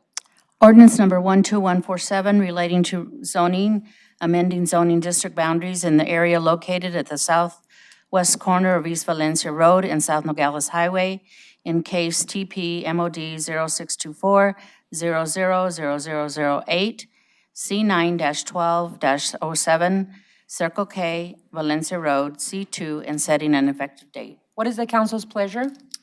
Mayor, I move for the mayor and council to pass and adopt ordinance number 12147. There's Second. a motion and a second. Any discussion? Hearing none, we do need to go to roll call. Vice Mayor Santa Cruz? Aye. Mr. Fimbres? Aye. Mr. Dahl? Aye. Mr. Cunningham? Aye. Mrs. Lee? Aye. Ms. Sulik? Aye. Mayor Romero? Aye. Ordinance 12147 passes by a vote of 7-0. Thank you. Item 9. Public hearing, rezoning, city manager's report, C9-21-20, CASITA Village at La Mariposa, Houghton Road, SR to R2. City Manager's Communication Number 72, dated March 18th, is received into and made part of the record. This is the time and place legally advertised for a public hearing on the CASITA Village at La Mariposa. The proposed rezoning request is a part of a larger multi-family development on property located northeast of La Mariposa Resort and on the north and south sides of Corte Vista La Mariposa. Will staff be making a brief presentation before we begin the public hearing? No, Mayor. This public hearing is scheduled to last for no more than 1 hour. Speakers are limited to 5-minute presentation. Please come forward when I call your name and make your presentation. State your name, whether you live in the city of Tucson, whom you are representing, and whether or not you are a paid speaker. Let me see, do I have any? Yes, ma'am, you do. Okay. Let me see. Did you want to call them? Well, I've got a quick thing. Okay. So I put them all in order with the request for everyone from BCNA. So those are all in order, the way you guys asked. There's a couple extra at the end from Sonora. There's a few other people that showed up to speak as well. We've tried to put them all in order. There's about 17 cards, which means that's like an 85-minute public hearing, and we only have 60 minutes. I'd really like to give everybody the opportunity to speak. So if you've got something that's already been said or anything like that, please try to get everybody, we just really want to get everybody in, okay? So if you do hear someone else saying something that has been repeated over and over, please cut your presentation short and just make sure that you give everyone that wants to speak the opportunity to speak. Let's see. All righty. So. Oh, wait, Your Honor, do we hear from the applicant at all, or? We don't have a presentation ready for this, so, no. Thank you. Okay. Our first speaker is James Trego.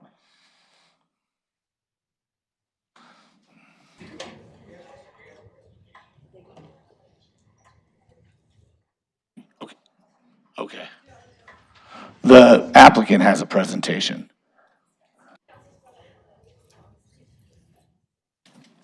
Mr. Attorney? Honorable Mayor, members of council, ordinarily have the applicant come up, make sure they're accepting of the proposed conditions, and to give a brief overview of the proposed rezoning. If the developer wants to give a 5-minute presentation, just like the other speakers, I'm more than happy to consider that. But I didn't have a presentation scheduled from the developer. So if the developer wants to present in their 5 minutes, I'd be more than happy to grant a 5-minute presentation. Usually we ask the applicant to come up and speak first, and then. No, I don't have that. I know, but I mean. In my presentation. the If la- you'd like to on the last request it, I would rezoning- be more than happy to comply. I'm just saying that usually we ask them to come up and, is the applicant present, are you, right? Isn't that how we usually do it? I'm kind of off. I don't have that. So. So Mayor, sometimes we ask the applicant to come up and ask them if they're agreeable to the conditions. And that's probably just about like a 2-minute thing. But if he wants to make a presentation, Mayor is saying that they're welcome to come up and have 5 minutes like everybody else. All right, well, let's let the neighbors go, and then we'll bring the applicant up. Okay, absolutely. So our first speaker is James Trego.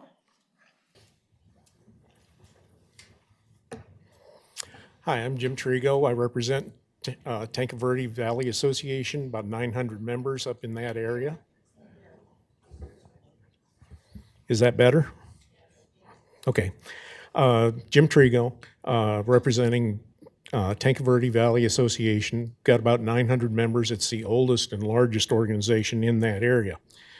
As it stands, there's a lot of discussion going on that people hear things that references to NIMBYs, and TVVA is not adherent to that notion of not in my backyard. We support intelligent construction and development, whether it be public, private, or commercial. I'd like to point that out at the outset. This is kind of awkward because I had expected somebody else to present ahead of me. In any event, TVVA seeks to work with developers, the Bear Canyon Association, the City of Tucson, Mr. Cunningham, and multiple HOAs and local property owners and developers. What do? We look to resolve issues and make intelligent development happen. We are an active participant in the opposition to this rezoning effort. The proposed focus for TVVA is currently development in floodplains and mesquite bosques that are critical to absorbing and dissipating downstream flood impacts, provide important natural mesquite bosque habitat and cooling corridors through Tucson, although Tucson's rapidly developing urban development prevents this. This parcel is a significant component of the Sabino-Tanque Verde shallow groundwater area. In its current state, this property provides renewable groundwater and supports remaining remnants of critical riparian forestry. Most of the property is classified as important riparian and biological core management area under its conservation land system. Specifically, the coalition, the CLS, for Sonoran Desert Protection is concerned that the following city policy under its general plan, hold on, I can't see. I just realized.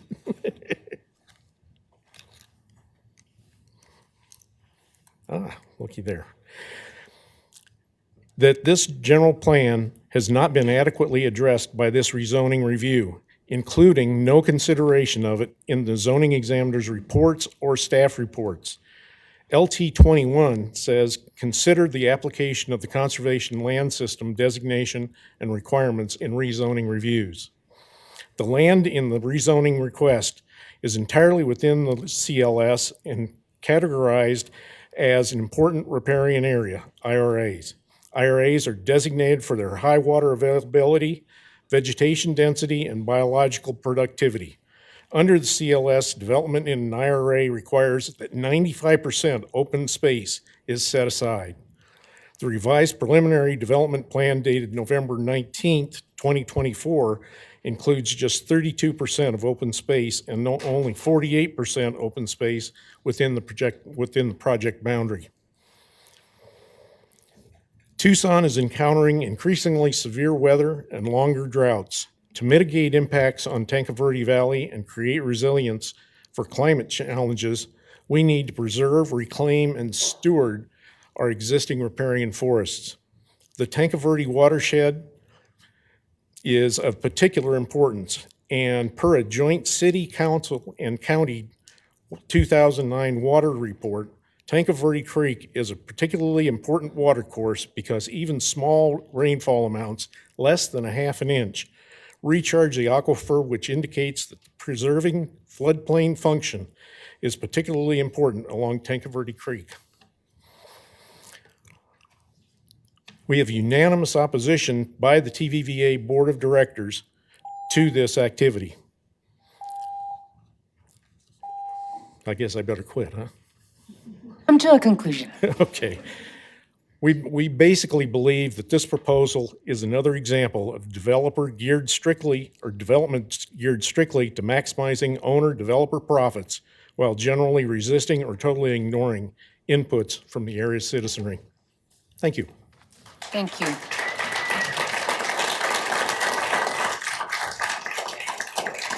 Fawn Latour. Fawn Latour.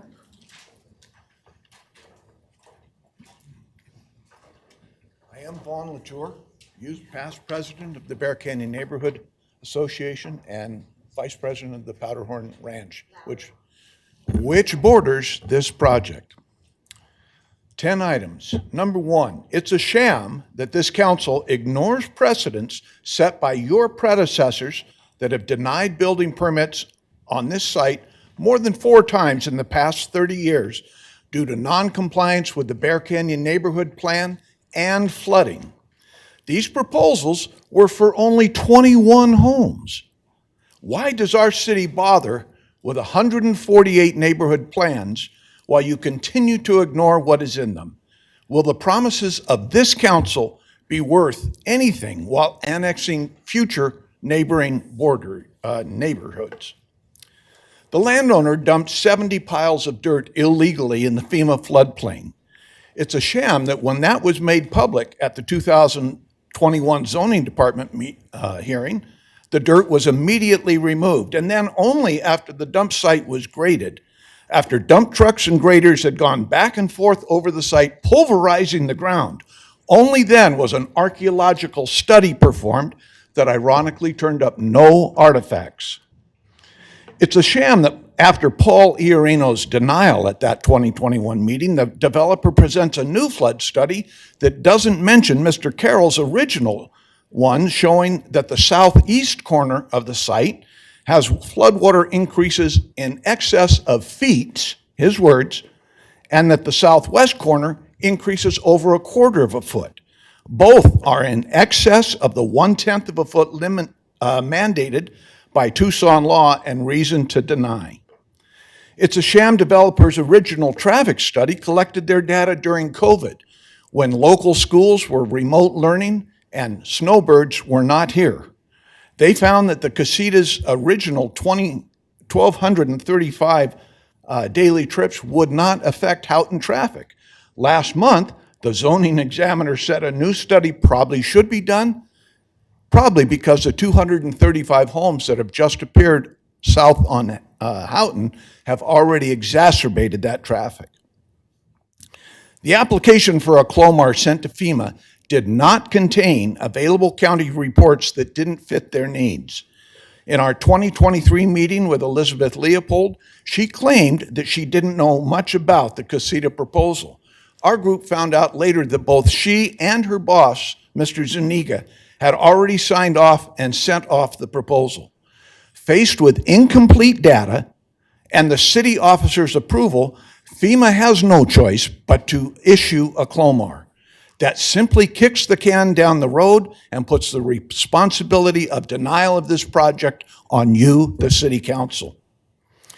It's a sham that when the interim zoning examiner was provided professional hydrologist report opposing the developers, the examiner claims ignorance of flood science and just accepts the developer's proposal.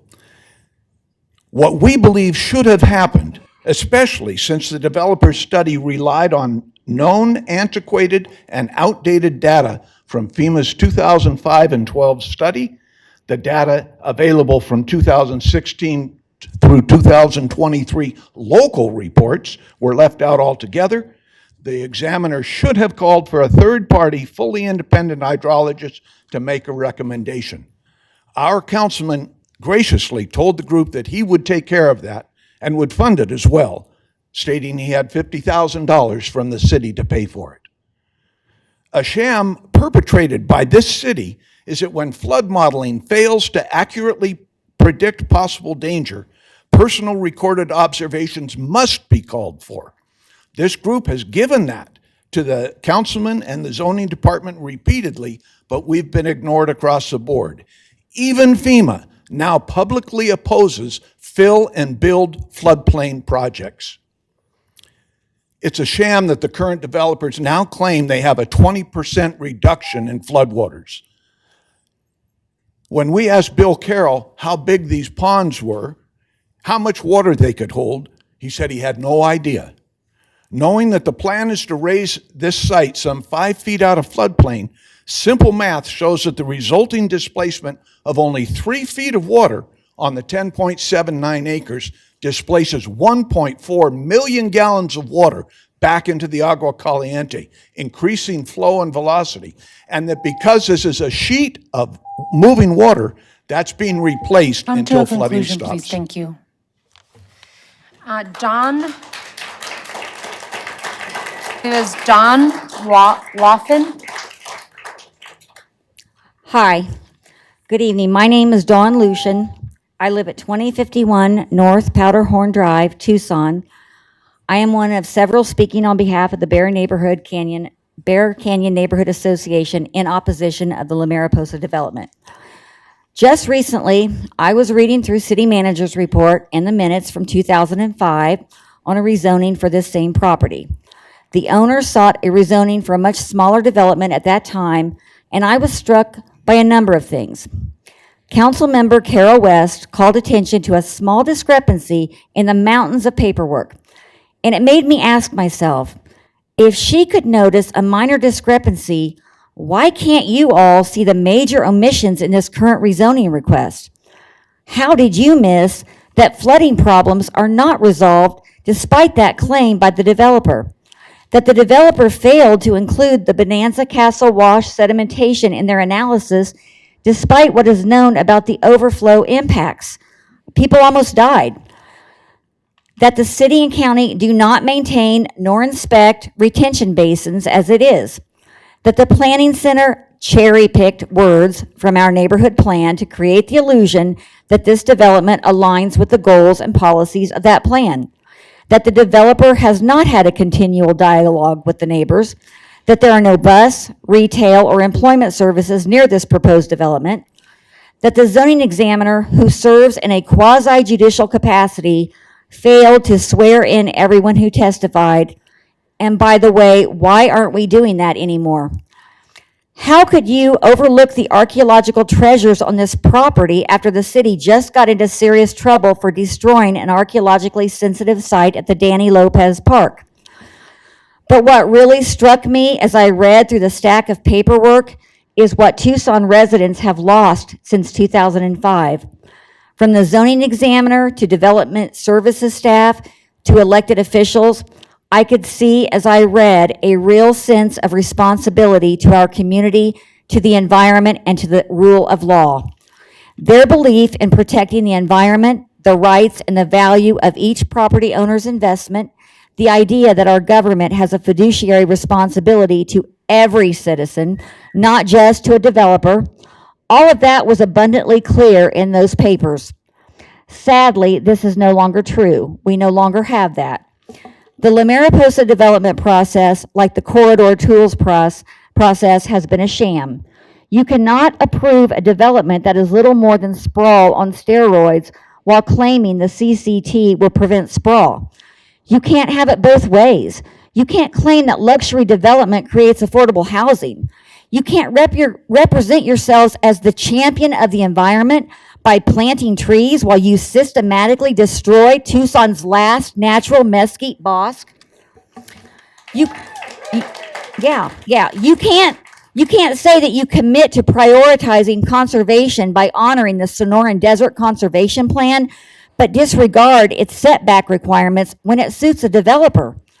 You may try to create the illusion that you are impartial. You use the word equity an impressive 131 times in the latest version of Plan Tucson, and yet the developer gets advantages that we, your constituents, do not. We expect you may try to create the illusion that we still have a democracy by allowing a few council members to vote in our favor. But if our most recent city election did not get your attention, hear us now. We want a government that treats us with honesty and respect and values our contribution to the community. We want a government that does more than pay lip service to preserving our ecosystems, our investments, and our lives.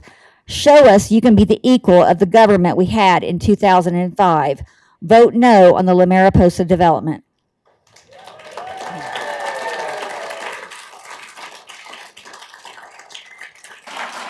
Jane Lorden Rojas.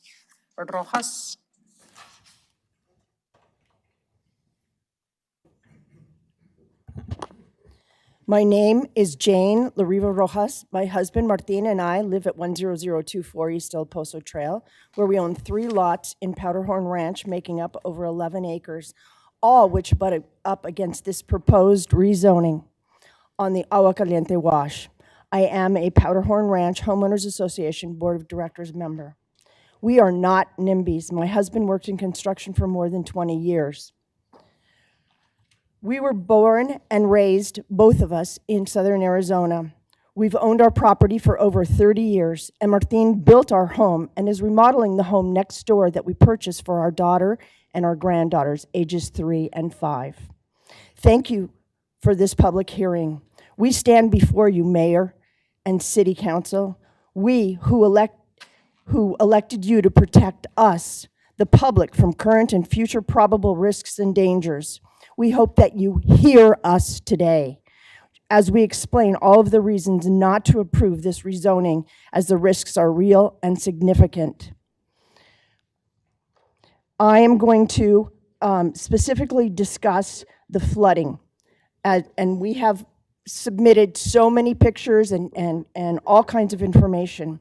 One of the questions you're going to get with somebody who's going to support this is, if not here, then where should we develop? Not in the middle of a wash. If this development is so vital to both the developers and the city, why not put it on the same property, just west of La Mariposa, on land that is already zoned commercial and that has already been scraped of all the beautiful trees in the mesquite bosque? Oh, that's right. That area too will be subject to the aforementioned flooding and lack of access.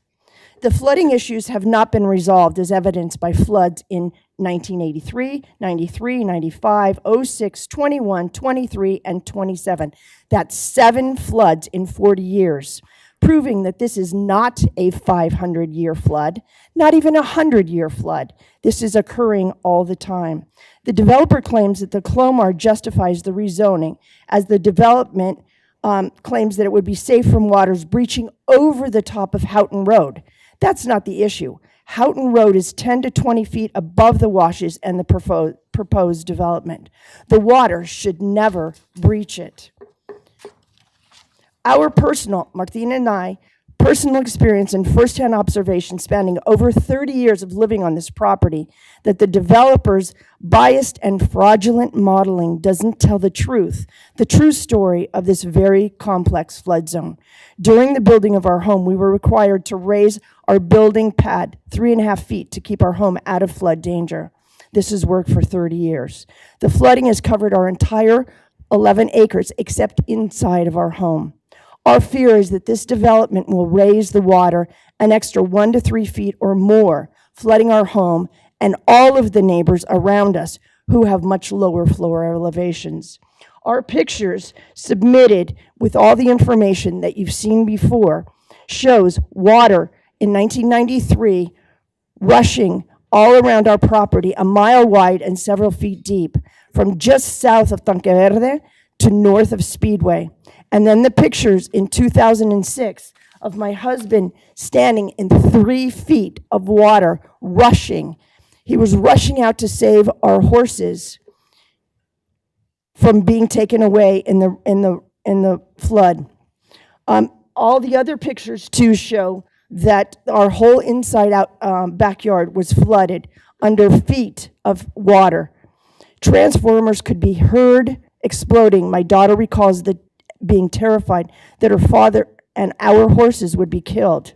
When floods like this occur, the results are unbelievable, leaving things like rattlesnakes stuck hanging in trees.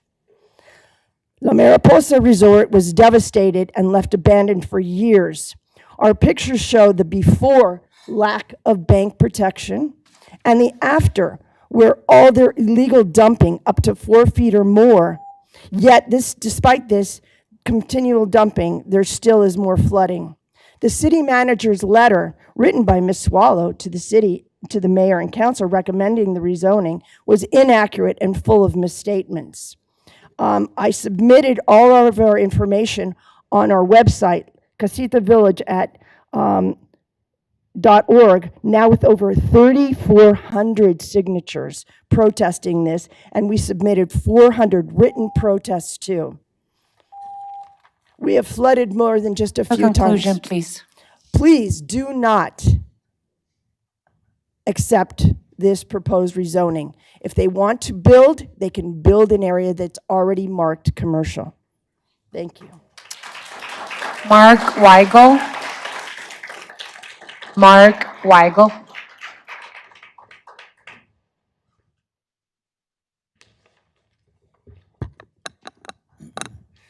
My name is Mark Weigel. My wife Lisa and I live at 1481 North Houghton Road. I'm an independent homeowner and unpaid. We share property lines with La Mariposa and the proposed CASITAs. We purchased our property in 1996 and built our home where we raised our 5 children. My major opposition to this rezoning are threefold: traffic, nonconformance, and the potential life-threatening flooding. I find the application offensive in that it is full of contradictions, half-truths, and falsehoods. I will point out just a few. First, in traffic. Despite the applicant's claim that the buildings are oriented towards an arterial roadway, the 3 points of ingress and egress are oriented towards Corte Vista Mariposa, not Houghton Road. Corte Vista Mariposa is not an arterial roadway. It is little more than a driveway. In fact, it was my driveway before they paved over it and decided to make it theirs as well. Second is nonconformance to Plan Tucson and the Bear Canyon Neighborhood Plan. A few points there. The applicant cites Plan Tucson's requirement of 3 things that must be considered for new developments, which are sensitive to the surrounding scale and intensities. Number 2, environmentally sensitive design. Number 3, compatible development that protects established residential neighborhoods. But none of those requirements are met in any way by this proposed rezoning. The entire area is zoned SR, which provides much more open space and preserves wildlife and habitat. The applicant edits a quote from the Bear Canyon Neighborhood Plan to omit, quote, "The flood zone will be retained as SR zoning and subject to applicable zoning regulations." The development proposed is for rental units despite the Bear Canyon Neighborhoods Plan requirement to emphasize single-family owner-occupied dwellings. Plan Tucson explains why this is important. Quote, "A resident's house is often his or her largest asset, and the quality of the neighborhood can impact the value of that asset. Therefore, better neighborhood conditions are often equated with more owner-occupied housing because owner-occupants have particular vested interest in the condition of their property." Without any other concerns in this proposal, I think that is grounds to stop it right there based on noncompliance. But we'll go on to the last point, which is flooding. This is our experience. In the early morning hours of July 31st, 2006, my family was awakened to our fire and security alarm screaming in the intercom system's high-pitched squelch. I hurried to investigate the cause of the commotion and found that in the kitchen, electricity was arcing off of the range hood like little bolts of lightning, crackling as it hit the cooktop below. Even though all of the light switches were off, the lights would continue cycling on and off and on and off on their own. I quickly ran outside and turned the power off. It was then that I realized our entire 11 acres was covered with flowing water. Stopping short of reaching the foundation of the house, my fences, were knocked down by floating debris, including dozens of wooden telephone poles. Several thousand feet of irrigation line was scoured away and left tangled in the trees. We spent the next 3 days without power and water. Once the power was restored, I had learned that all the outlets, smoke detectors, security lights, and most appliances and electronics had to be replaced. I was told by TEP that the water had damaged an electrical cabinet on Mariposa's property, causing the power surge. My house is built up 5.5 feet above the ground, and I am 1,200 feet away from the bank of the Agua Caliente Wash. Despite that, expansive flood water from the Agua Caliente still reaches my house because I am 5 feet lower than the bank of the Agua Caliente River. Once that water crests that shallow bank, it flows south through my property until it converges with the Tanque Verde Creek and continues west. This is not an analysis or a projection or a study. This is our reality, a reality we have lived through several times. It has caused me property damage in excess of $10,000. It's important to point out that most of the property damage and the threat to life came from electricity, not the water. I was born in Tucson. I've lived here my entire life. As a third-generation contractor, I've been in this business for 45 years. I certainly understand the need for housing in Tucson, and it is not solved by building more apartments and manipulating waterways. I strongly oppose this project, as I do not believe that it meets the requirement of being in harmony with existing communities. It would contribute to existing traffic difficulties and create flooding issues for my neighbors and me that our properties were not designed for.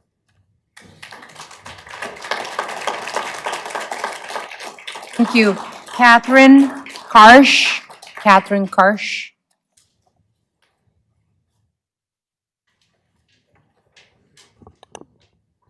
Good evening. My name is Catherine Karsh. My husband and I live at 9877 East Forest Grove Loop in an HOA immediately off Bonanza Avenue and about 1,100 feet from the La Mariposa property. My purpose in speaking is to share my personal life-threatening experience with flooding on Bonanza Avenue. In short, I almost drowned. About 8 p.m. on August 2nd, 2021, my husband and I were riding in the back seat of a hired car on the way home from the Tucson airport. It was dark and raining. As we neared the turnoff from Tanca Verde Road onto Bonanza Avenue, we warned the driver that there could be flooding on Bonanza Avenue. We asked him to stop immediately if he saw standing water. The driver cautiously turned onto Bonanza while we tried to find the signs and flashing lights that were always present near Bonanza Wash during monsoon season. Unbeknownst to us, floodwaters had already washed away the signs and lights. Almost immediately, the driver told us he couldn't see through the windshield because we were now in a fierce driving rain. In seconds, our driver shouted that the car was floating and uncontrollable. The driver immediately notified his boss, who called 911. Our car began to go in circles. The current pushed our car backward into the narrow Bonanza Wash. Just past the entrance of the wash, we crashed into a tree. The terrified driver opened his window, grabbed the upper branches, and climbed out onto the tree. We were still in the back seat. Without the driver's weight, the car suddenly broke free from the tree. The car continued backwards down the wash at a high rate of speed toward the Agua Caliente Wash. Water was coming into the car. It was already up to the level of the back seats. We realized that the driver's open window was our only way out because all the child locks were on. We climbed into the front seat and I was able to exit through the open window. I hung onto the driver's door while my husband held onto my arms and shoulders. The force of the current was so strong that I could not attempt to stand in the neck-high water. Suddenly, the back of the car ran up the trunk of a partially downed tree and stopped. I used tree branches to pull myself through the rapid water toward the narrow bank between the wash and the lake at Castle Rock. My husband was able to get out of the car and followed me. We used branches to climb to the top of the tree, to the top of the bank. And in the distance, we saw the lights of the Tucson Swiftwater rescue vehicles. The rescue team told us that our driver, who was still stranded in the tree, had told them that he was sure we had drowned. The event was reported on 3 Tucson TV stations that evening. The car was completely totaled and had to be removed by tow trucks with heavy chains. My husband and I are very grateful that we survived this terrible experience. However, we wonder what would have happened if our car had not run into that tree, if we had been less mobile, or if there had been children in the car. We were warned that Bonanza Avenue could flood, but we had never seen flooding like that on August 2nd, 2021. Unfortunately, our experience was not a random, isolated event. Exactly 1 week later, another long-term neighbor, a doctor on his way home from the hospital, was rescued from the Bonanza wash during a rainstorm. In conclusion, I respectfully ask you to vote no on this proposal. And I also ask whether you can be absolutely certain that the casitas at La Mariposa will not increase flooding in our area and contribute to experience like mine that could end in tragedy and loss of human life. Thank you. John Lockwood. John Lockwood.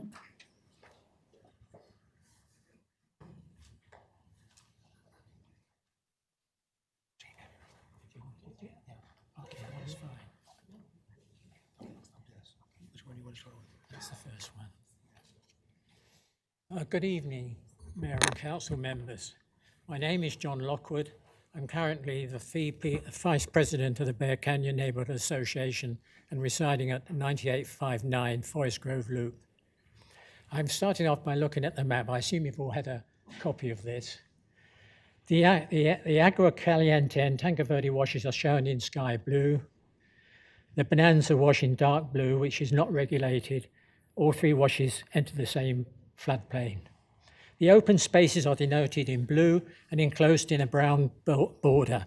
These parcels of land were purchased from developers and owners by Pima County Regional Flood Control District under the Floodplain Land Acquisition Plan, known as FLAP, or through a city bond. It included 149 acres east of North Houghton Road, 21 acres south of North Woods Place and the Isabella Lee Preserve. And this area is a very important recharging area for the aquifer. The land parcels marked yellow are held by the owner of La Mariposa, including the parcel of land where the proposed CASITA village will be located. Within the yellow area is a parcel zoned 03, which has not been developed for over 40 years. The reasons why is probably because of flooding problems in that area. The remaining parcels of land surrounding the proposed development are zoned as single ranch. The red stars on the map denote the location of where the photos of recent flooding events occurred. This clearly shows the extent of the flooding areas that can occur during winter rain or during the summer monsoon. The flooding issues have not, and I repeat, have not been resolved and are getting worse.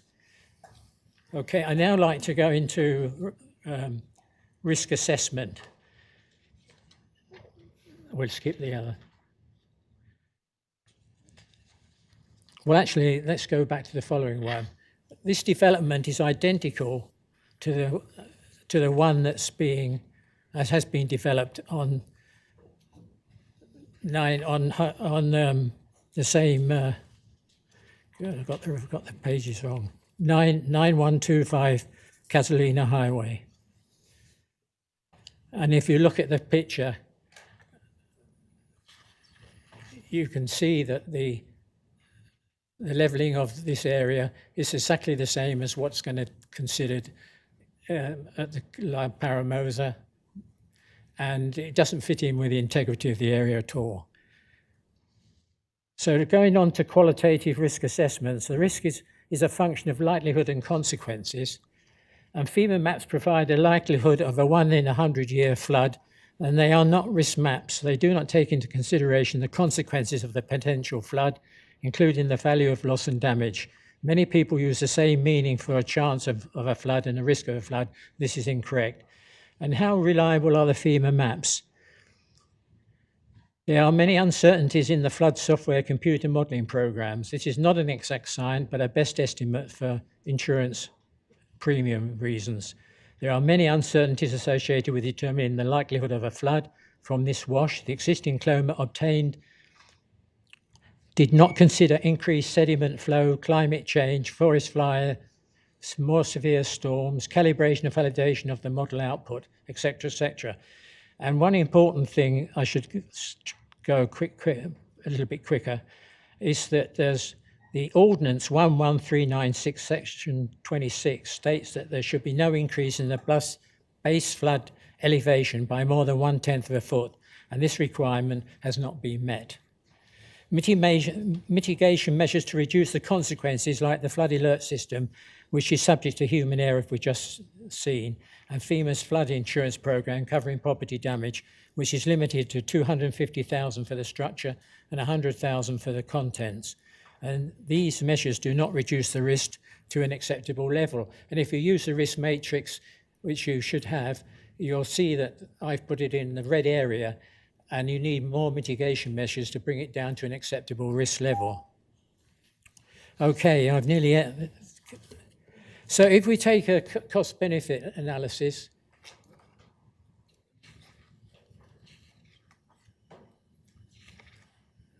and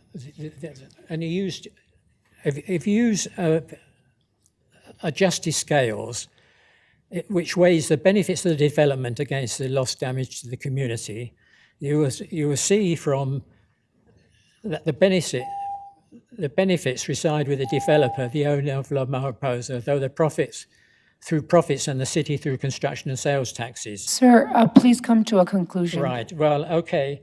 Well, I'll leave it at that and say that the Bear Canyon Neighborhood Association's opinion is that the potential losses and damage far outweigh the benefits long-term for the community at large. Thank you.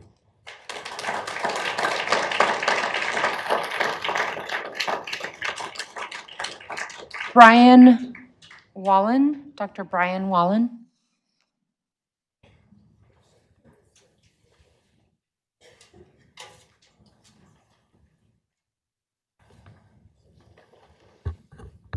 Thank you, Mayor and council members. I'm Dr. Brian Wallen. I do not live in Tucson.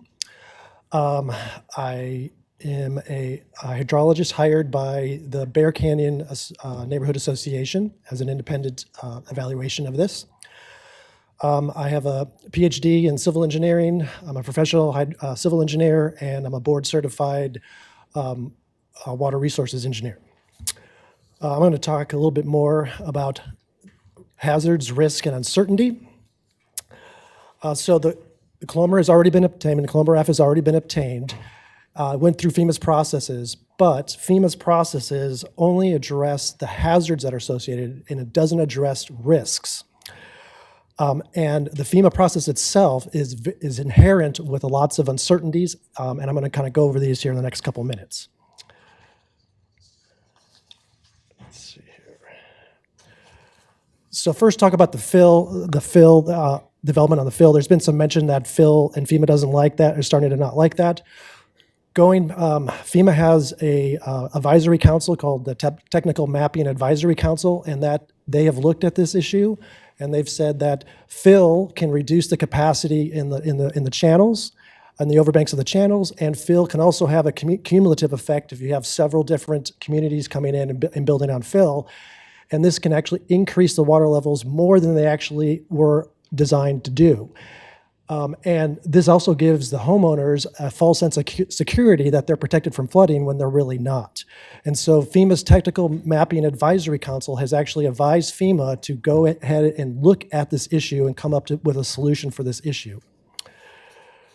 Regarding hazards versus risk, to build on what John just said, I like to look at hazard versus risk as looking at a shark in the water. So if you're standing on the beach and you see a shark in the water, that is a hazard. You know that's a hazard. It could cause you harm, but you're not at any risk to that shark because it's very unlikely the shark is going to come out of the water and get you.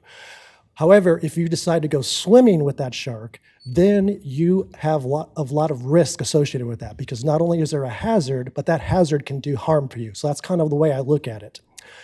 The FEMA floodplain maps themselves are not risk maps. They are hazard maps. They are showing you where the sharks are, but they're not telling you the danger that they can impose on you. FEMA has recognized that this is a failure basically in their process, and they have started developing something called risk maps, which address this issue by giving you more products that you can essentially address risks associated with the flooding. Unfortunately, they're not available in this area at this time. So they're going into the risk a little bit more, the risk associated with both the hydrology and the hydraulics. I'm going to talk about that really quickly. For the hydrology, which is the rainfall that occurs and feeds into the hydraulic models, that even though the floodplains were updated in 2012, the hydrology that was used for that, the flow rates that were used for that, are actually from the original study back in 1986. So these flow rates have not been updated since 1986. And so now there's been like 40 more years, so there's been a lot more years for data, so there'd be a lot, the hydrology might change, there's climate change, there's fires that could be considered, and there's just a lot of uncertainty with the hydrology. For example, there's a program called Stream Stats out there that will give you the approximate flows out there. They said that for Agua Caliente Wash, the approximate flow for a 100-year flow rate is about 9,200 CFS, but it can range anywhere from 4,000 CFS up to 21,000 CFS. So that's a huge range of uncertainty that's associated with that. In addition, with the hydraulics, the Clomer F was attained with a one-dimensional steady-state model, which is required by FEMA. That was what they were required to do. However, we've talked about how complex this issue is, this area is. It really should be modeled with a two-dimensional modeling, and because it's so complex. That will give you a lot more fidelity and understanding of the flood risk that is associated with that. But it's very problematic because FEMA will not allow you to use that type of modeling unless you basically redo the entire system. And with that, I guess I got to be done. Huh? So 30 seconds? Okay.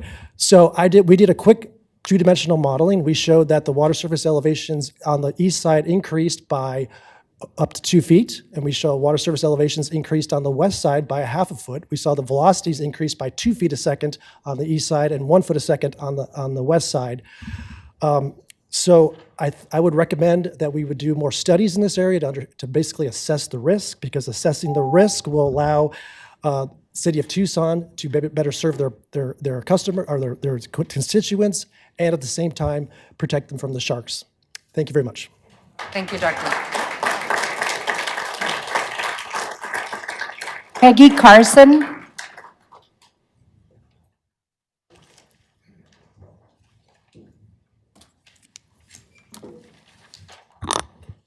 Good evening. I want to make sure everybody can hear me because I've not been able to hear some of the folks that have been talking. My name is Peggy Carson. I live at 2330 North Bonanza Avenue. My spouse and I purchased our home in 2005 and moved into our house in 2007 when I retired from the military. We weren't informed at that time of the plan to widen Tanque Verde. When Tanque Verde was widened, Carol Brichta asked us to reach out to her and send pictures anytime we flooded. We did that for about 7 years. However, she never ever responded to us. Also, for the last 14 years, we've been cut off from part of our property that's on the other side of the wash and the other side of the catch basin that the city and county put in. We can't cross over to that part of the property because of the large boulders that were placed in the wash. Last year, we reached out to Ted at Ward 2 for assistance. In March of 2024, Elizabeth Liebold came to review the culverts in our property, told us that, and as we talked to her, she told us that based on computer models, we're not getting any more water volume than prior to Tanque Verde widening. However, we are living a different reality. As she walked our property and looked at the basin area, she kept saying, "This is not good. This wasn't built right." She told us she would look into this with Pima County and get back to us. After trying to get a response from her for months, we finally reached out to Ted, and he didn't have any luck either getting her to reach out to us. Finally, just within the last 2 weeks, her supervisor reached out. That was over a year before anybody contacted us.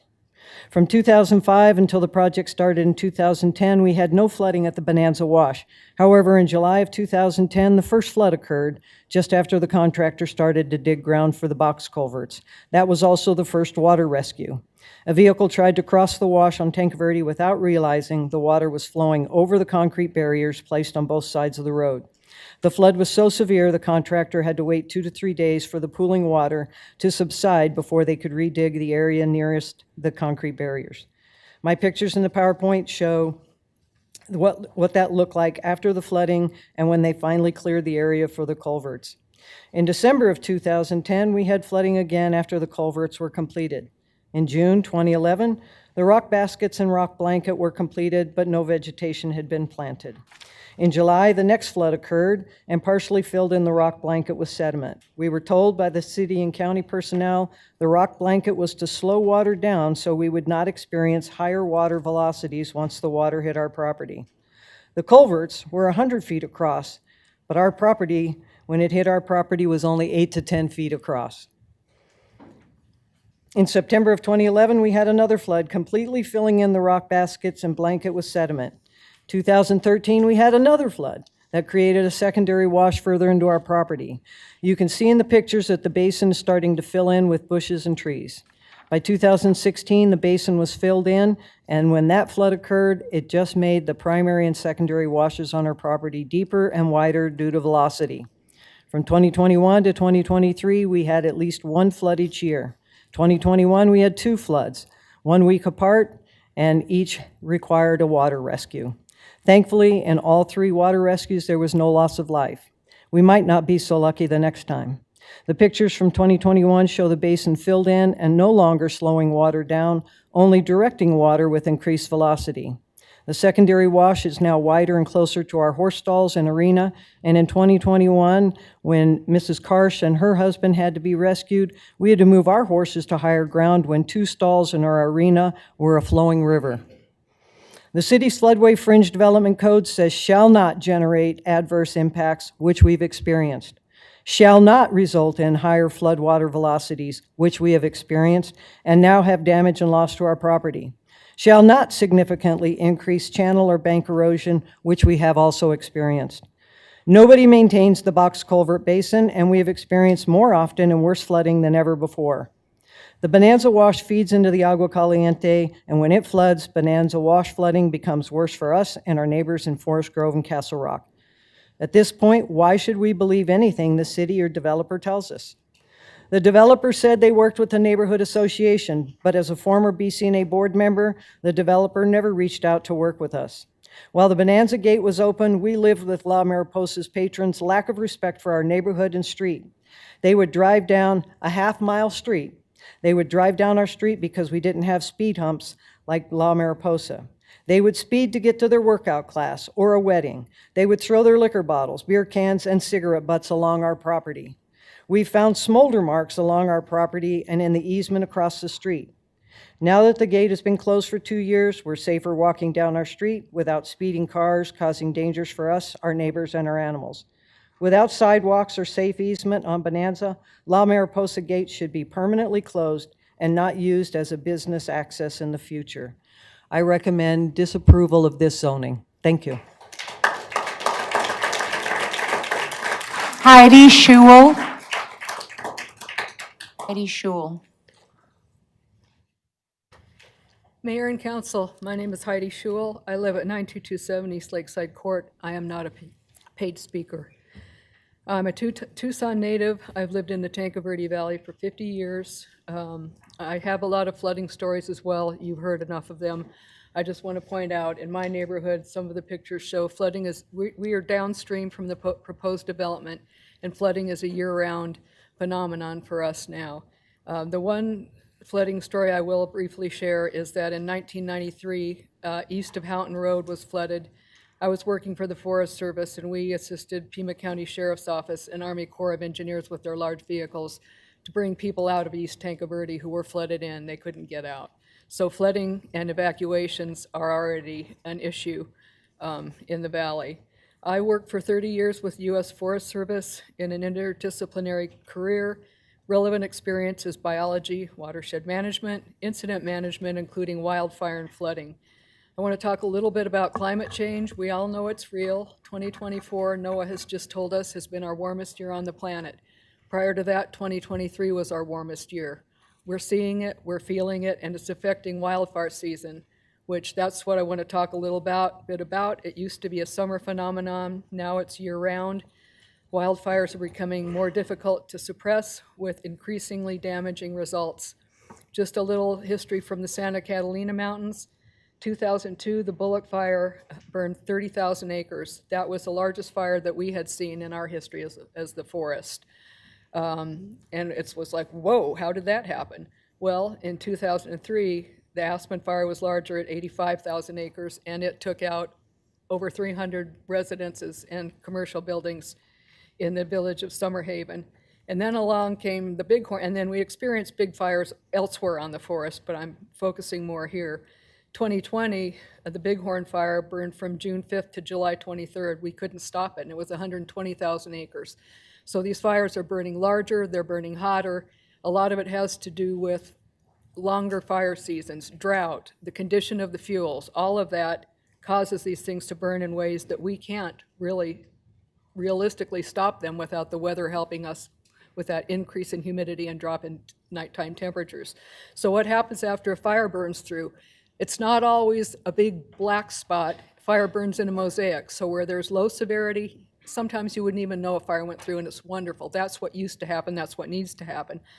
But with high severity to moderate, which is the majority of what we see when these fire burns through, the vegetation is burned off. So that protective canopy that used to protect the ground from impacts is gone, causes more erosion. Those roots that held the soil in place, they're gone. That soil then will move downstream. And the whole point of this talk is that that's what's happening. We're seeing the wash beds are rising, where we're talking about Agua Caliente and Tanque Verde coming from the Catalinas, Agua Caliente Hill, and the Rincons. With all of these fires burning away that vegetation, we're seeing more sedimentation, the wash levels are rising, and we're going to continue to see that in the future, because unless conditions change and we get back to those more moderate fires, this is what our new reality is. So we got to face it. So we have floodplain maps and hydrologic studies, tools to use in urban planning. We also have the realities that we're living that you've been hearing about in the pictures that you'll see. We'll see more frequent, hotter, destructive, and unstoppable fires upstream, damaging watersheds, moving sediment, and raising the levels of our washes adjacent to the proposed development and our properties. Moisture-absorbing ground, as you've heard, is a very valued asset.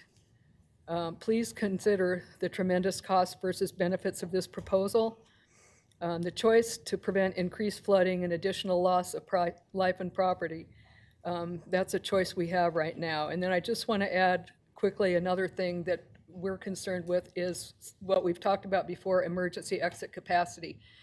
Our roads are already really clogged during rush hours. Traffic backs up. If there's an evacuation like we saw due to flooding, we've only got 2 roads out of there. If we see fires come out of the Rincons, if you have a wildfire with a strong wind behind it, those embers can blow miles ahead of the wildfire, and this valley is at risk. We won't be able to get out with the roads that we have, with the traffic and houses that are there now. So please consider that as well. Thank you very much. Tom Adang. Tom Adang. Good evening, Mayor and Council. My name is Tom Adding. My wife and I live at 2449 North Lightning A Drive in Tucson, and I currently serve as the president of the Bear Canyon Neighborhood Association. I join my fellow BCNA and other Tucson homeowners in strongly opposing the proposed CASITA Village at La Mariposa rezoning and construction. My opposition is a result of lessons learned during a 3-year evaluation of this effort taken on at Councilmember Cunningham's request, who was aware of my professional background. Those lessons are as follows. First, the proposed development is within a Federal Emergency Management Agency, FEMA, special flood hazard area so complex that accurate floodplain modeling and mapping are impossible using current FEMA models, somewhat as seen by Dr. Wallen's presentation earlier.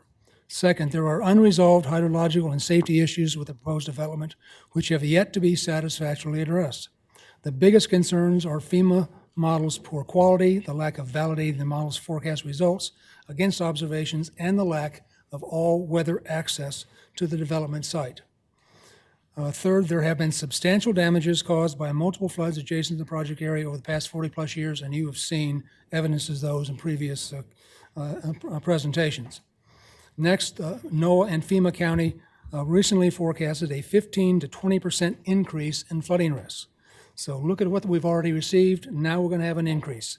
It portends greater damages in the future, and we're already seeing more frequent flood events, as in 3 of them in 4 years. Then next, working with a developer and an independent hydrology firm in 2022, we explored options to use more capable and available models. We discovered FEMA would not allow those available models, as Dr. Wallen has already mentioned. So with over 30 years of working with FEMA, I'm aware of their major organizational and process issues. I will just talk the first line of these. The rest of the material is available in a report. But first, FEMA is an understaffed and overtasked government agency with a huge load of city requests, including CLOMers. Second, the CLOMer is a FEMA letter commenting on whether a proposed project, if built as proposed or proposed hydrology changes, would meet minimum national flood insurance standards. The CLOMer is necessary but not sufficient step in project approval by FEMA's own acknowledgement and statement in the CLOMer they return to you. Cities bear the final responsibility for both deciding to proceed and for accepting the negative consequences of those decisions despite FEMA shortfalls. FEMA is funding constrained. They cannot fund the types of models appropriate to many of the needs that are asked. The current FEMA models did not work well for Asheville, North Carolina. They will not work well for Tucson, Arizona. Both cities are very complex hydrologically, as has been mentioned by Dr. Wallen. FEMA's flood insurance rates map are based on antiquated data and obsolete models. And Dr. Wallen's already talked about the TMAC. As a result of these lessons learned, we made multiple requests to city office officials, including the mayor and council, on December 10th, 2024, to meet with all the stakeholders, city offices, developer, Bear Canyon Neighborhood Association, and their and our consultants, to present risks and concerns to determine if this is a good business decision for the city. All of our requests have been ignored.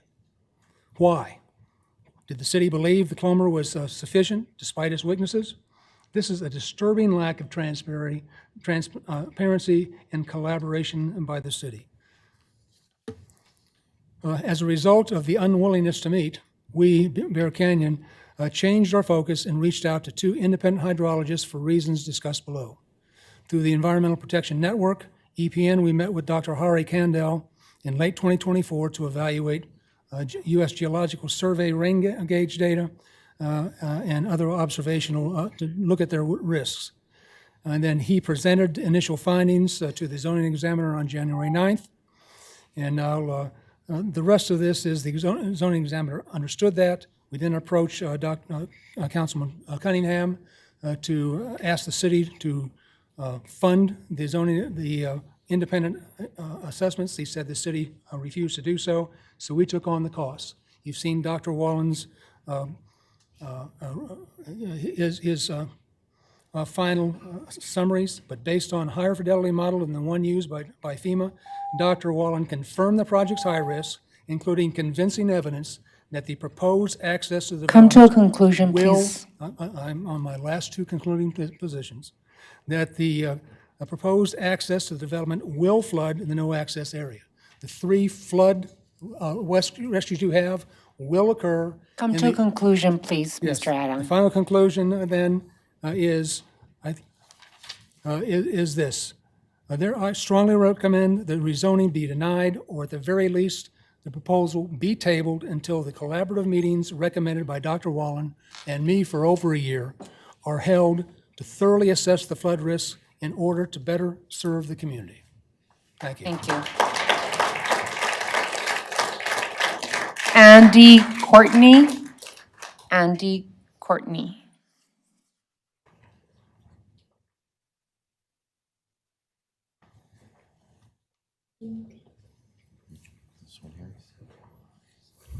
Good evening, Mayor and Council. Appreciate the time. I came here this evening for the CCT, but I wanted to speak on the basic issue of the lack of housing in this community. I was born and raised in Tucson. I'm 65 years old. I still reside in Pima County. I own property in the city, and I look forward to my kids being able to live here and find a way to make it affordable in our housing situation. We are in a crisis. and that's why I'm here to talk about that issue. We have plenty of large lots and large homes, single-family homes we're all used to, but we also need houses that fit the affordable and mid-range kids, people that want to have a house that's affordable as well in their lifestyle. I also believe that it's difficult to see change. I understand that. I would like to hear from the developer and their consultants as well. This seems to be pretty clear. There's flooding concerns, and I hear it. But obviously, we're here after many years of this issue for this particular project, and I cannot believe that there are not consultants that should be heard from based on the developer's request here. I think they're entitled to be heard on that, and I'd like to know that because I believe that we need more housing in Tucson so the people can actually enjoy the lifestyle here, not just on large single-family homes. Thank you. Appreciate it.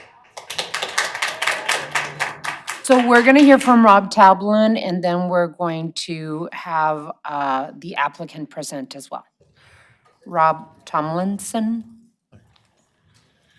Mayor and Council, thank you very much for the opportunity to speak this evening. My name is Robert Tomlinson. I reside at 3681 North River Hills Drive in Tucson. By way of background, I spent almost 8 years as a planning commissioner here in the city between 1996 and 2003.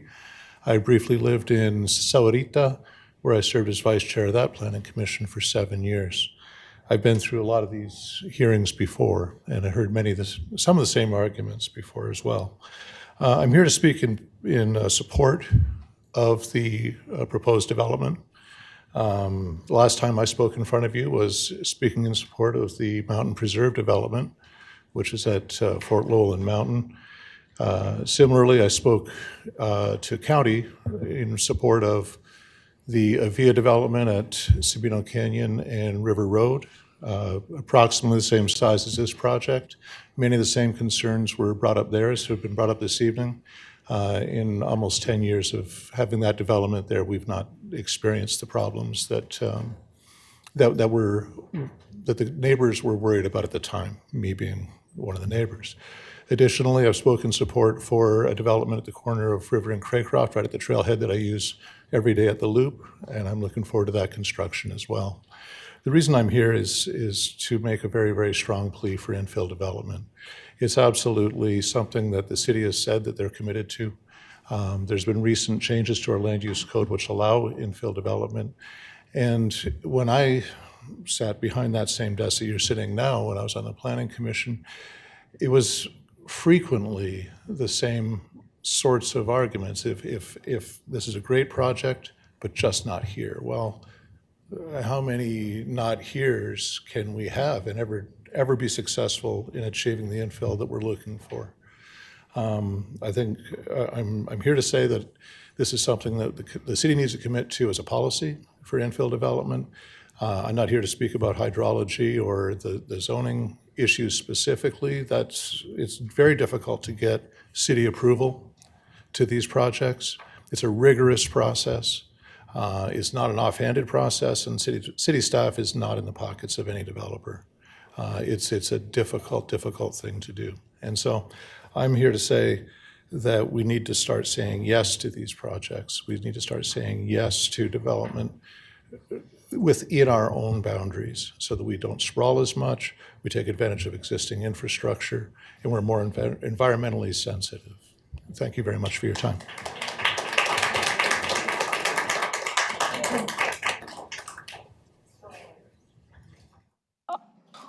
Councilmember Cunningham, did you want to include the Yeah, I the think developer now we as well? can bring up the applicant and they can go through some of the things. I mean, look, the biggest piece is that the first of all, to all the folks who showed up from the neighborhood, thank you for being so organized, and all of the arguments being made are extremely compelling. I can tell you that with great confidence.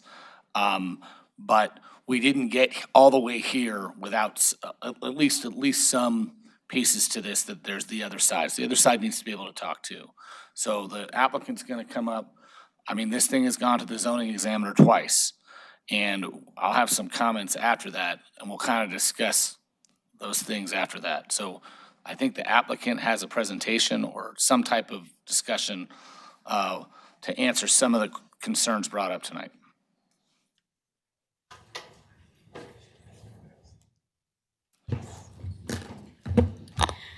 Good evening, Madam Mayor and members of the council.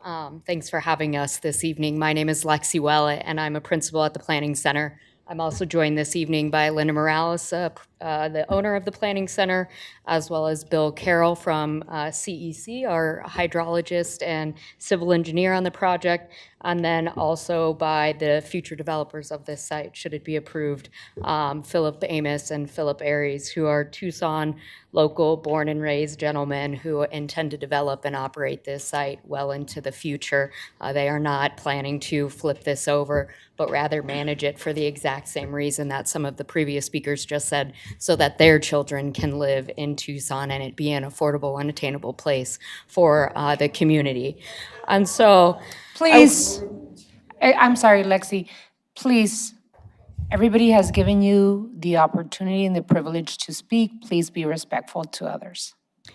we had a presentation with some exhibits, but I think got lost in translation somewhere here. So I'm going to do my best to walk through some of these concerns that we've heard without a presentation. But I think you all have seen the material, have read it, and are well up to speed on this. So I wanted to start with a brief overview of looking at the zoning on the property today and what could happen on the site if it were to develop by right in its existing configuration today. So the north side of the road, or the northern portion of our site, is currently zoned SR and RX1, which would allow for the development of 9 single-family lots, likely horse properties, if you will, given the area, which means that little to no natural open space would be provided on the site. Plus, we look at what the state legislation just came in and the city's move towards ADU allowances on the site.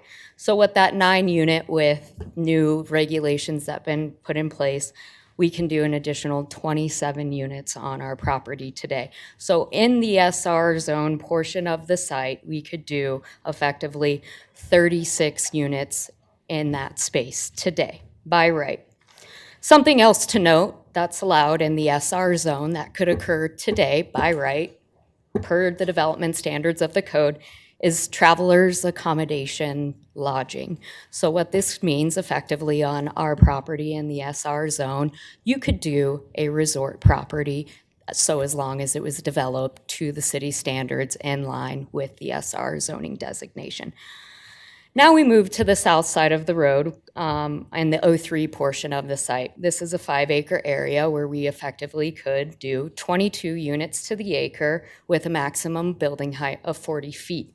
So what that lends to is a development type that is somewhere between 110 and 150 multi-story garden-style apartments, much of which is not conducive in preserving the overall character of the surrounding area, as it's predominantly single-story structures. So when you combine what's allowed on the north side of Corte Vista La Mariposa with what's allowed on the south side of the property or of the road, we can effectively develop 195 units by right today.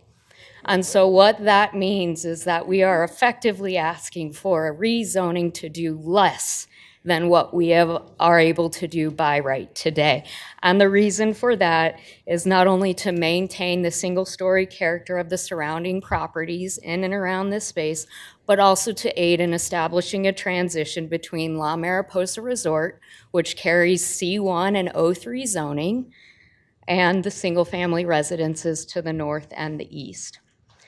Secondly, I wanted to highlight on the endeavors that we went through prior to submitting our rezoning application for a pre-app with Planning and Development Services. So recognizing the existing characteristics of the site, and after really extensive evaluation of the goals, policies, and implementation techniques of the Bear Canyon Neighborhood Plan, we began this project in January of 2021 by performing an analysis that evaluated the characteristics of the floodplain, the extent of the flood hazard, as well as the protected riparian habitat found on site to determine our acceptable limits for disturbance. Through these analyses, which we have our engineer here and can further describe anything in greater detail, our team concluded that the area in which we're proposing for our encroachment limits would be suitable for development without impacting properties upstream or downstream from the site. And to ensure that this was acceptable and verified, our team submitted the encroachment analysis. Well, you have to come to a conclusion. Okay. Our team submitted for a floodplain use permit, which was ultimately approved by Planning and Development Services. We have submitted an application to FEMA, and that has been approved, and we have refined our analysis quite a bit here. Yeah. I think that it'll be, we're going to have to close the public hearing, and then we can go into discussion. Madam Mayor, I do have some additional information that is sort of late breaking that we have not had a chance to. It's related to the hydrology basin that we have been working with council member, and perhaps Councilmember Cunningham would like to take the lead rather than us, but we have. No, we'll wait till discussion. We can wait till discussion. What do you want? Okay. Yeah, we can, I think it's important that we close the public hearing and then ask questions if there's any further questions from any colleagues on the council. So with that, we will share whatever information is necessary to make the decision today or not. Okay. So council member, may I have a motion to close the public hearing? So moved, Your Honor. Second. There's a motion and a second to close the public hearing. Any discussion on closing the public hearing? Hearing none, all those in favor, please indicate by saying aye. Aye. Aye. Any against? This public hearing is closed. Councilmember Cunningham. Few things. This goes back till July of 22. And we had a discussion at Ward 2 about getting a certified letter of MAP provision. That was the first piece to this. And the discussion at the time was that the developer could not move forward at all until they received their certified letter of MAP revision. And there was some doubts that was gonna happen, like why bother? But the discussion also did provide some,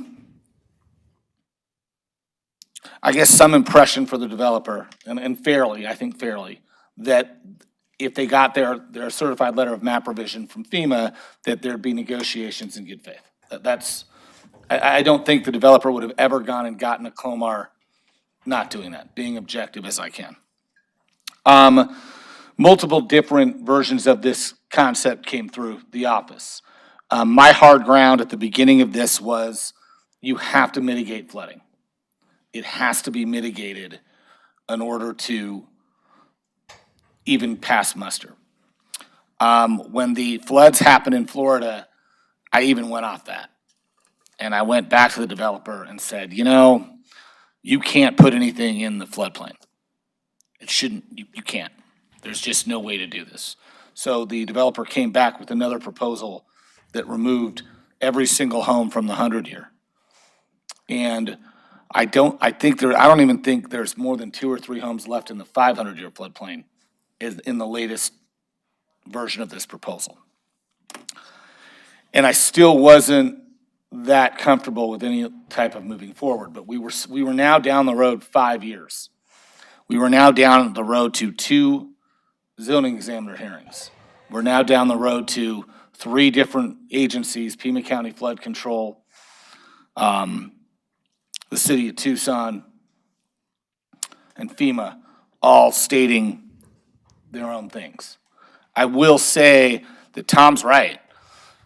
The developer and the neighbors had an agreement to do a 3D model.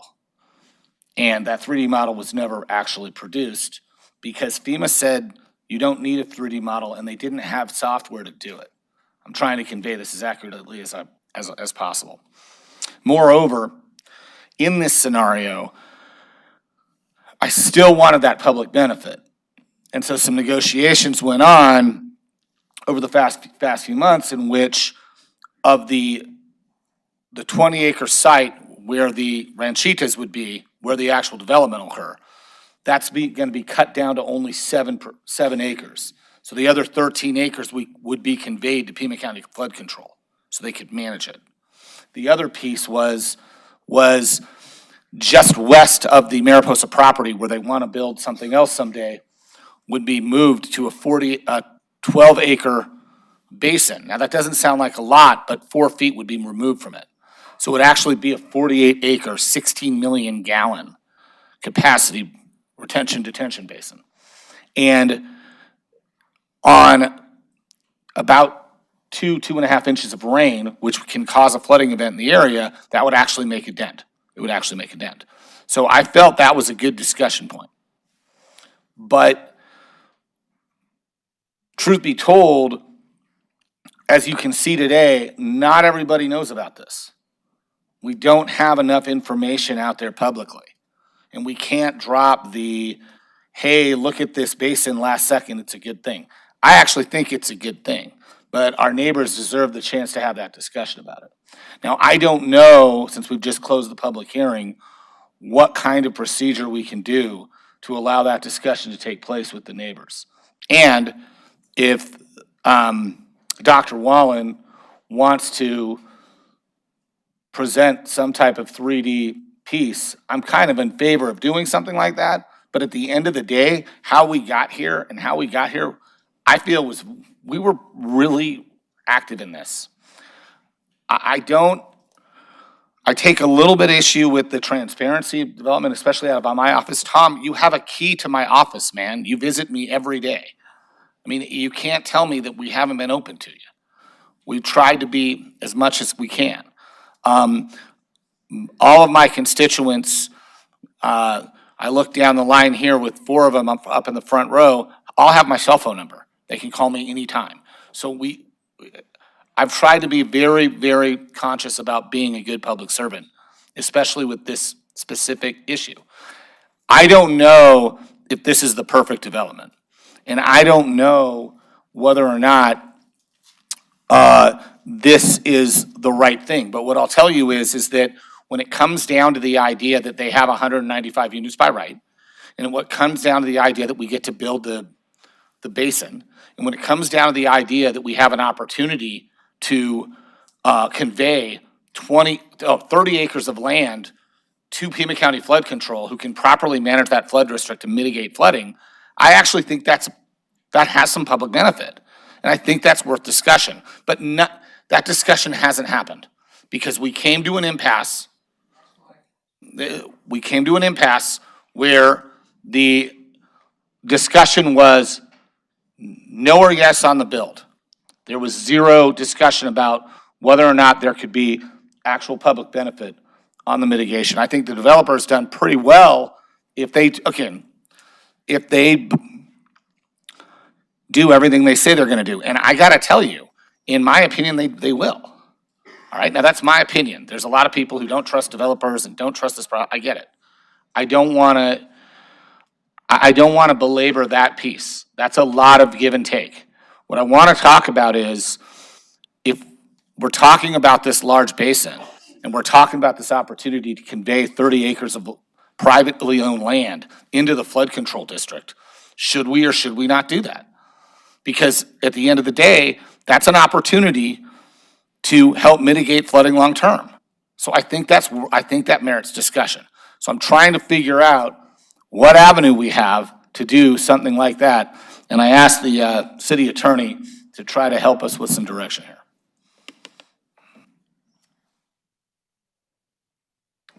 So, Councilmember Cunningham, members of the Mayor and Council, and you've heard a lot of information about this proposal, and obviously you've done a tremendous amount of work in evaluating it over the last many years.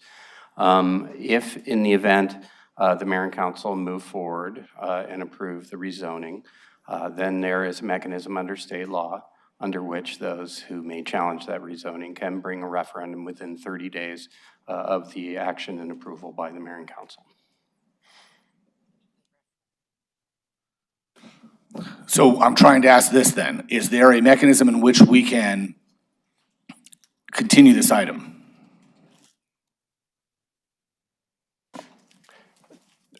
The mayor and council as the legislative body have the ability to continue and make your decision on this item at a later time.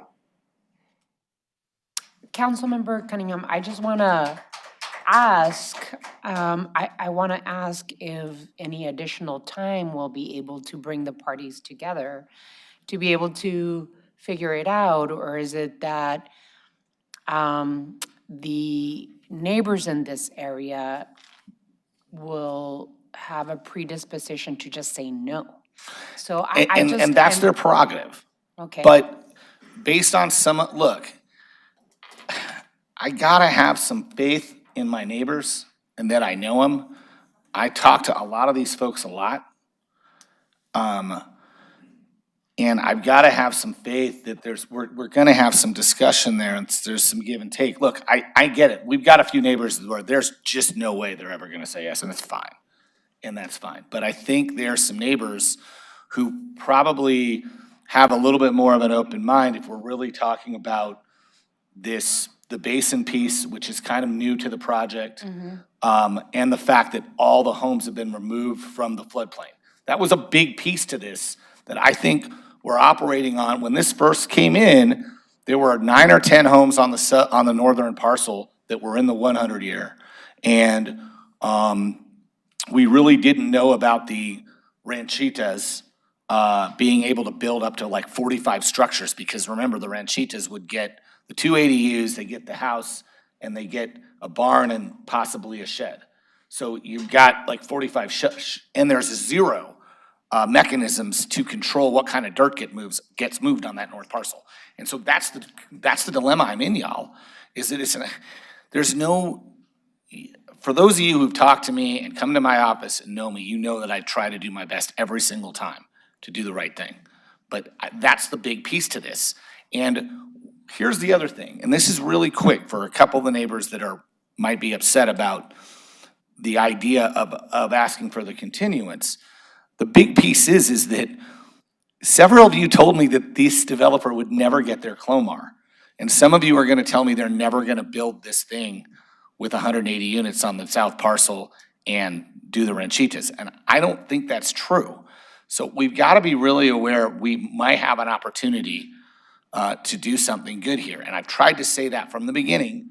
And again, with this basin, this 48 acre foot basin, that is a substantial amount in the zone.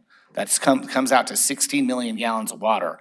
And if you spread it to the 146 acres of floodplain in the immediate area, all the way past where, all the way past basically the eastern end of the embankment for where Castle Rock is, and you pass it through those 146 acres, it comes out to like that first half inch is mitigated on that flood when we get more than 2 inches of rain, which we're doing once a year now. So I think there's opportunity here. Tom, you should be proud of me. I did some math too. So those are the pieces that I'm asking. So my suggestion is that we continue. I have faith in my neighbors, and that's my motion. Alrighty. So there is a motion I'll second that, to Mayor. continue the discussion, and there's a second. Any further discussion and questions? Councilwoman Lee? Thank you, Mayor. So just a little bit about my background that a lot of people don't realize. I spent several years working in stormwater management within the agricultural space. So I have a way nerdy understanding of how these models work with stormwater in particular, working with the USDA's Agriculture Research Service, Colorado State University. And so I know a little bit more than the average nerd about what it takes to calibrate these models and how these models work. And so between that and the fact that I spend a lot of time over in this area, I drive up and down Houghton. I know it's in Ward 2, but I spend multiple trips every single week on this road, and I understand the flooding aspects very painfully, like many of you, especially if the Tanque Verde Loop closes and what that does to Houghton. It is a very serious concern of mine with access because I drive there, I understand. So my biggest concerns are just around the models, especially when the doctor mentioned the known deficiencies with the FEMA model and the lack of the risks being as inputs to the model. And so those are my biggest concerns moving forward with this. And I think that if there is an opportunity to have additional modeling done, and more than just one model that we're basing all of this on, because what I learned in working with farmers is that the models will say something, but the person who knows the land, it matters. It matters, right?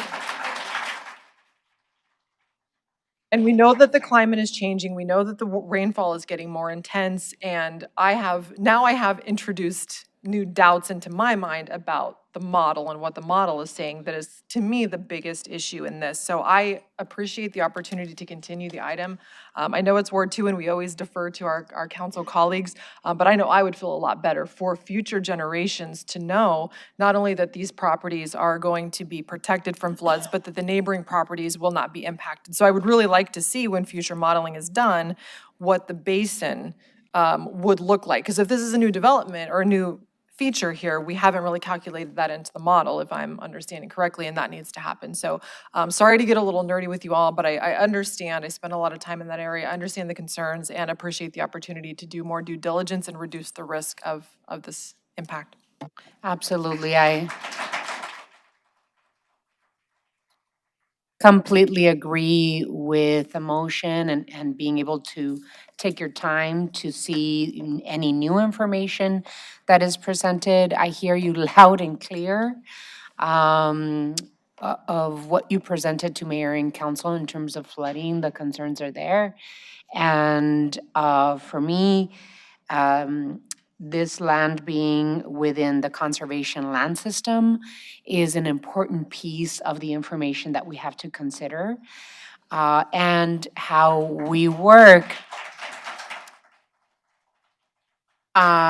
with Pima County Flood Control and all the stakeholders involved is equally important. The preservation of important riparian habitat is also of concern to me. We just have to make sure that we get it right. And I really believe in infill development and development of housing, to be honest with you, of any income level. Because housing is a huge need. But we also have to preserve what we have within our city. And so let's get it right. I know that I trust Councilmember Cunningham that you can take it back, have a conversation, figure it out.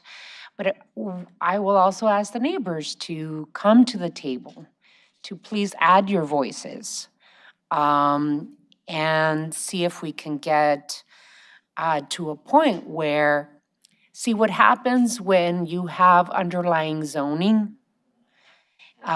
It really, especially if it's a privately owned land, there's certain development rights that the owners have. And so we've got to be able to hear your voices, and we hear them tonight loud and clear.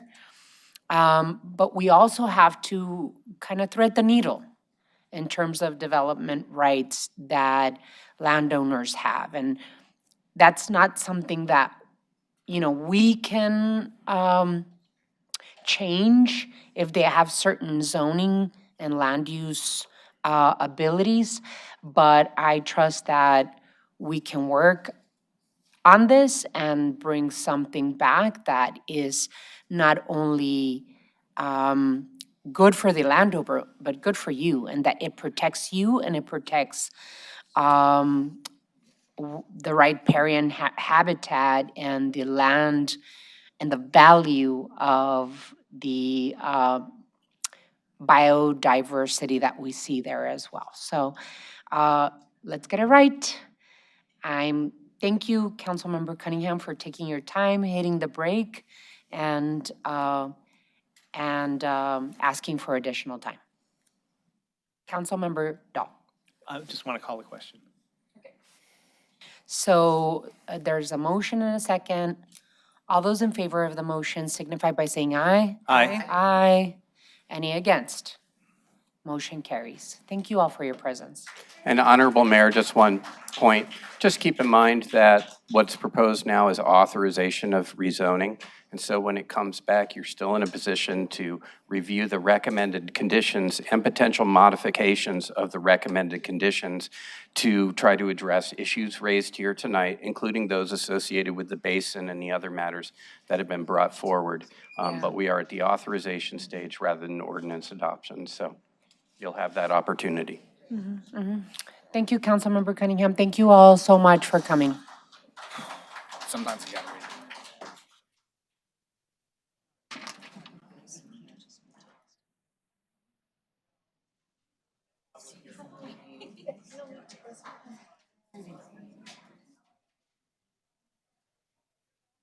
Alrighty, I'll give everyone that's trying to leave a minute. We still have business for mayor and council. Thank you.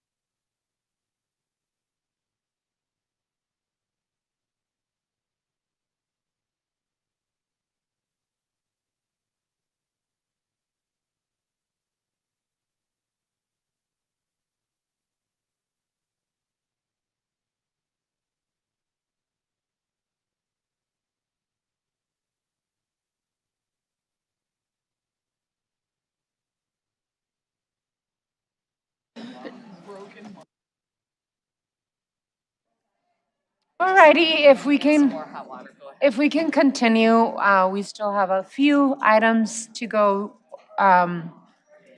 over and discuss. Item 10, Public hearing, Community Corridors Tool and EV Charging Unified Development Code Amendment. City Manager's Communication Number 85, dated March 18th, is received into and made part of the record. This is the time and place legally advertised for a public hearing to discuss the Community Corridors Tool and EV Charging Unified Development Code Amendment. Will staff be making a brief presentation before we begin the public hearing? Honorable Mayor, there will be a brief presentation.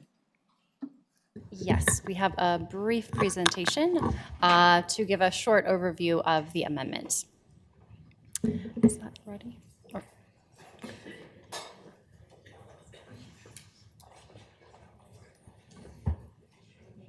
If it's not ready, I can just give a very brief overview of the Community Corridors Tool. Mayor and members of the council, Corinne Manning, Interim Director of Planning and Development Services. We're very excited to present the proposed Community Corridors Tool to Mayor and Council. This comes after several years of direction from Mayor and Council, engagement with our community, and staff analysis and consideration of opportunities for corridor redevelopment in Tucson. The goals of this proposal are to remove barriers to attainable housing, promote transit-oriented infill development to support climate action goals, update our zoning to make it easier to permit the full spectrum of housing types, and simplify the redevelopment of underutilized sites.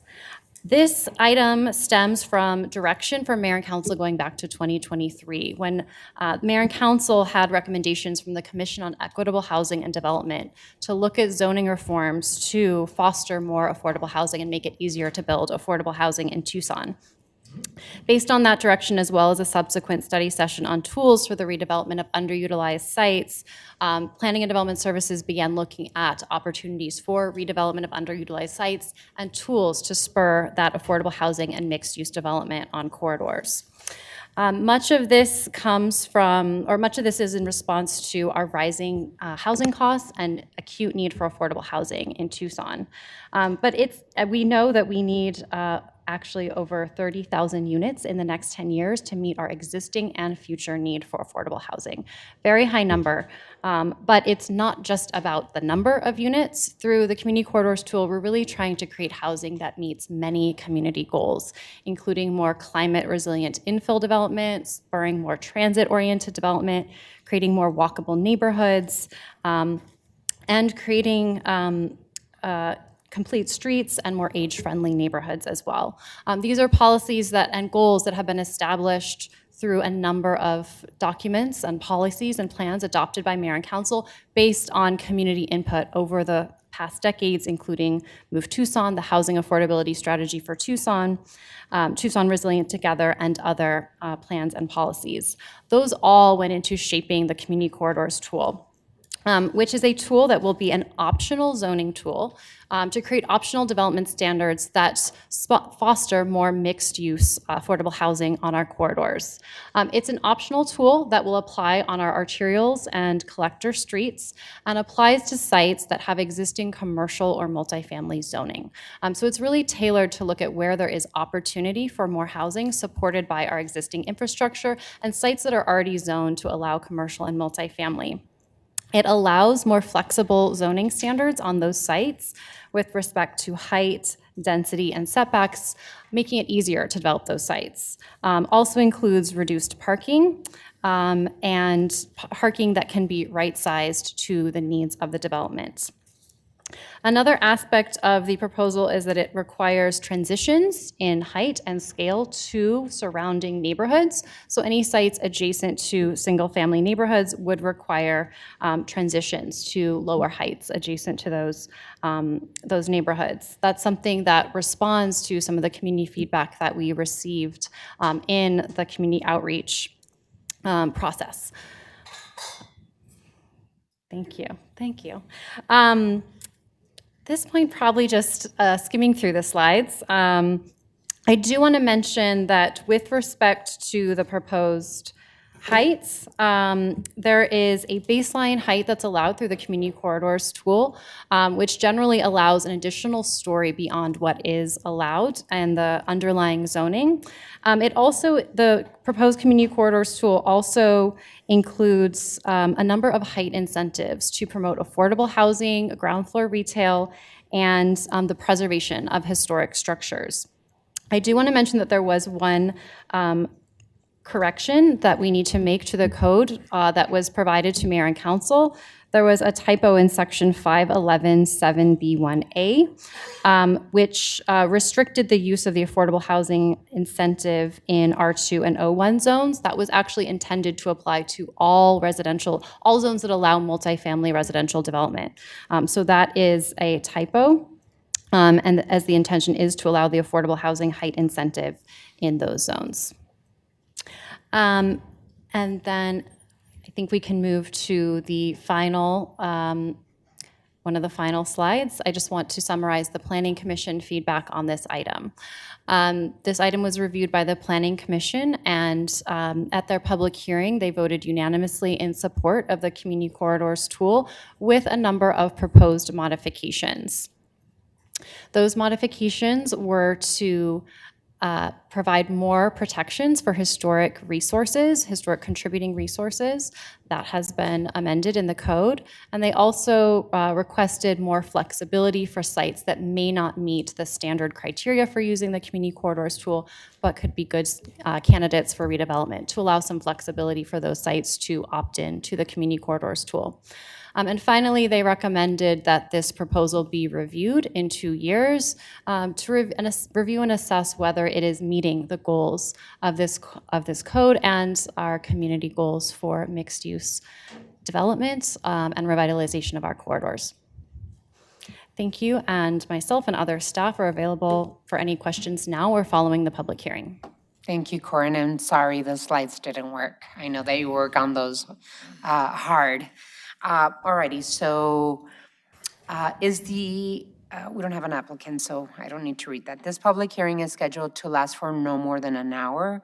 Speakers are limited to 5-minute presentations. Please come forward as quickly as you possibly can when I call your name. Make your presentation. State your name, whether you live in the city of Tucson or not, whom you are representing, and whether or not you are a paid speaker. So we have a nice packet of people wanting to speak. So if you do hear others say what you're intending to say, please keep it short so that we can have as many people as possible be able to speak. Our first speaker is Sofia Gonzalez.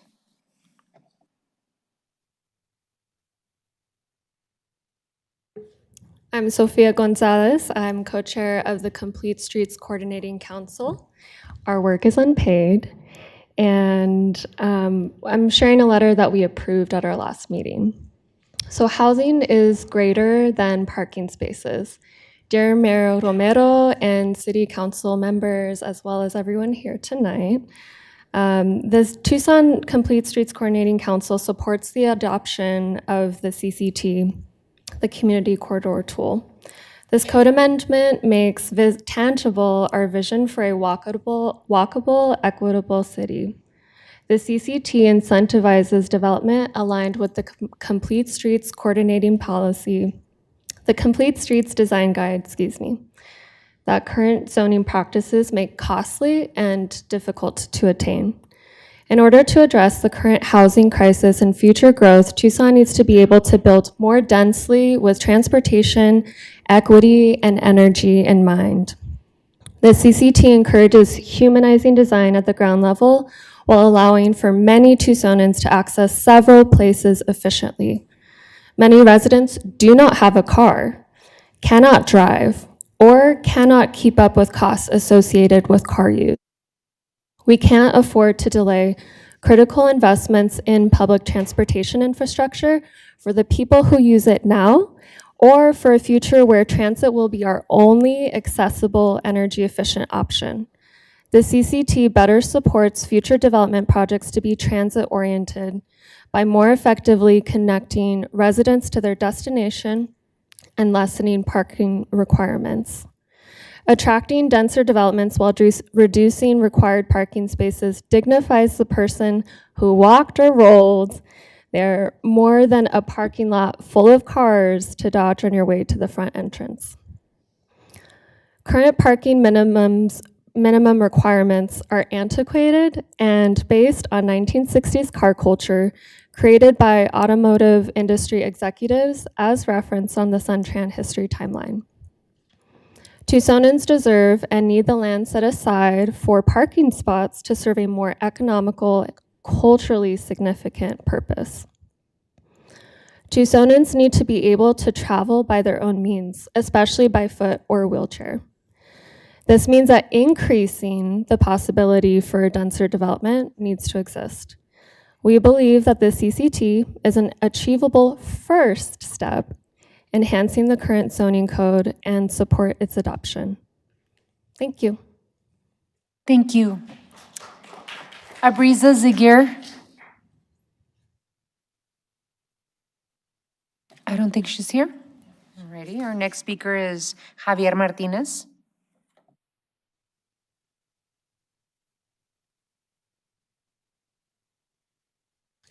Good evening, everybody. So my name is Javier Martinez, and I'm a resident of Ward 6. And I'm not a retained speaker, and I'm just here on behalf of my support for the CCT, because I do believe that our city needs a lot of changes in zoning, and in order to provide a wider array of housing options for many of our residents, including our low-income and housing insecure individuals. As it stands right now, we are in a state of housing crisis. And along with that, the high need for services that provide it's much support for all of our folks impacted by houselessness. I will say that my main concern is with effective follow-through with this, only because through our experiences doing a lot of the community work out in AMFI, I work with a community group in AMFI, we've tried really hard to get a lot of the folks who've come out to the park. We've gone from, in the matter of 7 months, 30 folks coming through to get the services that we provide to about 76 recently. Many of them we've tried to get them in touch with services through the AMFI Housing First Resource Center. The first week that it opened up, it was delayed, lots to do with the unavailability of beds.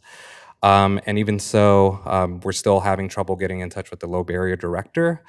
To us, that just says a lot about the inefficiency, along with these ordinances that are going down right now regarding a response to Proposition 312. We're fearing that this is going to have a largely negative impact on a lot of our houseless community when all they're asking for is an attempt to get any kind of housing or resource. But with that being said, I do really believe that everything that has been shown through the CCT and also through the efforts that you want to provide through your Plan Tucson initiative, I think it does present a lot of opportunities for folks. That's really all I have to say for now. I know that a lot of the other things that I have issues with regarding just our houselessness crisis can be saved for another time, so we'll be in contact with you on that. Thank you. Thank you, Mr. Martinez. Ms. Shabatini. Honorable Mayor, members of the council, my name is Michelle Bettini. I am the Director of Government Relations for Metropolitan Pima Alliance. I wanted to extend our sincere gratitude to the staff for the collaboration. It's been a long time coming. Just wanted to point out a couple of things of why we should move forward with the community corridor tools. As Corin said, it addresses housing shortage. It aligns with Plan Tucson. It's fostering infill development. It's creating vibrant communities, and it's a walkable and sustainable plan. A few things that we wanted to propose amendments and recommendations on the public process amendment. We would like to extend the UDC section, the 3.22 meeting expiration from 60 to 150 days for larger projects needing master plan and design review and board process. And then on the electric EV requirements, we would like to suggest exceptions for properties within 500 feet of publicly accessible EV charging stations to maintain cost competitiveness. Thank you. Thank you, Ms. Bettini. Zach Yenser. Good evening, Mayor and Council. Zach Yenser with the Tucson Metro Chamber of Commerce. And I am a paid speaker this evening representing our over 1,400 members. And really just want to express, like Michelle did, our appreciation to you and staff for your leadership way in the beginning on developing the Community Corridors tool. This tool, I think, is most important because it acknowledges a key barrier to smart development within city limits and key corridors and development of desperately needed income-aligned housing has been and continues to be, that barrier continues to be the underlying zoning.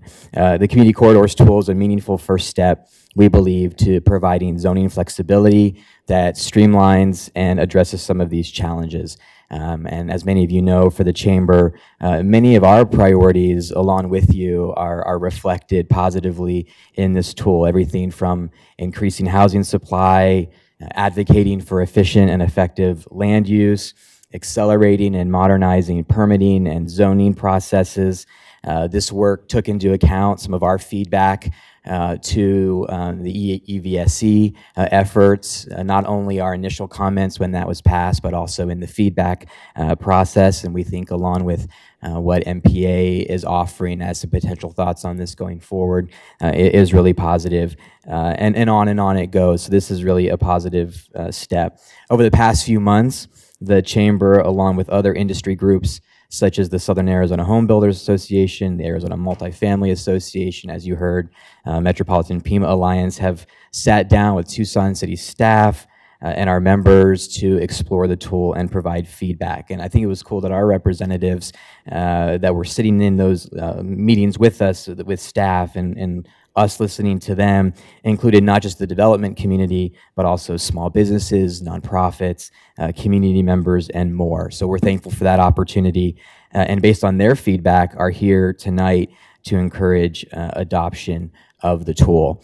And for me, we're at an exciting moment. Many of you know, I kind of started working on city issues on the west side about 10 years ago when the neighborhoods could really see the housing crisis happening.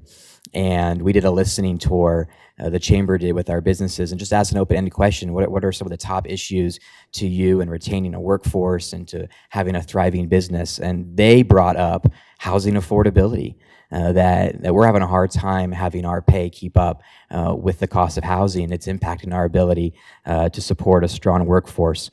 Over the years, similar efforts like the Community Corridors tool have been excessively tweaked and adapted before adoption. And in our mind, that has kind of led accidentally to sometimes the resulting tool being ineffective and unusable. So we think that adopting the tool as it exists today allows us to get started in using this tool, sets in motion review stages, data collection that will allow for iteration and fine-tuning as needed. So our encouragement is, let's get started. This is a really great tool. We're appreciative of your work on this. We appreciate your boldness in this. And again, we're aligned with the Planning Commission's encouragement to adopt this evening. Thank you so much. Andy Courtney.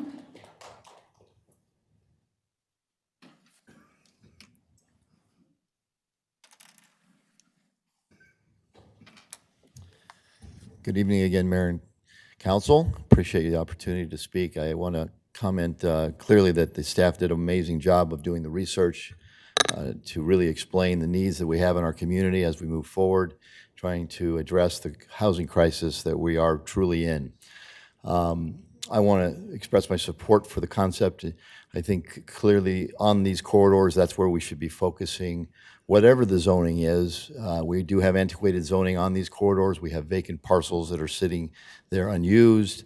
We don't want the type of development that we've seen on some of these corridors where we end up with car washes and Starbucks. Clearly, we need housing. We need more mid-range and affordable housing. I currently am developing condominiums in the city. I'm one of the few developers doing it. I'm finding it extremely difficult with cost factors to create housing that is affordable in any fashion. Mid-range, even for young people starting out, professionals, it's very difficult to find housing that's quality housing that's affordable. I would like to point out two specific projects that I think are perfect for this. I have the corner of Stone and Wetmore across from the Tucson Mall. It's a perfect project. It's 4 acres of vacant land. Unfortunately, it's R2 zoned, an underzoned situation for the current situation, limiting heights and density. And unfortunately, the CCT does not address R2 appropriately. It is lumped in with the R1, which clearly I understand, But R2 is not necessarily a bad situation when it's on a corridor to allow for heights and more density to appropriately address what would be needed in that area. So I would suggest an amendment to this that allows for R2 zoning on the corridors to be considered to be moved out of these classifications with R1 limitations and moved into the R3, O1, or C1 that might be appropriate for it. I also have the other corner of Limberlost and Stone. And again, Stone Corridor is going to be where the Tucson Sewer runs for the transportation and qualifies for the opportunity to let these folks not necessarily rely on their automobiles. So there's lots of reasons to not force me to underdevelop these sites. And I really appreciate the CCT and the concept, but I'm clearly a little frustrated that it's been lumped into this process as though we're concerned that R2 on a corridor is something that we shouldn't consider to allow for this type of development. So I would request the consideration that we look at that more clearly for the opportunity for these two projects, 3-acre site, a 4-acre vacant site, sitting there with no opportunity for really a clear development that makes sense. I appreciate the opportunity to speak, and I clearly appreciate the staff's efforts and also Mayor and Council's understanding of what we need in our community. Thank you. Thank you. Renee Peters.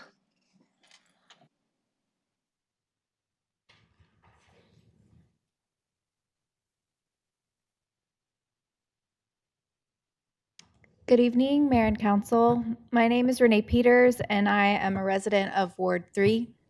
I'm representing myself, and I am unpaid. Mayor and Council, I am a renter here in Tucson, as well as a landscape architecture master's student at the University of Arizona. My partner is a public high school teacher in town. Our rent in town is currently 45% of our collective income. We are deeply invested in this city, and we hope to buy homes ourselves someday, after serving this community tirelessly with our work. Given this, I'm here to support the Community Corridors tool because I want to see Tucson thrive as it continues to grow. Our zoning needs to be updated to encourage pedestrian and transit-oriented development here in the city. It needs to provide affordable housing for people like me and the countless others in Tucson who serve as working-class citizens yet can't afford to buy a home of their own. It must also discourage development that promotes more suburban sprawl, habitat destruction, and automobile dependence. We don't need more luxury housing and fragile Sonoran ecosystems. We need city infill with access to public transit and equitable green space. With that, I support the Community Corridors tool, and I encourage the Mayor and Council to do the same. Thank you. Thank you, Ms. Peters. Jackson Cassidy. Hi, good evening, Mayor and members of the Council. My name is Jackson Cassidy. I live at 2946 North Euclid Avenue, Ward 3. I'm a resident of Tucson, and I'm not a paid speaker. I'm an urban planner here in town, specializing in land use and zoning. I want to express my support for the CCT as recommended by the Planning Commission. I want to thank staff for doing a great job at drafting this. I want to stress that I think the types of development patterns encouraged by the CCT are very normal and beneficial for a growing city like Tucson. I encourage you to approve the CCT as written approved by the Planning Commission. And if you do see the need to make some changes, I also encourage you to defer to staff to make those. Thank you very much. Thank you, Mr. Cassidy. Logan Havens.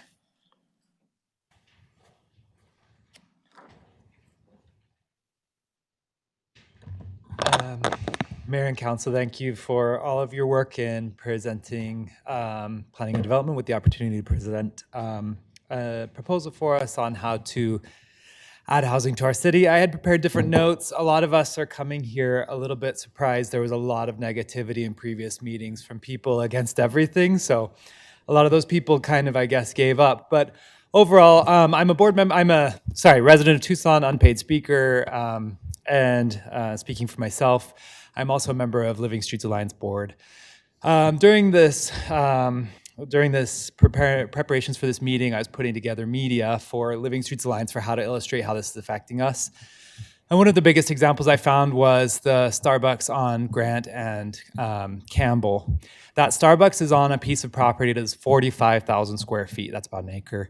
That same amount of land is the Monnier apartment building in the Mercado district. So one houses one drive-through only, one houses 160 plus residents and over 15 local businesses. So when we're looking at land use as a city, I would just like to remind you that like this is what's happening. These are the unintended consequences. I am also a person that does not own a car.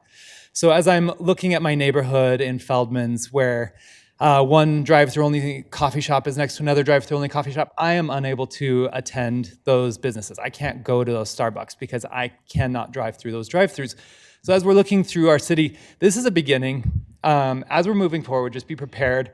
We're gonna have to get more flexible with the development we get. We're going to have to get more flexible with the parking allotments we're allowed. We're gonna have to be prepared for RTA next for how we're going to address our transportation policy to connect these houses across these corridors, because as long as they're major arterials, we are not going to want to live on them and we're not going to want to travel through them. So we're going to have to be very strong. We're going to have to be very aggressive in how we create transit, how we create funding, how we create community between these apartments so that people can actually live and walk and ride and roll and drive through this city with dignity.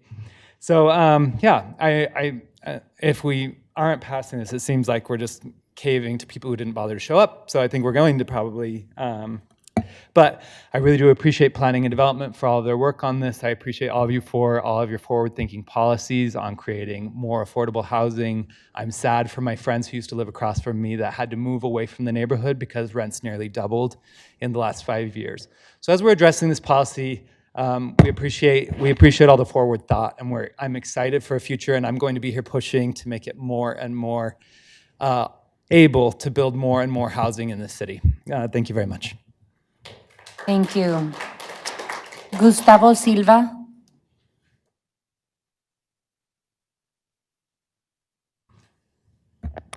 Hi, my name is Gustavo Silva. Good evening, everyone.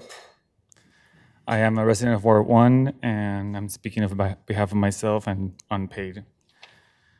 I want to begin by expressing my sincere gratitude to the city staff for their hard work in crafting a thoughtful proposal aimed at revitalizing these corridors and collectors. Utilizing lots that are far from ideal for single-family residences while also alleviating the pressure on our cherished neighborhoods. Your transparent and inclusive process has allowed everyone who wished to participate the opportunity to engage and provide input. We've seen you take the feedback and modify the CCT in response.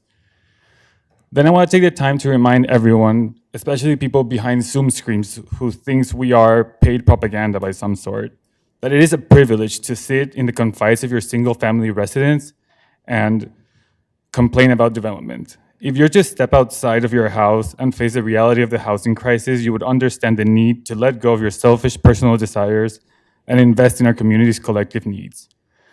People that do not show up here are the 8,000 families that we're short of housing for. The people that do not show up here are people that are getting displaced of their house because the rents are just rising up year by year. The people that do not show up here are the unhoused population who are living on the washes right now.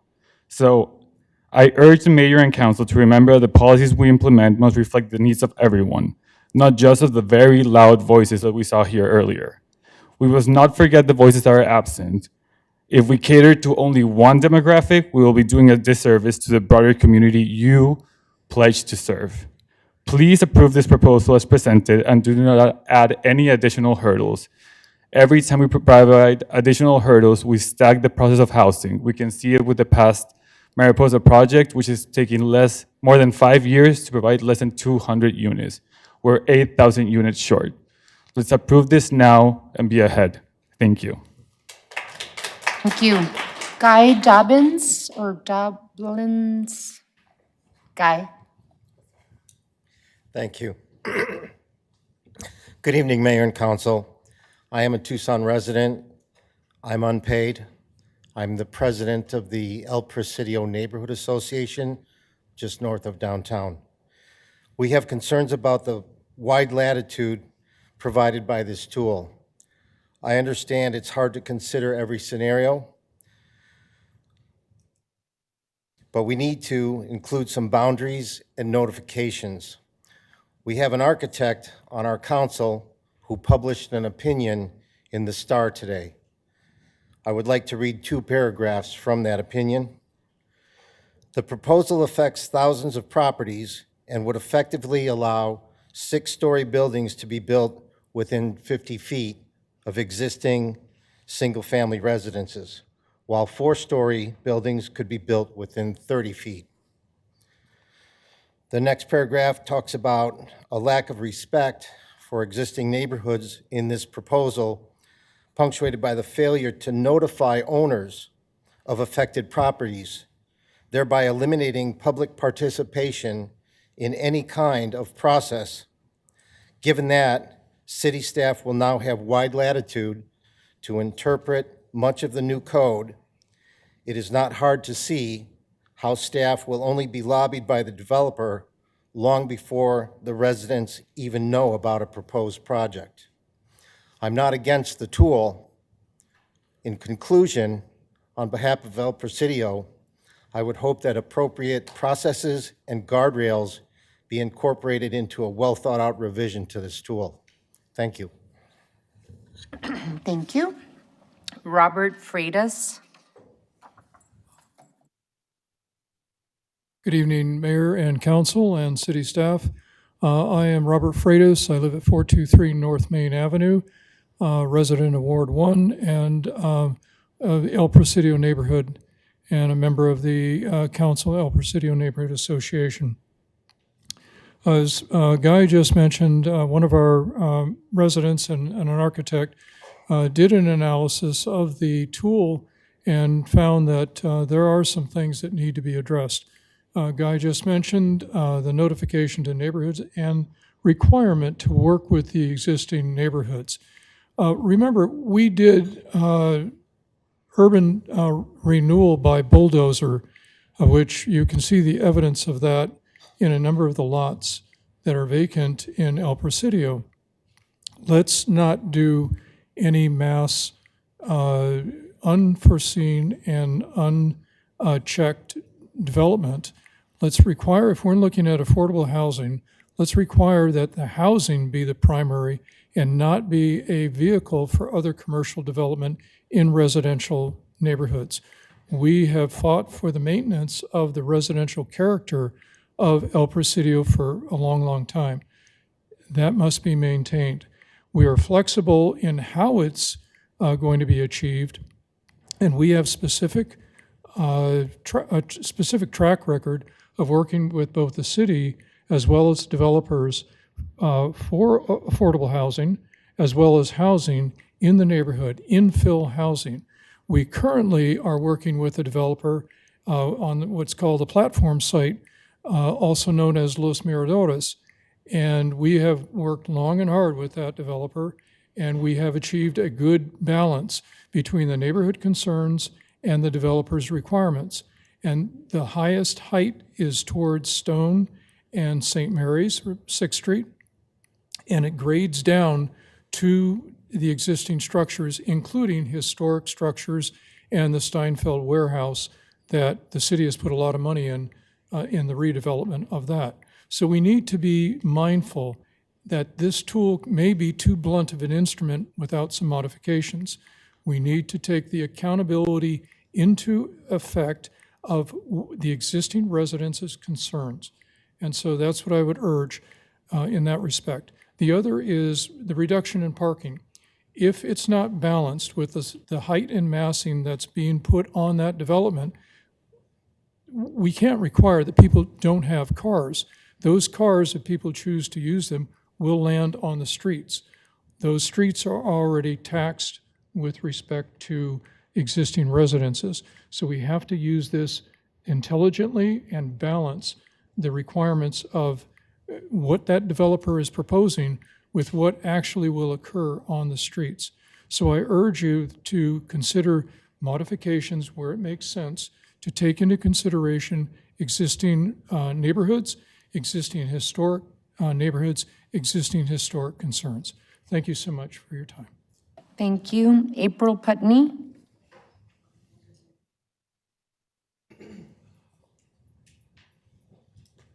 Hello again. I'm April Putney. I'm a resident of Ward 1. I represent myself. I'm not being paid to be here. It's been a long day. Let's keep it brief. I support the community corridors tool.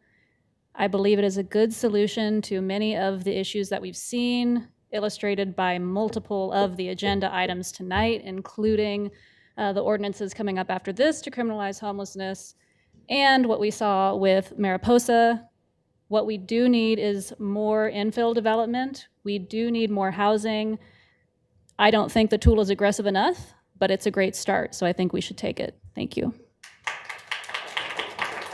Ben Carpenter. Ben Carpenter. Good evening, Mayor and Council, staff. My name is Ben Carpenter. I'm here representing myself. I'm not paid. I'm a homeowner in the Broadway Village neighborhood, and I am here to voice my support for the Community Corridors tool. I hold a graduate degree in urban planning with a focus on housing regulation, and I'm also a retired disabled combat veteran. As you know, the state of Arizona has many statutes that disallow and preempt many of the tools that other municipalities would use to develop affordable housing. So we are forced into a situation where city staff and developers and everyone who's interested in developing housing has to find workarounds and policies that will allow it and encourage it, incentivize it. This is the tool that we have to use to incentivize those things. I would also encourage you, please do not amend the proposed UDC modification, because if you do, it will likely kill the ability for developments to work. I also have a background in affordable housing development and real estate finance, and Corky's going to say that affordable housing gets developed in the margins. It absolutely does, and if we change heights specifically and lower them at the behest of a few loud neighbors, the projects are not going to work. And as evidence for that, I'd like to point to the Sunshine Mile overlay and the number of affordable housing units that have been realized from that, and the number is 0. So please don't allow this to become watered down.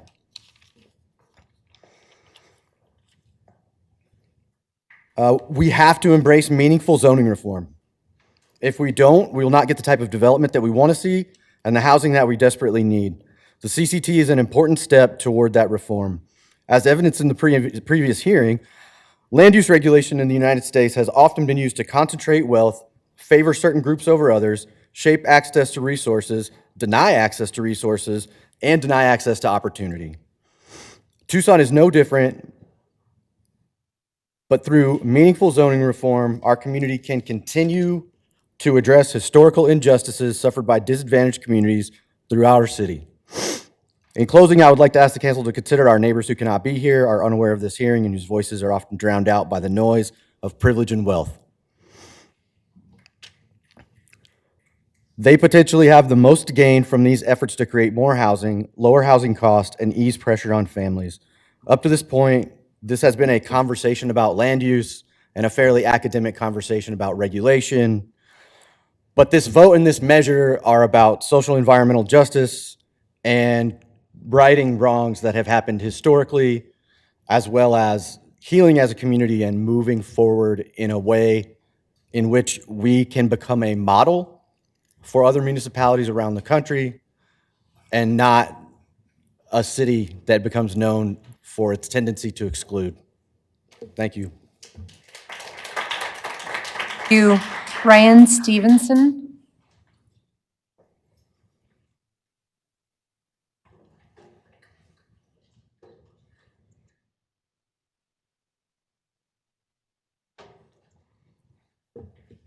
Hello, Mayor and Council. My name is Ryan Stevenson. I'm a professional planner living here in Tucson. I'm a homeowner in Ward 1. I wish I was paid to sit through here tonight, but I'm not.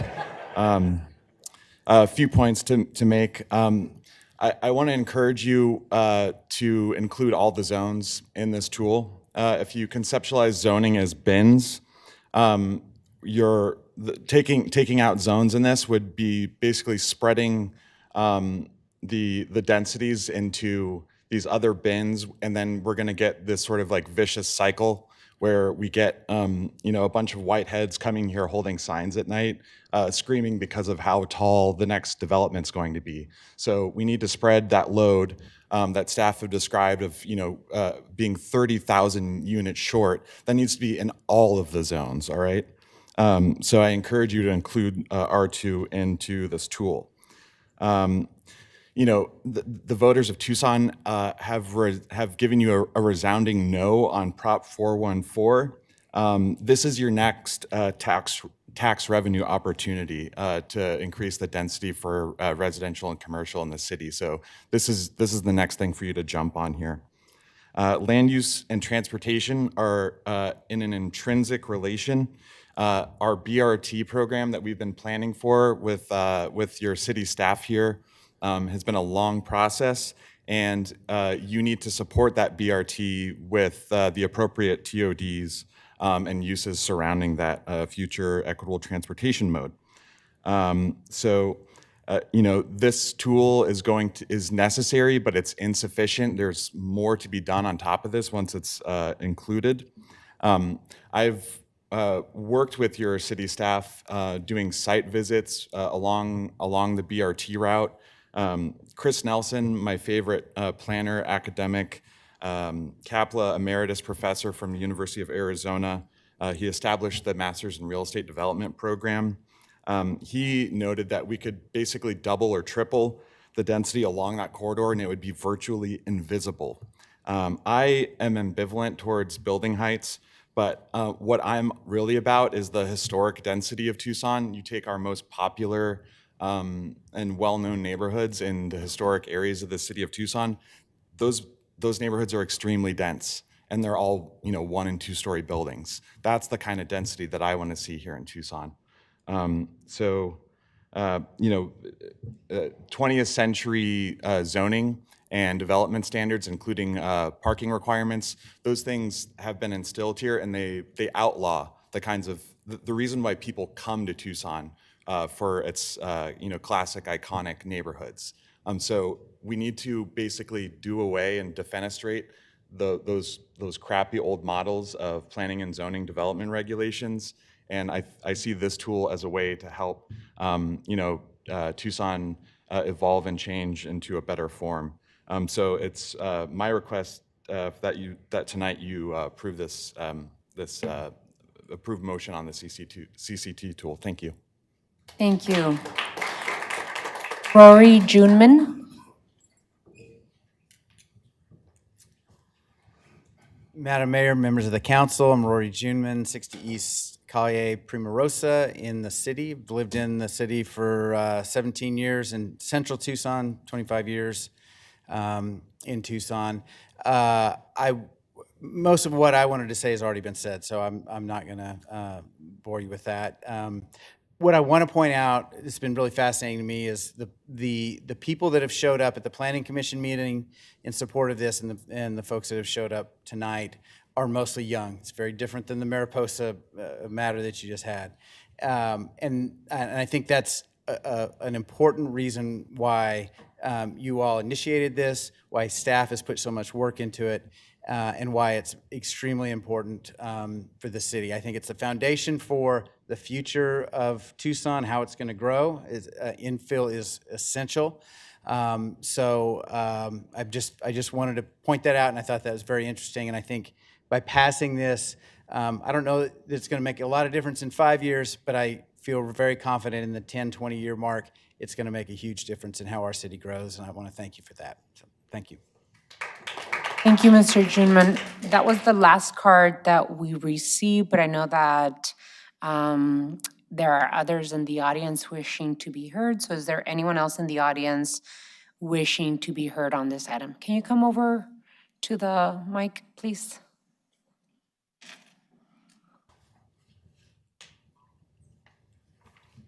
And who is this? Good evening. For the record, please state your name. Yes, I will. Good evening, Mayor and Council. My name is Corky Poster. I'm an architect and AICP certified planner in Tucson. I live in 1336 East 12th Street, a 51-year proud resident of the Ward 5 in Tucson, and really pleased to be here tonight.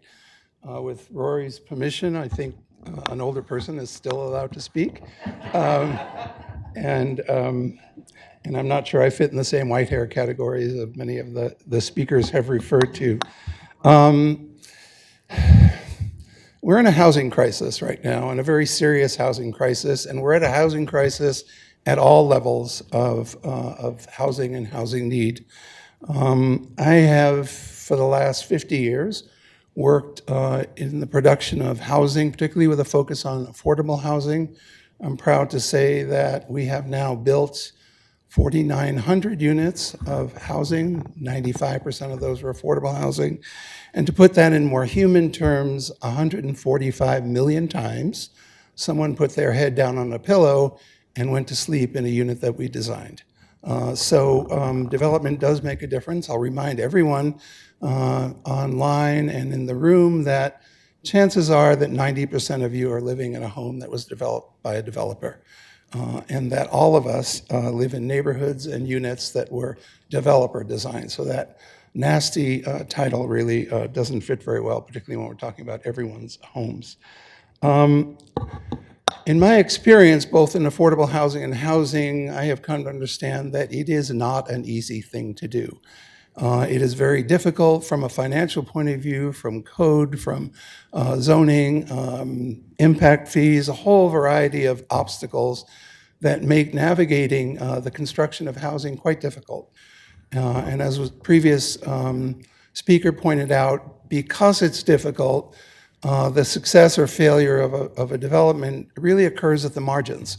It occurs on how many units you can build, what the cost of those units, what the cost of what the land is. And as a result, small things, particularly when we don't have much money to support housing, small regulatory adjustments make a very big difference in how we are able to be successful in housing. And I want to thank Corin Manning and Dan Bursick and the fabulous staff that you have for being very surgical and really studying not an giant overhaul of our zoning ordinance, which we probably need, but rather a very surgical look at what are the small things that can be changed so that projects that are not feasible become feasible. And I just want to give you an example, a couple of examples actually. We're currently working on an affordable LIHTC project on West Miracle Mile. It's a typical weird site these days. It has split zoning on it. And if we develop that site, with the underlying zoning, we could build 30 units on that site, which those of you with experience in the low-income housing tax credit program makes that an infeasible project. We are proceeding with the notion that that would happen under the community corridor tool, and we are therefore able to develop a project that has 58 units in it, well scaled to the site, solve some of the split zoning problems, which is a real kind of nerdy but pretty difficult problem that we've run across on many projects. And it very wisely deals with that split zoning, which no one's talked about, but it's kind of a thing that a lot of developers who have tried to develop some difficult sites know a lot about. And also want to remind you that the last 5 affordable housing projects we've done have been made feasible by overlay zones that you all have approved. So the Marist College in the Infill Incentive District, we're working on Sugar Hill, which was enabled by the update to the Infill Incentive District. We just built the Milagro project on Oracle. We use the GRID overlay zone to do that. So the overlay zones that you all have been doing for many years make these projects possible. They wouldn't be possible without them, and this is just another bold step, I think, in trying to make that happen. I just do want to remind you, and one of the speakers said the same thing, I think he maybe read my letter earlier, that you need to be cognizant of who's not in the room. Typical in these kind of projects, everyone whose lives are going to be affected by 1% are against it. But the people who need housing, those thousands and thousands of people, they're counting on you to solve this problem. They're not in the room because they're not even aware that their future will be determined by what you do. And so I urge you to take responsibility for those folks and solve this problem in a very progressive way and move forward on the CCT. Thank you for your time. Thank you. Anyone else wishing to be heard on this? Come on up, please, and state your name for the record. Tom Warren. I live in the county.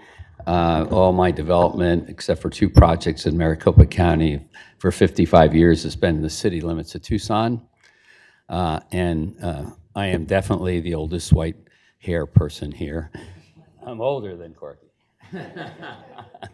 But what I want to address is the main gate. Some of you on the dais employed me for no compensation to spearhead the main gate overlay, which we did. And what that addressed and why it worked was because the rules were set. Everyone knew the rules. And as we know, I'm being a little political right now, as we know in recent weeks, the stock market's gone down because capital likes certainty. The main gate overlay provided certainty, and we've raised capital that's built those buildings over $1 billion. And it's also taken 5,000 people out of our surrounding neighborhoods and cleaned up our neighborhoods. Not that students are bad, but students have a different lifestyle than some of us today. And it's cleaned up the neighborhoods, brought down crime, brought down red tags, and all of the things. And the capital came because there was certainty. It would not have come if we had to zone each block by itself. It just wouldn't have happened. And that's what this, I agree that this has been done very surgically, and staff has done a great job. But the real underlining thing to make this work, as far as I'm concerned, assuming the CCT has been properly done, is the overlay gives certainty, which brings capital, and all the housing will not be built, and nothing will change if we do not bring capital. Thank you. Mr. Warren, any others wishing to be heard on this item? Come on up, and you could state your name for the record.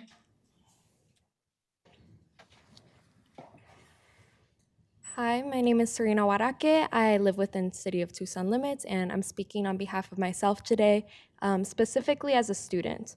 I'm currently taking a lot of courses in planning and in affordable housing specifically, and what we're learning is supposedly like the most spearheaded efforts of how to really engage community, how to make the densest infill possible, and I would just like to say thank you to staff and thank you to community leaders for setting real-time precedent examples for this. I'm really appreciating the movement I'm seeing here in Tucson.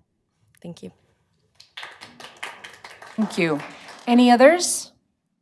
All righty, may I have a motion to close the public hearing? So moved. There's a motion and a second. Any discussion? I'm sorry, it's late. Any discussion? Hearing none. All those in favor of the motion signify by saying aye. Aye. Aye. Any against? Motion passes. The public hearing is closed. Ms. Clerk, you are requested to read ordinance 12152 by number and title only. Ordinance number 12152 relating to planning and zoning, amending the Tucson Code, Chapter 23B, Unified Development Code by amending sections 2.2.6, 3.2.3, 7.4.5, 7.4.11, adding sections 5.11.1, 5.11.2, 5.11.3, 5.11.4, 5.11.5, 5.11.6, 5.11.7, 5.11.8, 5.11.9, 5.11.10, 5.11.11, 5.11.12, and setting an effective date. What is the council's pleasure? Madam Mayor, I would like to make the motion. Council member? I support the goals of the proposed CCT to provide incentives for more and flexible options, create more walkable streets, reduce vehicle usage, to stimulate the redevelopment of underused parking lots and buildings, and provide housing. I've also listened carefully to people who are upset with it, and I think they had one good point that I would like to offer the motion with an amendment, because I also strongly believe that residents have a right to be notified when something that is more intense than the current zoning is allowed in their neighborhood. So I'm going to move that we adopt and approve the ordinance, but subject to an amendment that will require additional notice in connection with a CCT application. Specifically, I want to amend the application requirements to add the following, quote, as a precondition to submitting an application to Planning and Development Services for the applicant's proposed use of the community corridor tool, the applicant is required to send notice of the application to neighborhood associations within 1 mile, property owners within 400 feet, and the ward office. This notice must be sent not less than 10 days and not more than 60 days prior to the submission of the application, unquote. With that amendment, I move that we adopt and approve ordinance number 12152. And as an explanation, this doesn't add any more process except the notification, so that people who will be impacted can have some dialogue through the ward office, directly with the developer, with our city staff. Ready, there's a motion and a second. Any further discussion? And Honorable Mayor and Council, before you vote on the motion, I just want to reference to, something that Director Manning referenced in her comments, in that the final version of the ordinance that came forward didn't capture the change that was described in the Mayor and Council communication about allowing the affordable housing height incentive under Section 511(7)(b)(1) to be available in the R2 and O1. So if you do adopt, as the motion has been made, we will make that correction in the ordinance as well. Thank you, Mr. Attorney. Alrighty, it sounds like there's a lot of discussion points to be heard. What I'll do is I'll start over here and then go down the dais. Thank you. So I appreciate the step toward notification. And I just wanted to call out something that I spoke with staff about, and I appreciate all your time, even over the last few days. And I just want to make sure that I'm reading this correctly. It does state on, I think, page 8, potentially, that pre-application conferences are required. So regardless of what tier or type of project, every project that's going to go under this CCT will have a pre-application conference with staff. Yes, Mayor, Councilmember Ulick, any proposed development that wants to use a community corridors tool would be required to do that pre-application meeting with staff to confirm that they're eligible to use the community corridors tool based on the scope of their proposal, their location, et cetera, and get feedback from staff and technical reviewers about their proposal. Great. And I think that's important because my understanding is that that really helps folks who have projects to not run into some buzzsaw surprise, right? Where it just doesn't fit or it's not going to get through. But the other important thing about the pre-application conferences is, number one, they're scheduled with staff and there's a calendar on PDSD's website where the schedule of those conferences can be listed and the ward offices can be notified.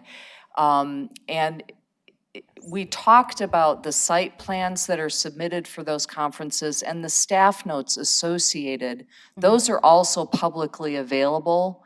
And again, this is not to say that we are suggesting that neighborhoods shape all of these projects.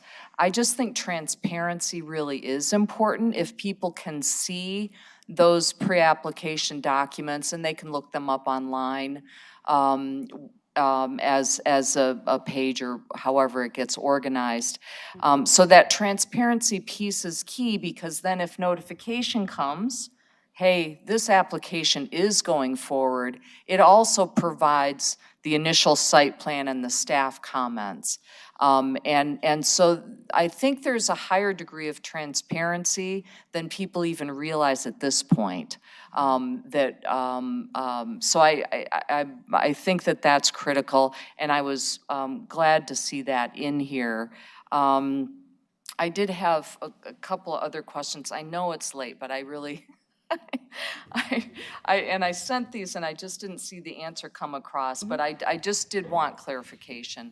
On page 5, the Planning Commission recommended a red line update to say that parcels that are R1 or R2 that include non-conforming uses per section 9.2. Can you explain that a little bit further? I just want to make sure I understand it. Sure, Mayor, Councilmember Ulick, in the recommendation to approve the community corridors tool, the Planning Commission did recommend including some flexibility for sites that may not otherwise meet the standard criteria of the community corridors tool. So one of the things we looked at was providing additional flexibility for non-conforming sites. Previously, the community corridors tool had not specifically called out non-conforming uses as an eligible criteria to use the community corridors tool, meaning, for example, a commercial use that has been operating in a residential zone and may be illegal non-conforming use.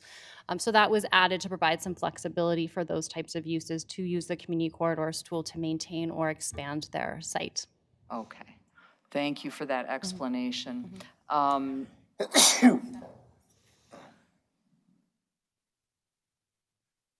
I think the only other thing that I wanted to call out, and this was raised, and it was a question I had, so I appreciate folks weighing in, including all these perspectives. The Planning Commission, in terms of the special exception process through the zoning examiner, which is a very public process, that will apply to R1 parcels that are seeking to utilize this but are not eligible by the written standards. Could you say more about that? Sure, Mayor, Councilmember Ulick.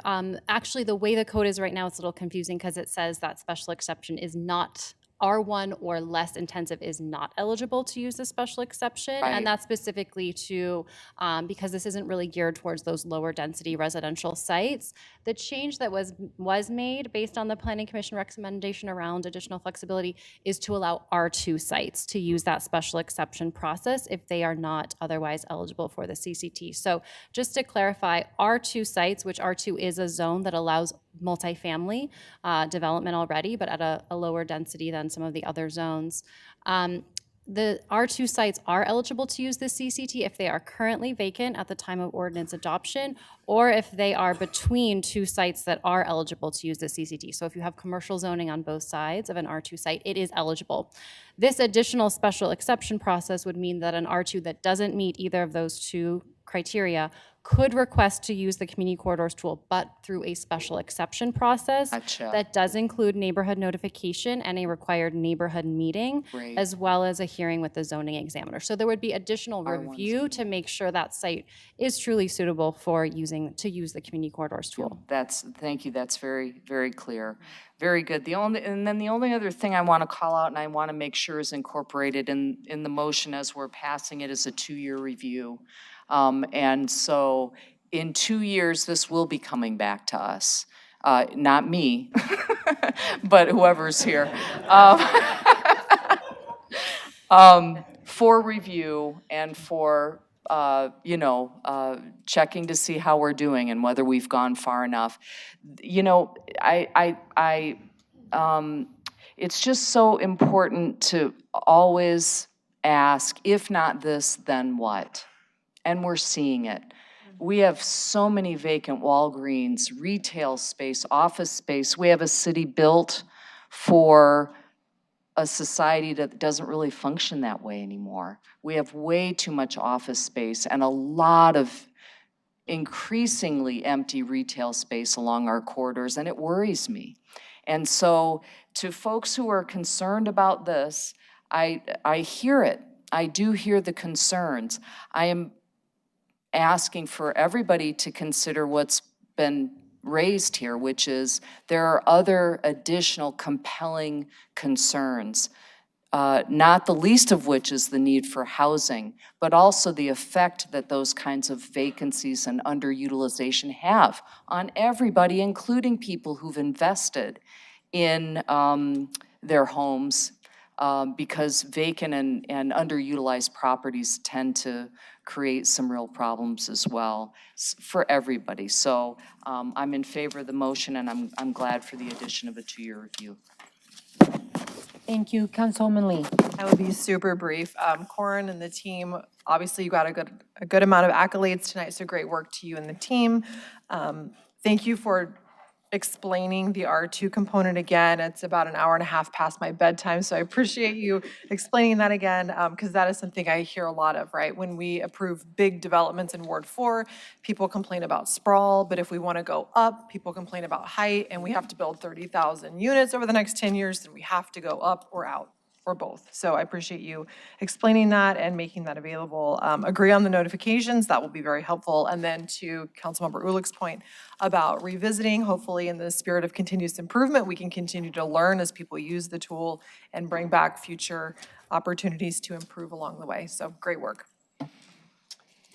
Councilmember Dahl. Corin, I have one quick question. Solar access. If someone has solar panels and a structure is built south of them, is the functionality of the step back going to protect them, or is there some other way to protect them from shading their energy resource? Yes, Mayor, Councilmember Dahl, that is part of the function of that step back provision that requires the taller portion of the building to be set back from lower scale residential uses. But there's also a provision in the Unified Development Code already today that requires that solar access be reviewed for when we're reviewing new developments. So that code, as well as other provisions of the Unified Development Code, will apply to any community corridors tool development. Thank you. And just one aside, Logan, Mr. Higgins, I just loved your example of that Starbucks, which on the corner of Campbell and Grant, which is like a thorn in my side. I live 3 blocks from there, and I've lived there for 40 plus years. And during the Grant Road, 40 years ago, designing Grant Road, it was going to be an overlay like that, and we got rid of that. There was a public-private partnership design team that designed exactly what we want there. And we could get one of the property owners to agree to it. The other property owner held out for a long time, and I think the Starbucks was his only economic decision at that time. We have a Starbucks half a mile away, and across the street from that, we have another Starbucks with 2 much better coffee shops in between. Thank you. Councilmember Cunningham. A few things. I talked today about asset management. It also applies to development. We live in a world right now where materials costs, soft costs, and site prep add significant cost to any project. And one of the things that happens with our projects is cost becomes a thing. I was wondering about adaptive reuse and how it applies within the CCT, especially when taking an existing zoning and transitioning it to multi-use. So, Corin, can you just kind of talk about that real quick? Yes, Mayor, Councilmember Cunningham, that is absolutely one of the goals of the Community Corridors tool, is to make it easier not just to build new housing and new mixed-use development, but to adaptively reuse existing structures that we have on our corridors, which we know there's many vacant structures that could be reused to bring new life to those buildings. So there's actually 4 different scales or types of development that the Community Corridors tool would allow. One is just a change of use, so making it easier to change your occupancy, which today, for a change of use, that usually requires full code compliance, which can incur a lot of site work that may be difficult to achieve on some of the constrained sites along corridors. So this would make it easier to change the use of a site, to make it easier to adaptively use. There's also a provision in this to allow expansions of up to 2,500 square feet, and those will have fewer requirements, and we're really trying to remove the barriers to those types of adaptive reuse. The second thing I wanted to address was the R2 discussion that was brought in. It seems like you answered that already with the previous numbers. I just want to be sure that when we're going on an existing R2 site, that R2 site can be a mixed-use site without a lot of discussion. I mean, look, if you're already R2 and you're already on a corridor, there shouldn't be a big discussion that you can't have a coffee shop. I'm kidding, at the bottom floor, but you know what I mean? I mean, in other words, we gotta have mixed use kind of encouraged here. That's the whole point of this anyway. So I wanna be sure that that R2 piece is seamless. So, Mayor, Councilmember Cunningham, as currently proposed, the tool as of now would not allow commercial uses in an R2 zone. That R2 zone would allow multifamily and does allow some more flexible height to make it easier to build multifamily in an R2 zone. But commercial uses like a coffee shop, we were really trying to retain, be true to the uses that are allowed in the code today. I understand that, but there's so much discussion nationwide about mixed use. Mixed use is a thing. And so we've got to be, what I think we want to do is we're going to implement this. I'm not going to throw a wrench in the gears right now, a wrench in the sprockets. And truth be told, there are very few parcels in Ward 2 that are going to apply in a very substantial way. So for me, I don't want to be the side seat driver. But at the end of the day, I think our next task is to take this tool and adapt it so we can encourage mixed use. That's kind of what, to me, it's like the holy grail we've been looking for. I should have mentioned, I just want to add to that a little bit, Mayor, Councilmember, that while we didn't allow those, or as currently proposed, it would not allow commercial uses in the R2 residential zone.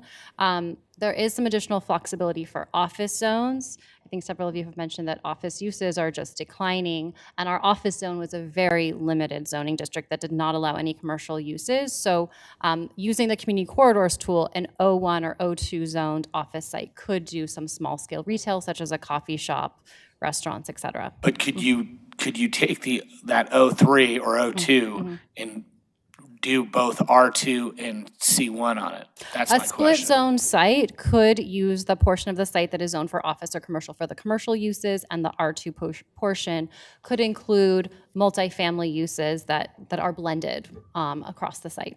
Thank you. Vice Mayor. Thank you, Corin, and I wanted to thank the rest of the staff who have spent years working on this package of code amendments at the direction of this mayor and council. Rooted in the recommendations from the Commission on Equitable Housing and Development to address the problems we have, and you know, we live in communities that are overparked, very car-centric development that leads to underutilized sites, like was mentioned with the Walgreens, empty parking lots and a housing shortage. And I think it's time that we address parts of our zoning code that have been long overdue, while then also creating space for us in 2 years to revisit this and what's working and what's not. And so, as mentioned before, we have a deficit of over 4,700 units just to address the current immediate need for our unsheltered homelessness, and that doesn't take into account folks like myself and others here who have spoken who are stuck renting because they cannot afford the cost of housing right now. So I just want to again thank our staff, and just looking forward to creating just a more livable, vibrant city like you say, Mayor. Thank you.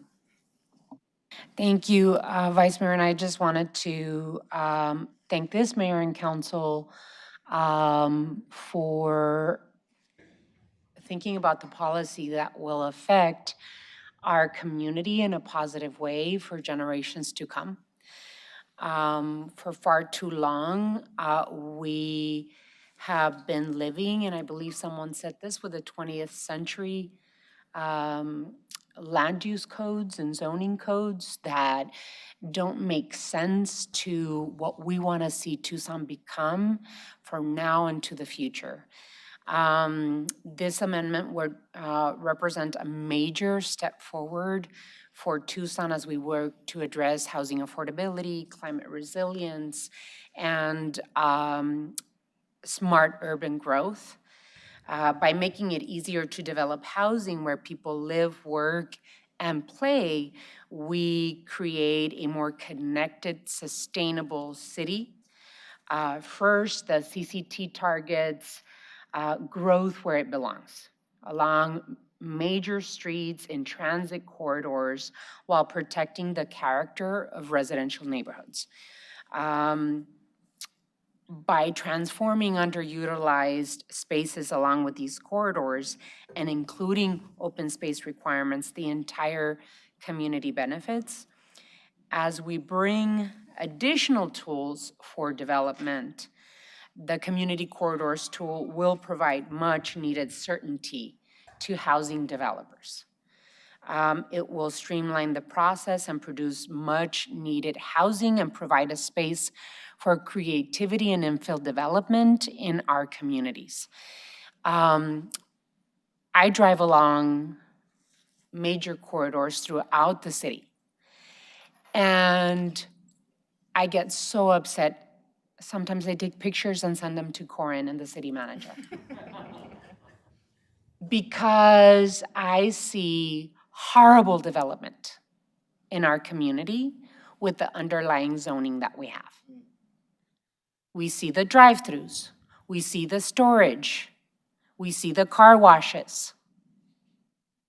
We need to be able to have quality, mixed income, mixed use development along our corridors and at density, because that means sustainable growth. That means we can use the space in a smarter, more efficient, effective way, and develop infill development over sprawl. And if we increase density, support local businesses, we create more vibrant, walkable, transit-oriented development and better neighborhoods.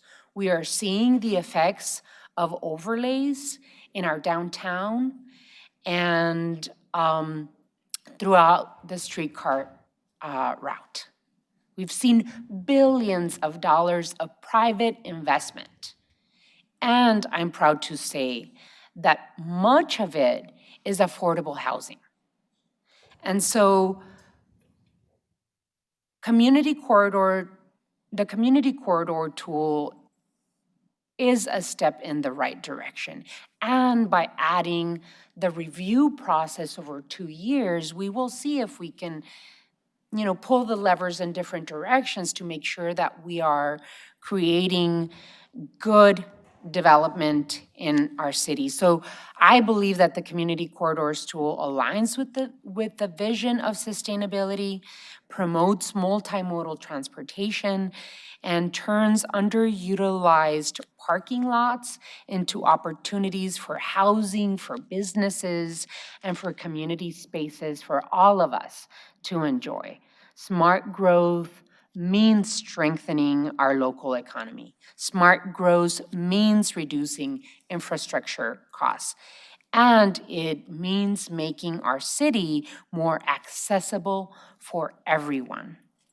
The integrated updated EV charging regulations further cements our commitment to sustainability, ensuring that our city infrastructure keeps pace with the transition to cleaner transportation options in our community.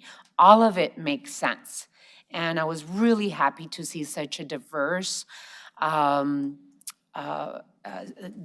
speakers come to talk about this. It really makes me happy that the policy decisions that are being put forward for this mayor and council to consider and for the community to consider is being embraced by diverse stakeholders in our community. So I would hope, and I like the addition of just letting people know, right? Letting the council office know and letting neighborhoods know that this is coming. Because any smart developer usually, even if it's an obligation or not, usually is smart about talking to the council member, maybe presenting to a neighborhood surrounding the area. So it does facilitate more transparency in the development process. So I am really happy with the additional input by the Planning Commission, because they really focused on the historic preservation elements of it, and adaptive reuse of those buildings that we value and love in Tucson. So that's my spiel. I know, any other questions or comments on this? Councilmember Ulick, did you want to add? Okay. All righty, with that, do we need a roll call? Yes, ma'am. Okay, let's go to roll call. Mr. Dahl? Aye. Mrs. Lee? Aye. Mr. Cunningham? Aye. Mixulic? Mr. Fimbres? Vice Mayor Santa Cruz? Aye. Mayor Romero? Aye. Mr. Fimbres? Okay. So ordinance 12152 passes by a vote of 6-0. Congratulations and thank you all for your incredible work. Thank you. Item 11. Rezoning, City Manager's Report, Ordinance Adoption, TP ENT 0924-00018, KOLB and Irvington, PAD, SR to PAD. City Manager's Communication Number 73, dated March 18th, is received into and made part of the record. This is a request by Lazarus Sylvan PC on behalf of the property owner, P1 Properties LLC, to rezone an approximately 17-acre parcel from SR Suburban Ranch to Plant Area Development Zoning. The rezoning site is located at the northeast corner of the intersection of KOLB Road and Irvington Road. The city manager recommends approval of the PAD zoning as proposed. Is the applicant or representative of the applicant present? Mayor, members of the council, Carrie Sylvan with Lazarus and Sylvan, representing the property owner. I do have the property owner and both Karen Caesar, who's our landscape architect, and Jeff Caesar, who's also representing the owner, with us today. We're very excited to be here, and we are happy with the conditions and all the recommendations. Thank you so much, Carrie. I really appreciate it. Ms. Clerk, you are requested to read ordinance 12146 by number and title only. Ordinance number 12146 relating to zoning, amending zoning district boundaries in the area located at 4851 South KOLB Road at the northeast corner of the intersection of KOLB Road and Irvington Road in case TPENT 0924-0018, KOLB and Irvington Planned Area Development, SR to PAD 51, and setting an effective date. What is the council's pleasure? Thank you, Mayor. We're going to have an easy one for the first time tonight, I think. Just gratitude for working with the neighbors, appreciate all of that work that was done up front. I move to pass and adopt ordinance 12146. Second. There's a motion and a second. Any further discussion? Hearing none, let's go to roll call. Mrs. Lee? Aye. Mr. Dahl? Aye. Mr. Cunningham? Aye. Mixulic? Vice Mayor Santa Cruz? Aye. Mayor Romero? Aye. Mr. Fimbres? Ordinance 12146 passes by a vote of 6-0. Thank you so much. We should have called this one first. All righty, thank you so much. Really appreciate you all. You should have asked me. All righty, sorry about that, but thank you so much for your time and for doing this. Item 12. Ordinance amendments in response to Proposition 312 as approved by Arizona voters on November 5th, 2024, amending Tucson Code Sections 20-500 through 20-502 relating to prohibited activity on traffic medians, and amending Tucson Code Chapter 11 to add a new section 11-51 prohibiting camping in washes and watercourses, and amending Tucson Code Sections 21-11 and 21-354 relating to camping in public parks. City Manager's Communication Number 79, dated March 18th, is received into and made part of the record. Ms. Clerk, you are requested to read ordinance 12149, 12150, and 12151 by number and title only. So Mayor, will we be approving these Separately? separately? Okay. So I'll read the first ordinance. Ordinance number 12149, relating to traffic safety, amending Tucson Code Chapter 20, Sections 20-500 through 20-502 to prohibit occupation of certain traffic medians for any purpose other than the lawful crossing of a street and declaring an emergency. What is the council's pleasure on 12149? Honorable Mayor, members of the council, before acting on it, I want to give a little background on this particular ordinance. As you all know, we have 3 different ordinances in front of you this evening, and thank you for the discussion that you had today during the study session about these. First, with respect to this ordinance, which I'll refer to as the traffic median ordinance, because of Proposition 312, the last thing we want to have on our books is an ordinance that can't be enforced. Because that can then be the trigger for 312 claims for reimbursement of property tax payments. Our current ordinance with respects to regulation of medians was adopted 25 years ago, and it no longer can be enforced because its terms regulating soliciting have been found by the federal courts to be unconstitutional as an unlawful restriction on protected expressive activity. So we need to replace it with a legally sound ordinance. The new ordinance in front of you tonight removes references to protected activity, instead prohibits the unsafe use or occupancy of medians for any purpose other than lawfully crossing the street.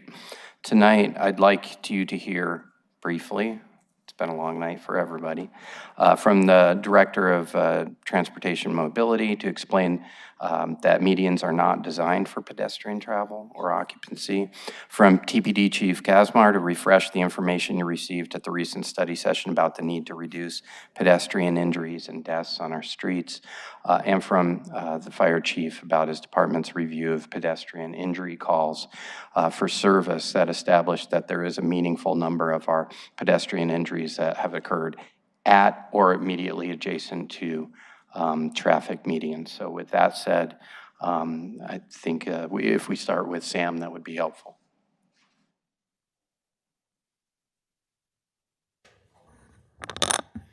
Good evening, Honorable Mayor and members of the council. I will be very brief with my comments.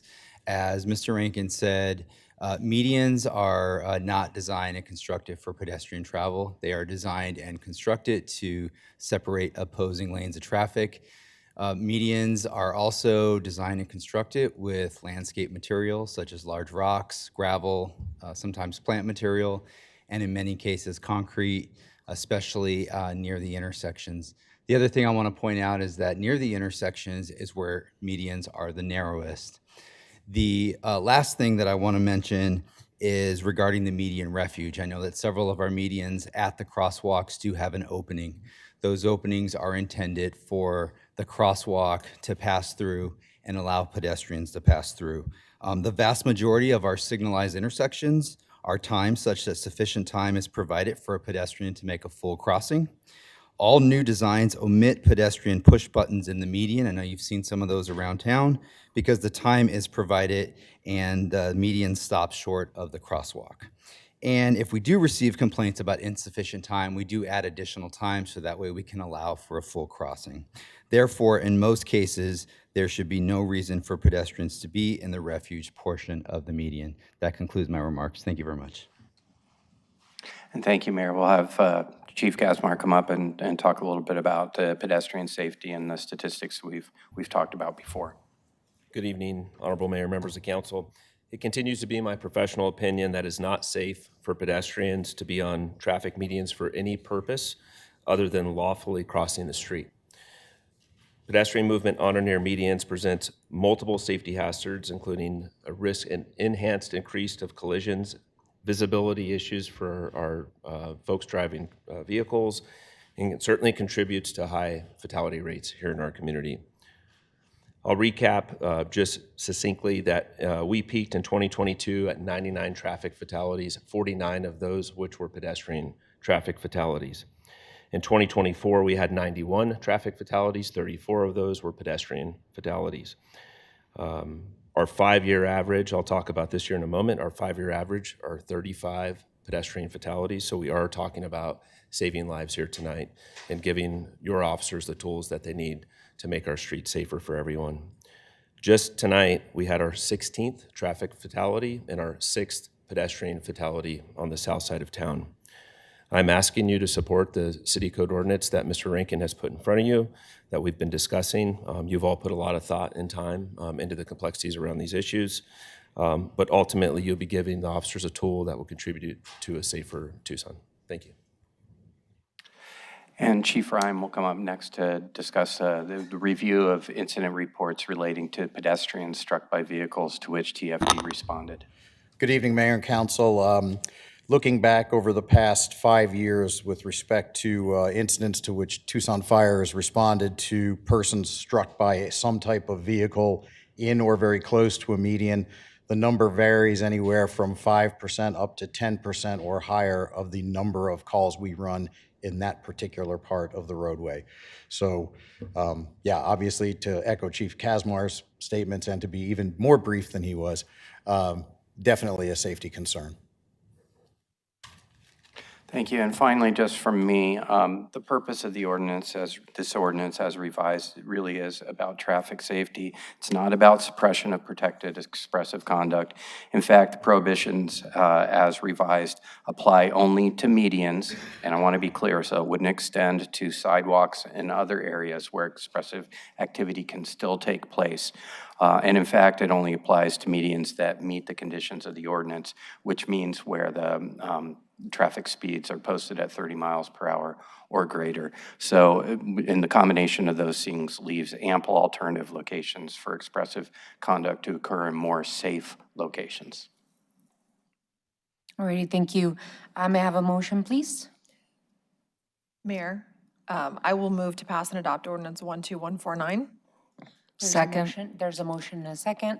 Any further discussion? Yeah. Councilmember Ulick. As I recall the ordinance being adopted, I think that I was in the mayor and council chambers wearing a bright orange safety vest, and I was there with Brian Flagg and like 100 newspaper hawkers. And the impetus for the ordinance at that time, and I opposed it, and was to get hawkers off the corners. And so the Tucson Citizen could no longer sell its newspapers by picking up homeless people and letting them make a buck. And I you know, it was upsetting at the time. And at the time, also, we saw more and more high school students out there with car wash signs and other things that I think there were safety concerns back then. But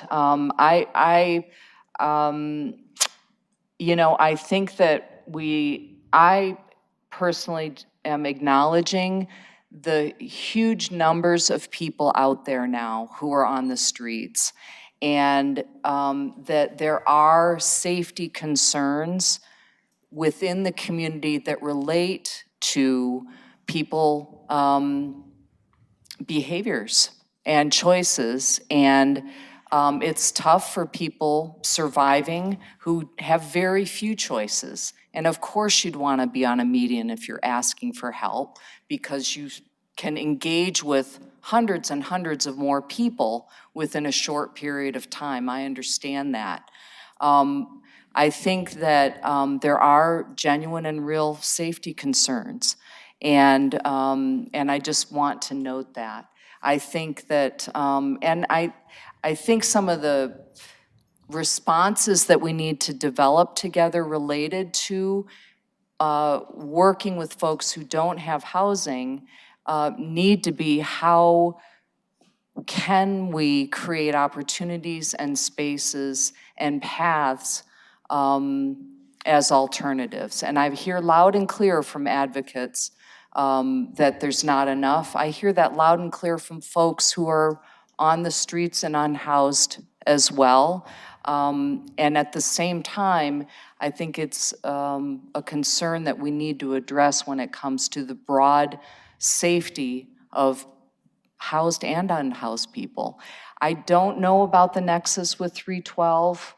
I don't know that that's really what's inspiring my actions tonight at all. I think it really, to me, boils down to what's safe for everybody involved.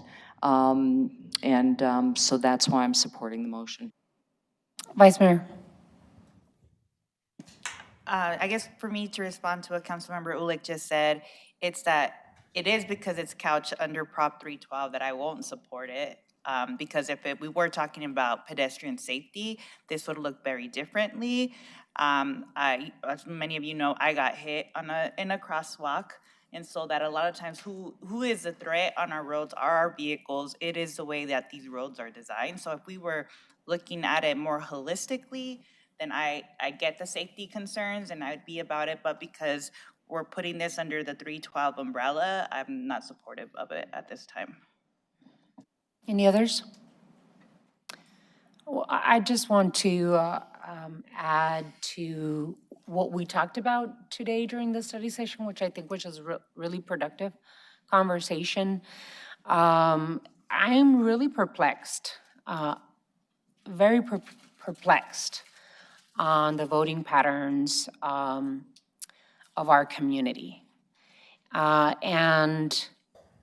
You know, I do know that Proposition 312 passed in Tucson with 54% of the vote. I think it was a misguided proposition. I took a position against it, very public position against this and other horrible initiatives that were put there by the Republicans in the state legislature, let's just be honest. And yet I have a responsibility to be able to protect the city of Tucson from lawsuits from people that I know are lining up to sue the city of Tucson on this particular issue. This particular mayor and council have been working incredibly hard to find solutions for the issues of unsheltered homelessness. And we've created new programs that have evidence that are working. And yet the voters want something quicker. And so elections have consequences. And the policymakers sitting at this table have moved in the direction of being able to create programs that offer housing first, right? No matter what, that are creating low barrier shelter for people to be able to not have to go through different hoops to be able to sleep safe at night. We're creating low barrier shelter. We've created the Community Safety, Health, and Wellness Program that works hand in hand with Tucson Police Department and our Housing First program. All of these programs are not going to turn their lights off.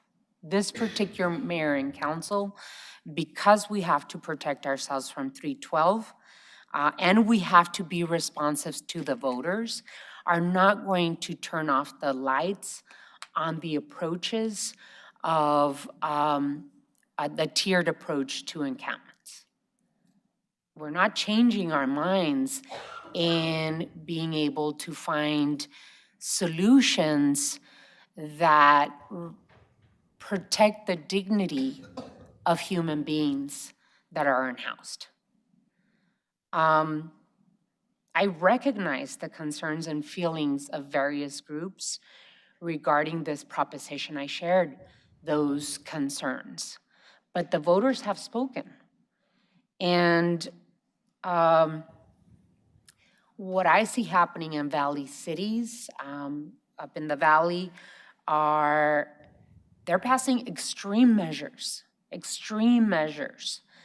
that don't compare to the approach that we're taking with these ordinances. This also means that Pima County has to be a good partner to respond to the opioid and fentanyl crisis that we are seeing hand in hand to unsheltered homelessness in our community. And so I'm perplexed that voters would also reject Proposition 414 that had millions and millions of dollars going to low barrier shelter and affordable housing and to the community safety, health, and wellness, and to hiring additional housing navigators and housing first navigators in our community. But they said no. And so we've got to be able to find solutions based on what voters and neighborhoods and businesses have told us they want us to find solutions for, while at the same time protecting our own taxpayers from the lawsuits that I know people are lining up to come after us on. So I think we are trying to provide a holistic approach to safety for unsheltered people. I think that the state of Arizona, the state legislature is not stepping up. I think the federal government is failing cities throughout this country on not finding answers and funding for what we really need to do to be able to house the unhoused and provide mental behavioral services and detox programs to our community. We can only do what we can here in Tucson in terms of policy that will help. So with that, I don't know if anyone else has additional input. We need to go to roll call on Ordinance 12149. Mrs. Lee? Aye. Ms. Santa Cruz? Nay. Mr. Cunningham? Aye. Mr. Dahl? Aye. Mr. Fimbres? Mixulic? Mayor Romero? Aye. Ordinance 12149 passes by a vote of 6-0. 5-1. What is it? 5. I'm sorry. 5-1. Sorry. Ordinance 12150. Can you read it into the record, Ms. Clerk? Ordinance 12150 relating to crimes and offenses, amending Tucson Code Chapter 11, crimes and offenses by adding a new section 11-51, camping and washes to regulate safety of washes by prohibiting camping and declaring an emergency. What is the council's pleasure on this item? Mayor, I move to pass and adopt ordinance 12150. Is there a second? Second. There's a motion and a second. Any further discussion? I think that, yes. Councilmember Ulick. I know that the attorney has been working on the definition of camping, and I wonder if you could read into the record what you've come up with in terms of that. So, Honorable Mayor, council members, Councilmember Ulick, we had a pretty lengthy discussion during the study session of these ordinances today, and including with respect to the definition of camping. Just as a little background about this particular ordinance relating to the washes, I think you know that currently when encampments in the city washes meet the city's adopted criteria for enforcement, we use certain existing state laws relating to trespass or that regulate certain specific behavior that's a state crime to try and address those issues as we engage in enforcement action. This can complicate enforcement because the laws aren't tailored to the issues we're dealing with in a wash, which are particular. This ordinance, as written, would plainly apply to camping in public washes and allow more straightforward enforcement. To go to the mayor's earlier point, it would not change established enforcement priorities under the well-established tier system for relating to encampments.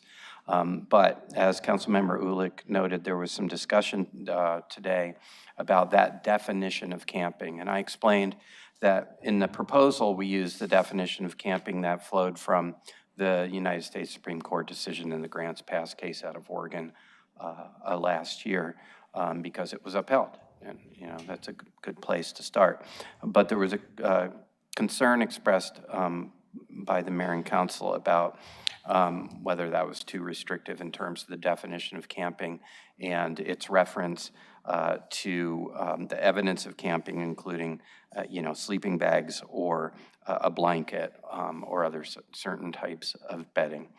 And so based on that, if you want to consider a modification of the definition of camping, both with respect to this ordinance and then with respect to parks, because the idea was to have a consistent definition that would apply to those types of public properties, they would be revised to say camping means setting up or remaining at any place, and then for this ordinance, at a campsite. For the parks ordinance, it would say at a park, where tents, shade structures, boxes, furniture, mattresses, or other material is used, comma, or where any stove or fire is placed, comma, for the purpose of establishing or maintaining a temporary place to live.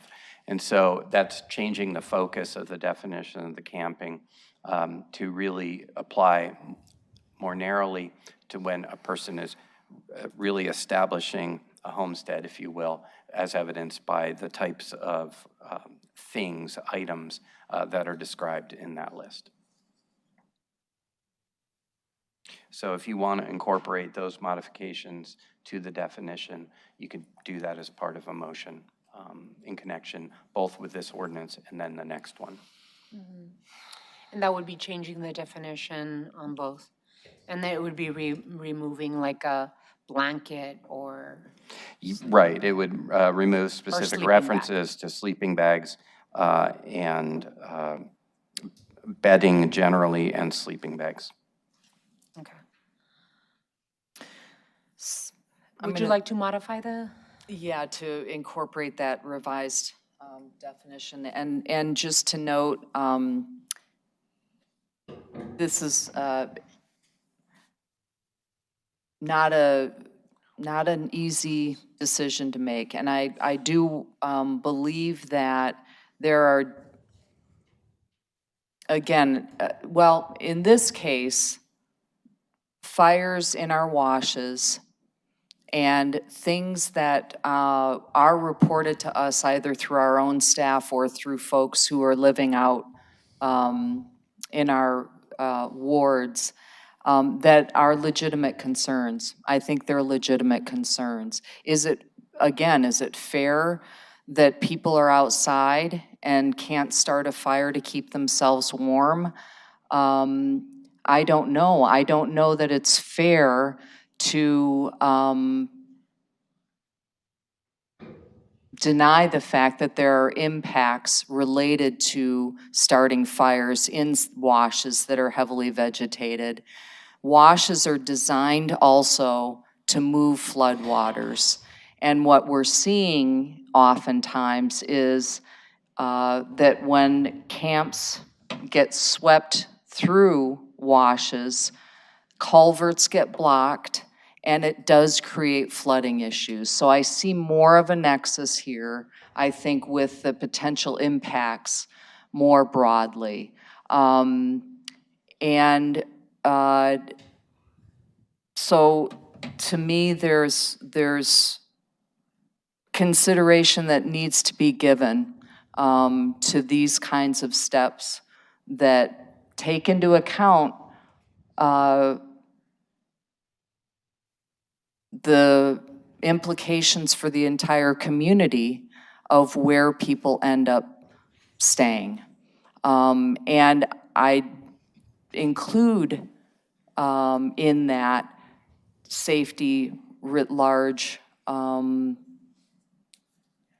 my thinking on that, so I'll leave it at that. Alrighty, Councilmember Cunningham, it sounds like you wanna say Look, something. I don't like this at all. I'm going to tell you why. We don't have anywhere for them to go. The second we say you can't stay in the wash, then they're moving to alleys or they're moving into parks which I don't want. Sorry. I mean, that's kind of the thing, is that there's only so much space. If we had, coupled with, like, if we had a provision that allowed designated areas for camping in a transitional phase, or a way to transition this enforcement, then I'd be a way more comfortable with this. But right now, all that we're going to do, I'm just concerned. Now, I've been out to the field quite a bit, as people know. We've got multi-tiered camps and multi-types of camps in each wash. We have camps that are visible and near residences that folks call about right away. I've got 2 or 3 persons that I've met with, I don't know, probably 15 times each, who are tucked away. No one even knows they're there. They don't want to be bothered. Some of them have some mental health issues. A couple of them, I think, are polysubstance, but it doesn't matter. The point is that I can't even begin to think about how we're going to change that situation with all the folks that are in that situation. I don't know where they're going to go.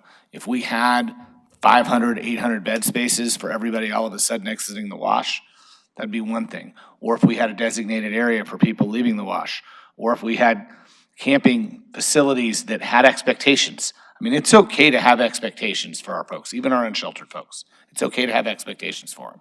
I mean, it's not too much to ask that.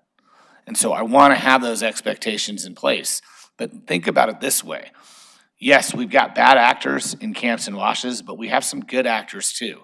During Pitt Count, we visited a camp with 3 or 4 people, and they're homesteading, and that's not what we really want. We really would prefer them to engage services, but one of them actually worked. I mean, they're not in a situation. We're drawing up the house program out of my office mainly because some of the leases that are available are so prohibitive that nobody can get one. So we've got to be a little bit more cognizant of this. I get more discussion with people in parks. And the reason I do is because when we have situations where there's open drug use in parks and criminal activity in parks, while there's kids in that park, it becomes a huge to-do. It becomes a big shanda. For those Jews in the room, that means a big embarrassment. It becomes a big to-do. So that I can understand. But the wash one, and even with the park one, the way we're set up, I don't know what our contingency is. I think, well, I appreciate the need to amend our ordinances so that we reduce our exposure to 412 and that we're way more defined on how we enforce our things. I think that's really important, and we probably need to do this stuff. But if we don't have anywhere for them to go, it doesn't matter. I mean, so basically what we're saying is we're going to keep the tier system. We're going to make it illegal to camp in a wash. So if you choose and you don't if it's a tier 1 camp, it's still illegal to be in the wash. Or if it's a tier 3 camp, it's still illegal to be in the wash. Well, then what's the tier system for? We have a tier system for a reason. When we need a camp removed because it presents danger, because there's unlawful activity in it, because there's bad actors in it, we exercise the tool and we clear out the tier system and we post. We even give 3 days. And I've been on the ground doing that. And I actually think it kind of works. In fact, we get some familiar actors, and the second or third engagement on that tier system, a couple people go, maybe it's time. But I'm really concerned that we're just going to start moving people out, and we're going to have this licensure, and we're going to have problems. This is going to have unintended consequences. We need to really look before we leap here on these two. The median one, I agree with you. But these two, I'm very, very concerned about unintended consequences if we don't have places for folks to go. If we have no place to camp, all we're going to be doing is chasing people from one place to another place to another place to another place in a cycle. And I don't know how that is productive. So I have a question about the reason that you brought this package, Mr. Attorney, to the mayor and council. I know that some of these are to present clarity. So can you explain a little bit more in terms of what you, the clarity that is given with these ordinance? Sure, Mayor and members of the council. And quite frankly, with respect to the WASH ordinance, it was a subject of discussion in 2024, in advance of the time that the Supreme Court even acted on the Grants Pass case, which I think was in September of 2024. Might have been October, I might be wrong on that. And you had some of these same conversations and concerns about the impacts of regulating it, but the mayor and council gave direction to bring it forward for consideration because of the enforcement issues and difficulties that sometimes occur when trying to address the situations particular to WASHs. When we're enforcing state laws relating to trespass, it's dependent upon a reasonable request by the owner to leave. Well, WASHs aren't always city property. Sometimes they're county, sometimes they're core owned, and it can get complicated in terms of who has the authority to direct folks to leave. Other times, the enforcement of other laws is dependent on the violation already having occurred, but like a reckless burning, as opposed to having something in place to prevent that fire from starting in the first place. And so we were having those conversations then. But it really crystallized and came to a head when Proposition 312 was adopted by the voters. And I said this at the study session today, is that the actual impact and effect of 312 is probably opposite from what a lot of people who supported it intended. But that makes enforcement of the behaviors that it targets actually more difficult rather than easier to enforce. But what it does is it requires us to sharpen our pencils, if you will, with respects to the laws that we do have on the books and the laws that we are enforcing, whether it's state law or local ordinance, such that they're clearer, such that what they prohibit is much more straightforward. And so we can give better notice to the people who are the subject of enforcement actions as to what is allowed and what is not. And it puts, quite frankly, the city enforcement agents in a better position to educate and give notice about what's prohibited. It also gives our enforcement agents, whether it's TPD or as part of an encampment protocol exercise, it gives them a tool that, when it's needed, can be used more immediately. When there is an immediate danger. During the monsoon season, for example, when we need to get people out of WASHs before a flash flood kills them. And we've had people killed in flash floods last summer, okay, because they were camping in the WASHs, okay? Or before fires, Councilmember Ulick, you were talking about this, during a study session today. You know, in particular WASHs where the fire danger is palpable year-round, in fact.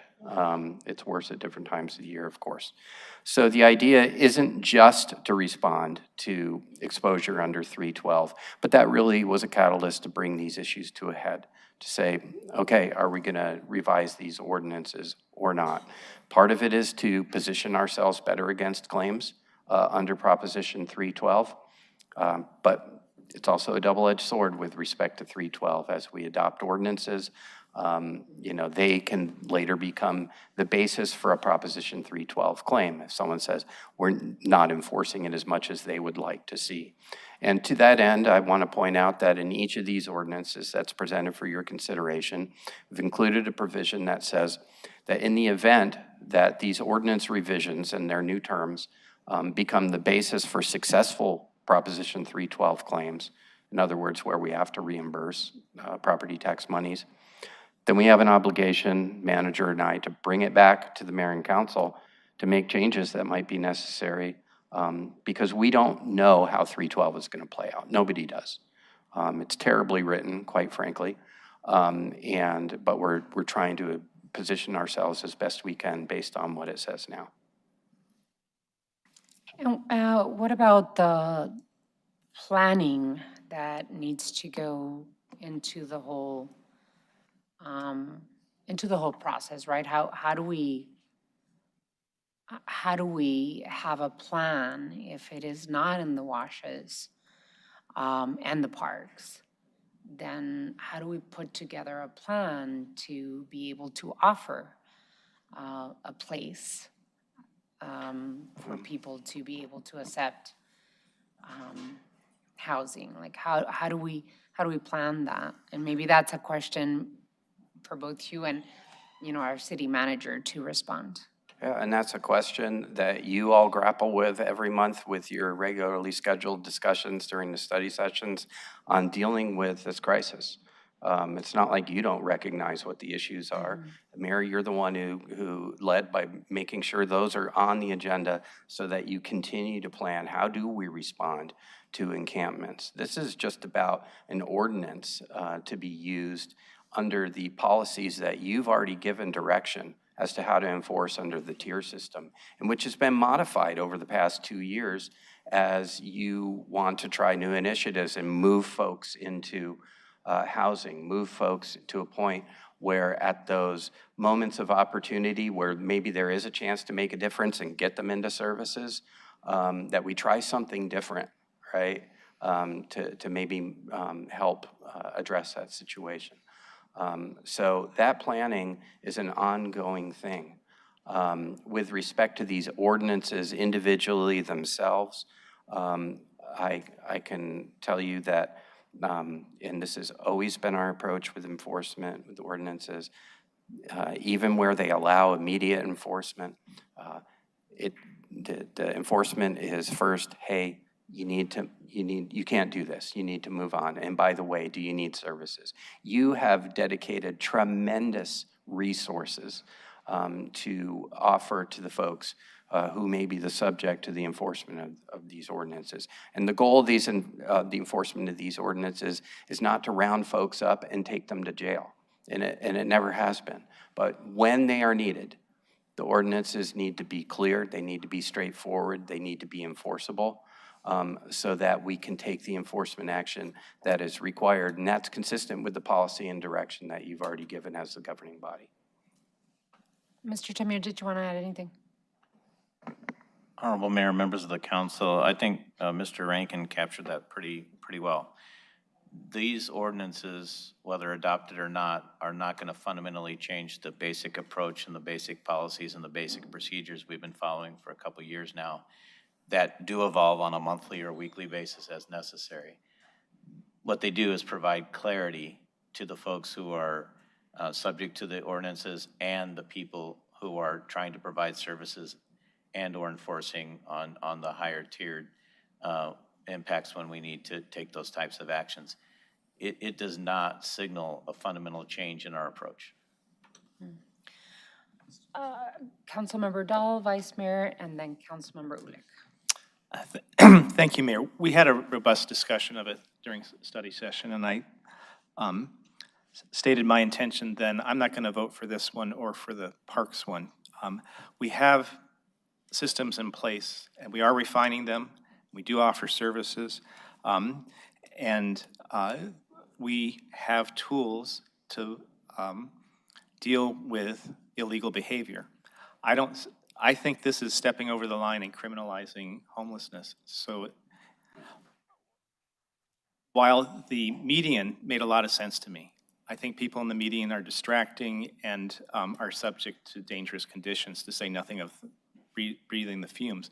And if they want to do it across the lanes on the sidewalk, there's certainly an opportunity for them to have their expression there. So I was glad to vote for that. I think it is a safety measure, but I'm not going to vote for this or the other one. Thank you. Vice Mayor, and then Councilmember Ulick. Yeah, I mean, I just going off of what the city attorney just said, I think we have done immense amount of work to provide services, and they're not enough. Just from looking at the gap analysis, not only from like the amount of shelter beds, that like congregate shelter beds that we need, to like the units of housing that we need to provide housing. We're not there, and I think even when we were having this discussion last year, part of the reason I wasn't supportive of it is because why are we going to create prohibitions when we aren't also offering solutions or enough solutions that can actually address it. I think that the real danger isn't just during the monsoon or when there's a fire, is every single day that one of our unhoused neighbors has to be outside. That is the real danger that we're facing, and so trying to just like compartmentalize that only in these situations are dangerous, I think doesn't do justice to the scope of how vulnerable a lot of these folks are.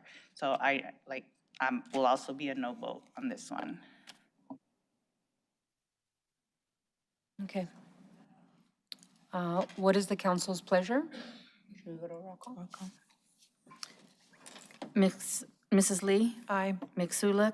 Aye. Vice Mayor Santa Cruz? Nay. Mr. Cunningham? No. Mr. Dahl? No. Mayor Romero? Aye. Mr. Fimbres? Someone wait. It's 3-3. Alrighty, so the motion, 12150, we're at impasse, fails, right? I didn't hear a fourth vote. 3-3. Right, so it fails. The motion fails. Okay. So, And based on that, Mayor, what I would recommend with respect to the third ordinance, since that is primarily based on having a consistent definition of camping as between the ordinance that just failed, that you don't need to consider it at this time. okay. So ordinance 12151 should not be considered. That would be my recommendation. You still can, it's in front of you. But in light of the fact that it's about making those definitions of camping consistent as between parks and the proposed ordinance with respect to washes, then I don't know that you need to consider it at this time. There could still be some utility with respect to the definition of camping in parks, and that it's been a problematic definition that exists in the code right now. But it's your choice. Mm-hmm. What is the council's pleasure? Alrighty. So, I mean, I would suggest that we not consider 12151 and, you know, continue any conversation that needs to be had on that. Is that okay? Okay. We move on to item 13. Annual Comprehensive Financial Report, ACFR, for fiscal year ended June 30th, 2024, audit results. City Manager's Communication Number 83, dated March 18th, is received into and made part of the record. Ms. Clerk, you are requested to read Resolution 23903 by number and title only. Resolution number 23903 relating to finance, accepting fiscal year 2024. Are we talking about the, did you say the CAFR? Annual Comprehensive Financial Report. I guess I have the wrong agenda. This is just added late, right? We moved it from a numbered item, a consent item to a numbered item. Oh, there we go. Okay. Yeah. Mr. Attorney, could you clarify, please? Yes, I believe it earlier appeared on the consent agenda, was moved to the regular numbered agenda as a product of a particular state statute that requires the annual presentation of this audit to the mayor and council. If I'm not mistaken, the auditor responsible for the audit is present online to present the report formally to the mayor and council. Right, for questions. The item presents it to you. And that way, if you have any questions about it, they're available to answer those questions. The statute was changed not too long ago to also require certain findings with respect to the city's report. So that's detailed in the mayor and council communication. Alrighty, what is the council's pleasure? I move when we pass adopt the ordinance, Your Honor. Second. There's a motion and a second. Any further discussion? Hearing none, we need to go to roll call. Mr. Cunningham? Aye. Mr. Dahl? Aye. Mrs. Lee? Aye. Mixulic? Aye. Vice Mayor Santa Cruz? Aye. Mayor Romero? Aye. Mr. Fimbres? Ready? Resolution 23903 passes by a vote of 6-0. Item 14.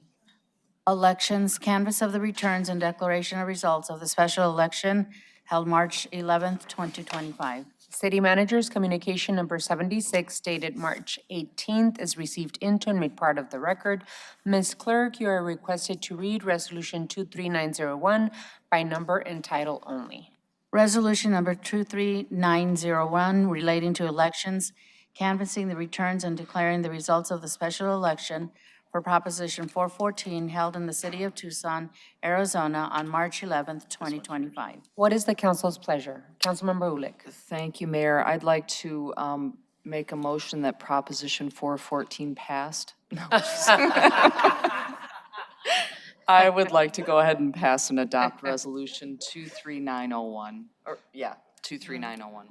Is there a Second. motion and a second? You don't want to call it a fraud election? It was rigged. All righty, any further discussion on this? Hearing none, let's go to roll call. Mixulic. Vice Mayor Santa Cruz. Mr. Cunningham. Aye. Mr. Dahl. Aye. Mrs. Lee. Aye. Mayor Romero. Aye. Resolution 23901 passes by a vote of 6-0. Did he? Oh, I didn't hear him. Mr. Fimbres. Yes. I was a no, so by law, I'm allowed to ask for the reconsideration, but if Richard's awake, he should vote on that item that we went 3-3. Well, it's too late now. No, can't I call for reconsideration, Mike? I don't know. Give me a second. There's a particular rule with respect to reconsideration being heard at the same meeting versus at a subsequent meeting. So I got to take a look at that, and I don't want to get it wrong. So just a second. We also need to make sure that Richard's with us.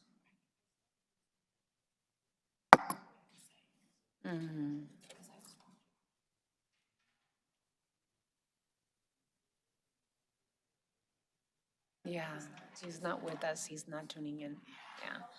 So, Mr. Attorney, I would say that if there is a reconsideration, that we reconsider on the next meeting. Because I don't know if Councilmember Fimbres has been paying attention and with us.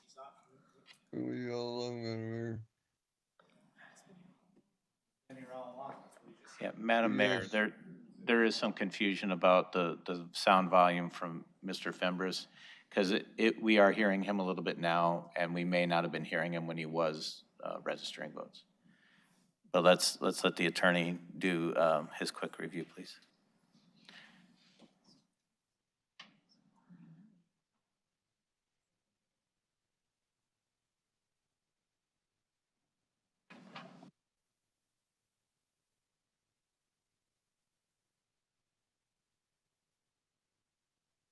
Honorable Mayor, members of the council, there's a charter provision under Chapter 9 relating to legislation and a vote on a motion to reconsider an ordinance. And what it provides is that when an ordinance put to final passage fails to pass and a motion is made to reconsider, Councilmember Cunningham's exactly right. It can be made. It has to be made from in a particular way. The vote on such a motion shall not be taken within 24 hours thereafter. So what we would do is that if there is, the vote was called, it was called 3-3, it failed to pass. So if there is a desire to reconsider the ordinance, then it would have to be at a subsequent meeting. Look, the way I look at it is that one of our public servants was here and probably meant to vote. He should be able to vote on it. Yeah, but for us to be able to wait for him to vote. The vote was called by the chair. The vote was called as 3-3. The motion failed. So, and there's a 24-hour provision, so if Councilmember, you want to reconsider so that Councilmember Fimbres can register his vote, that can be done at the next meeting. So I'm going to make the call that we move forward with item 15. Council will stand adjourned. The next regularly scheduled meeting will be on Tuesday, April 8th, 2025 at 5:30 PM.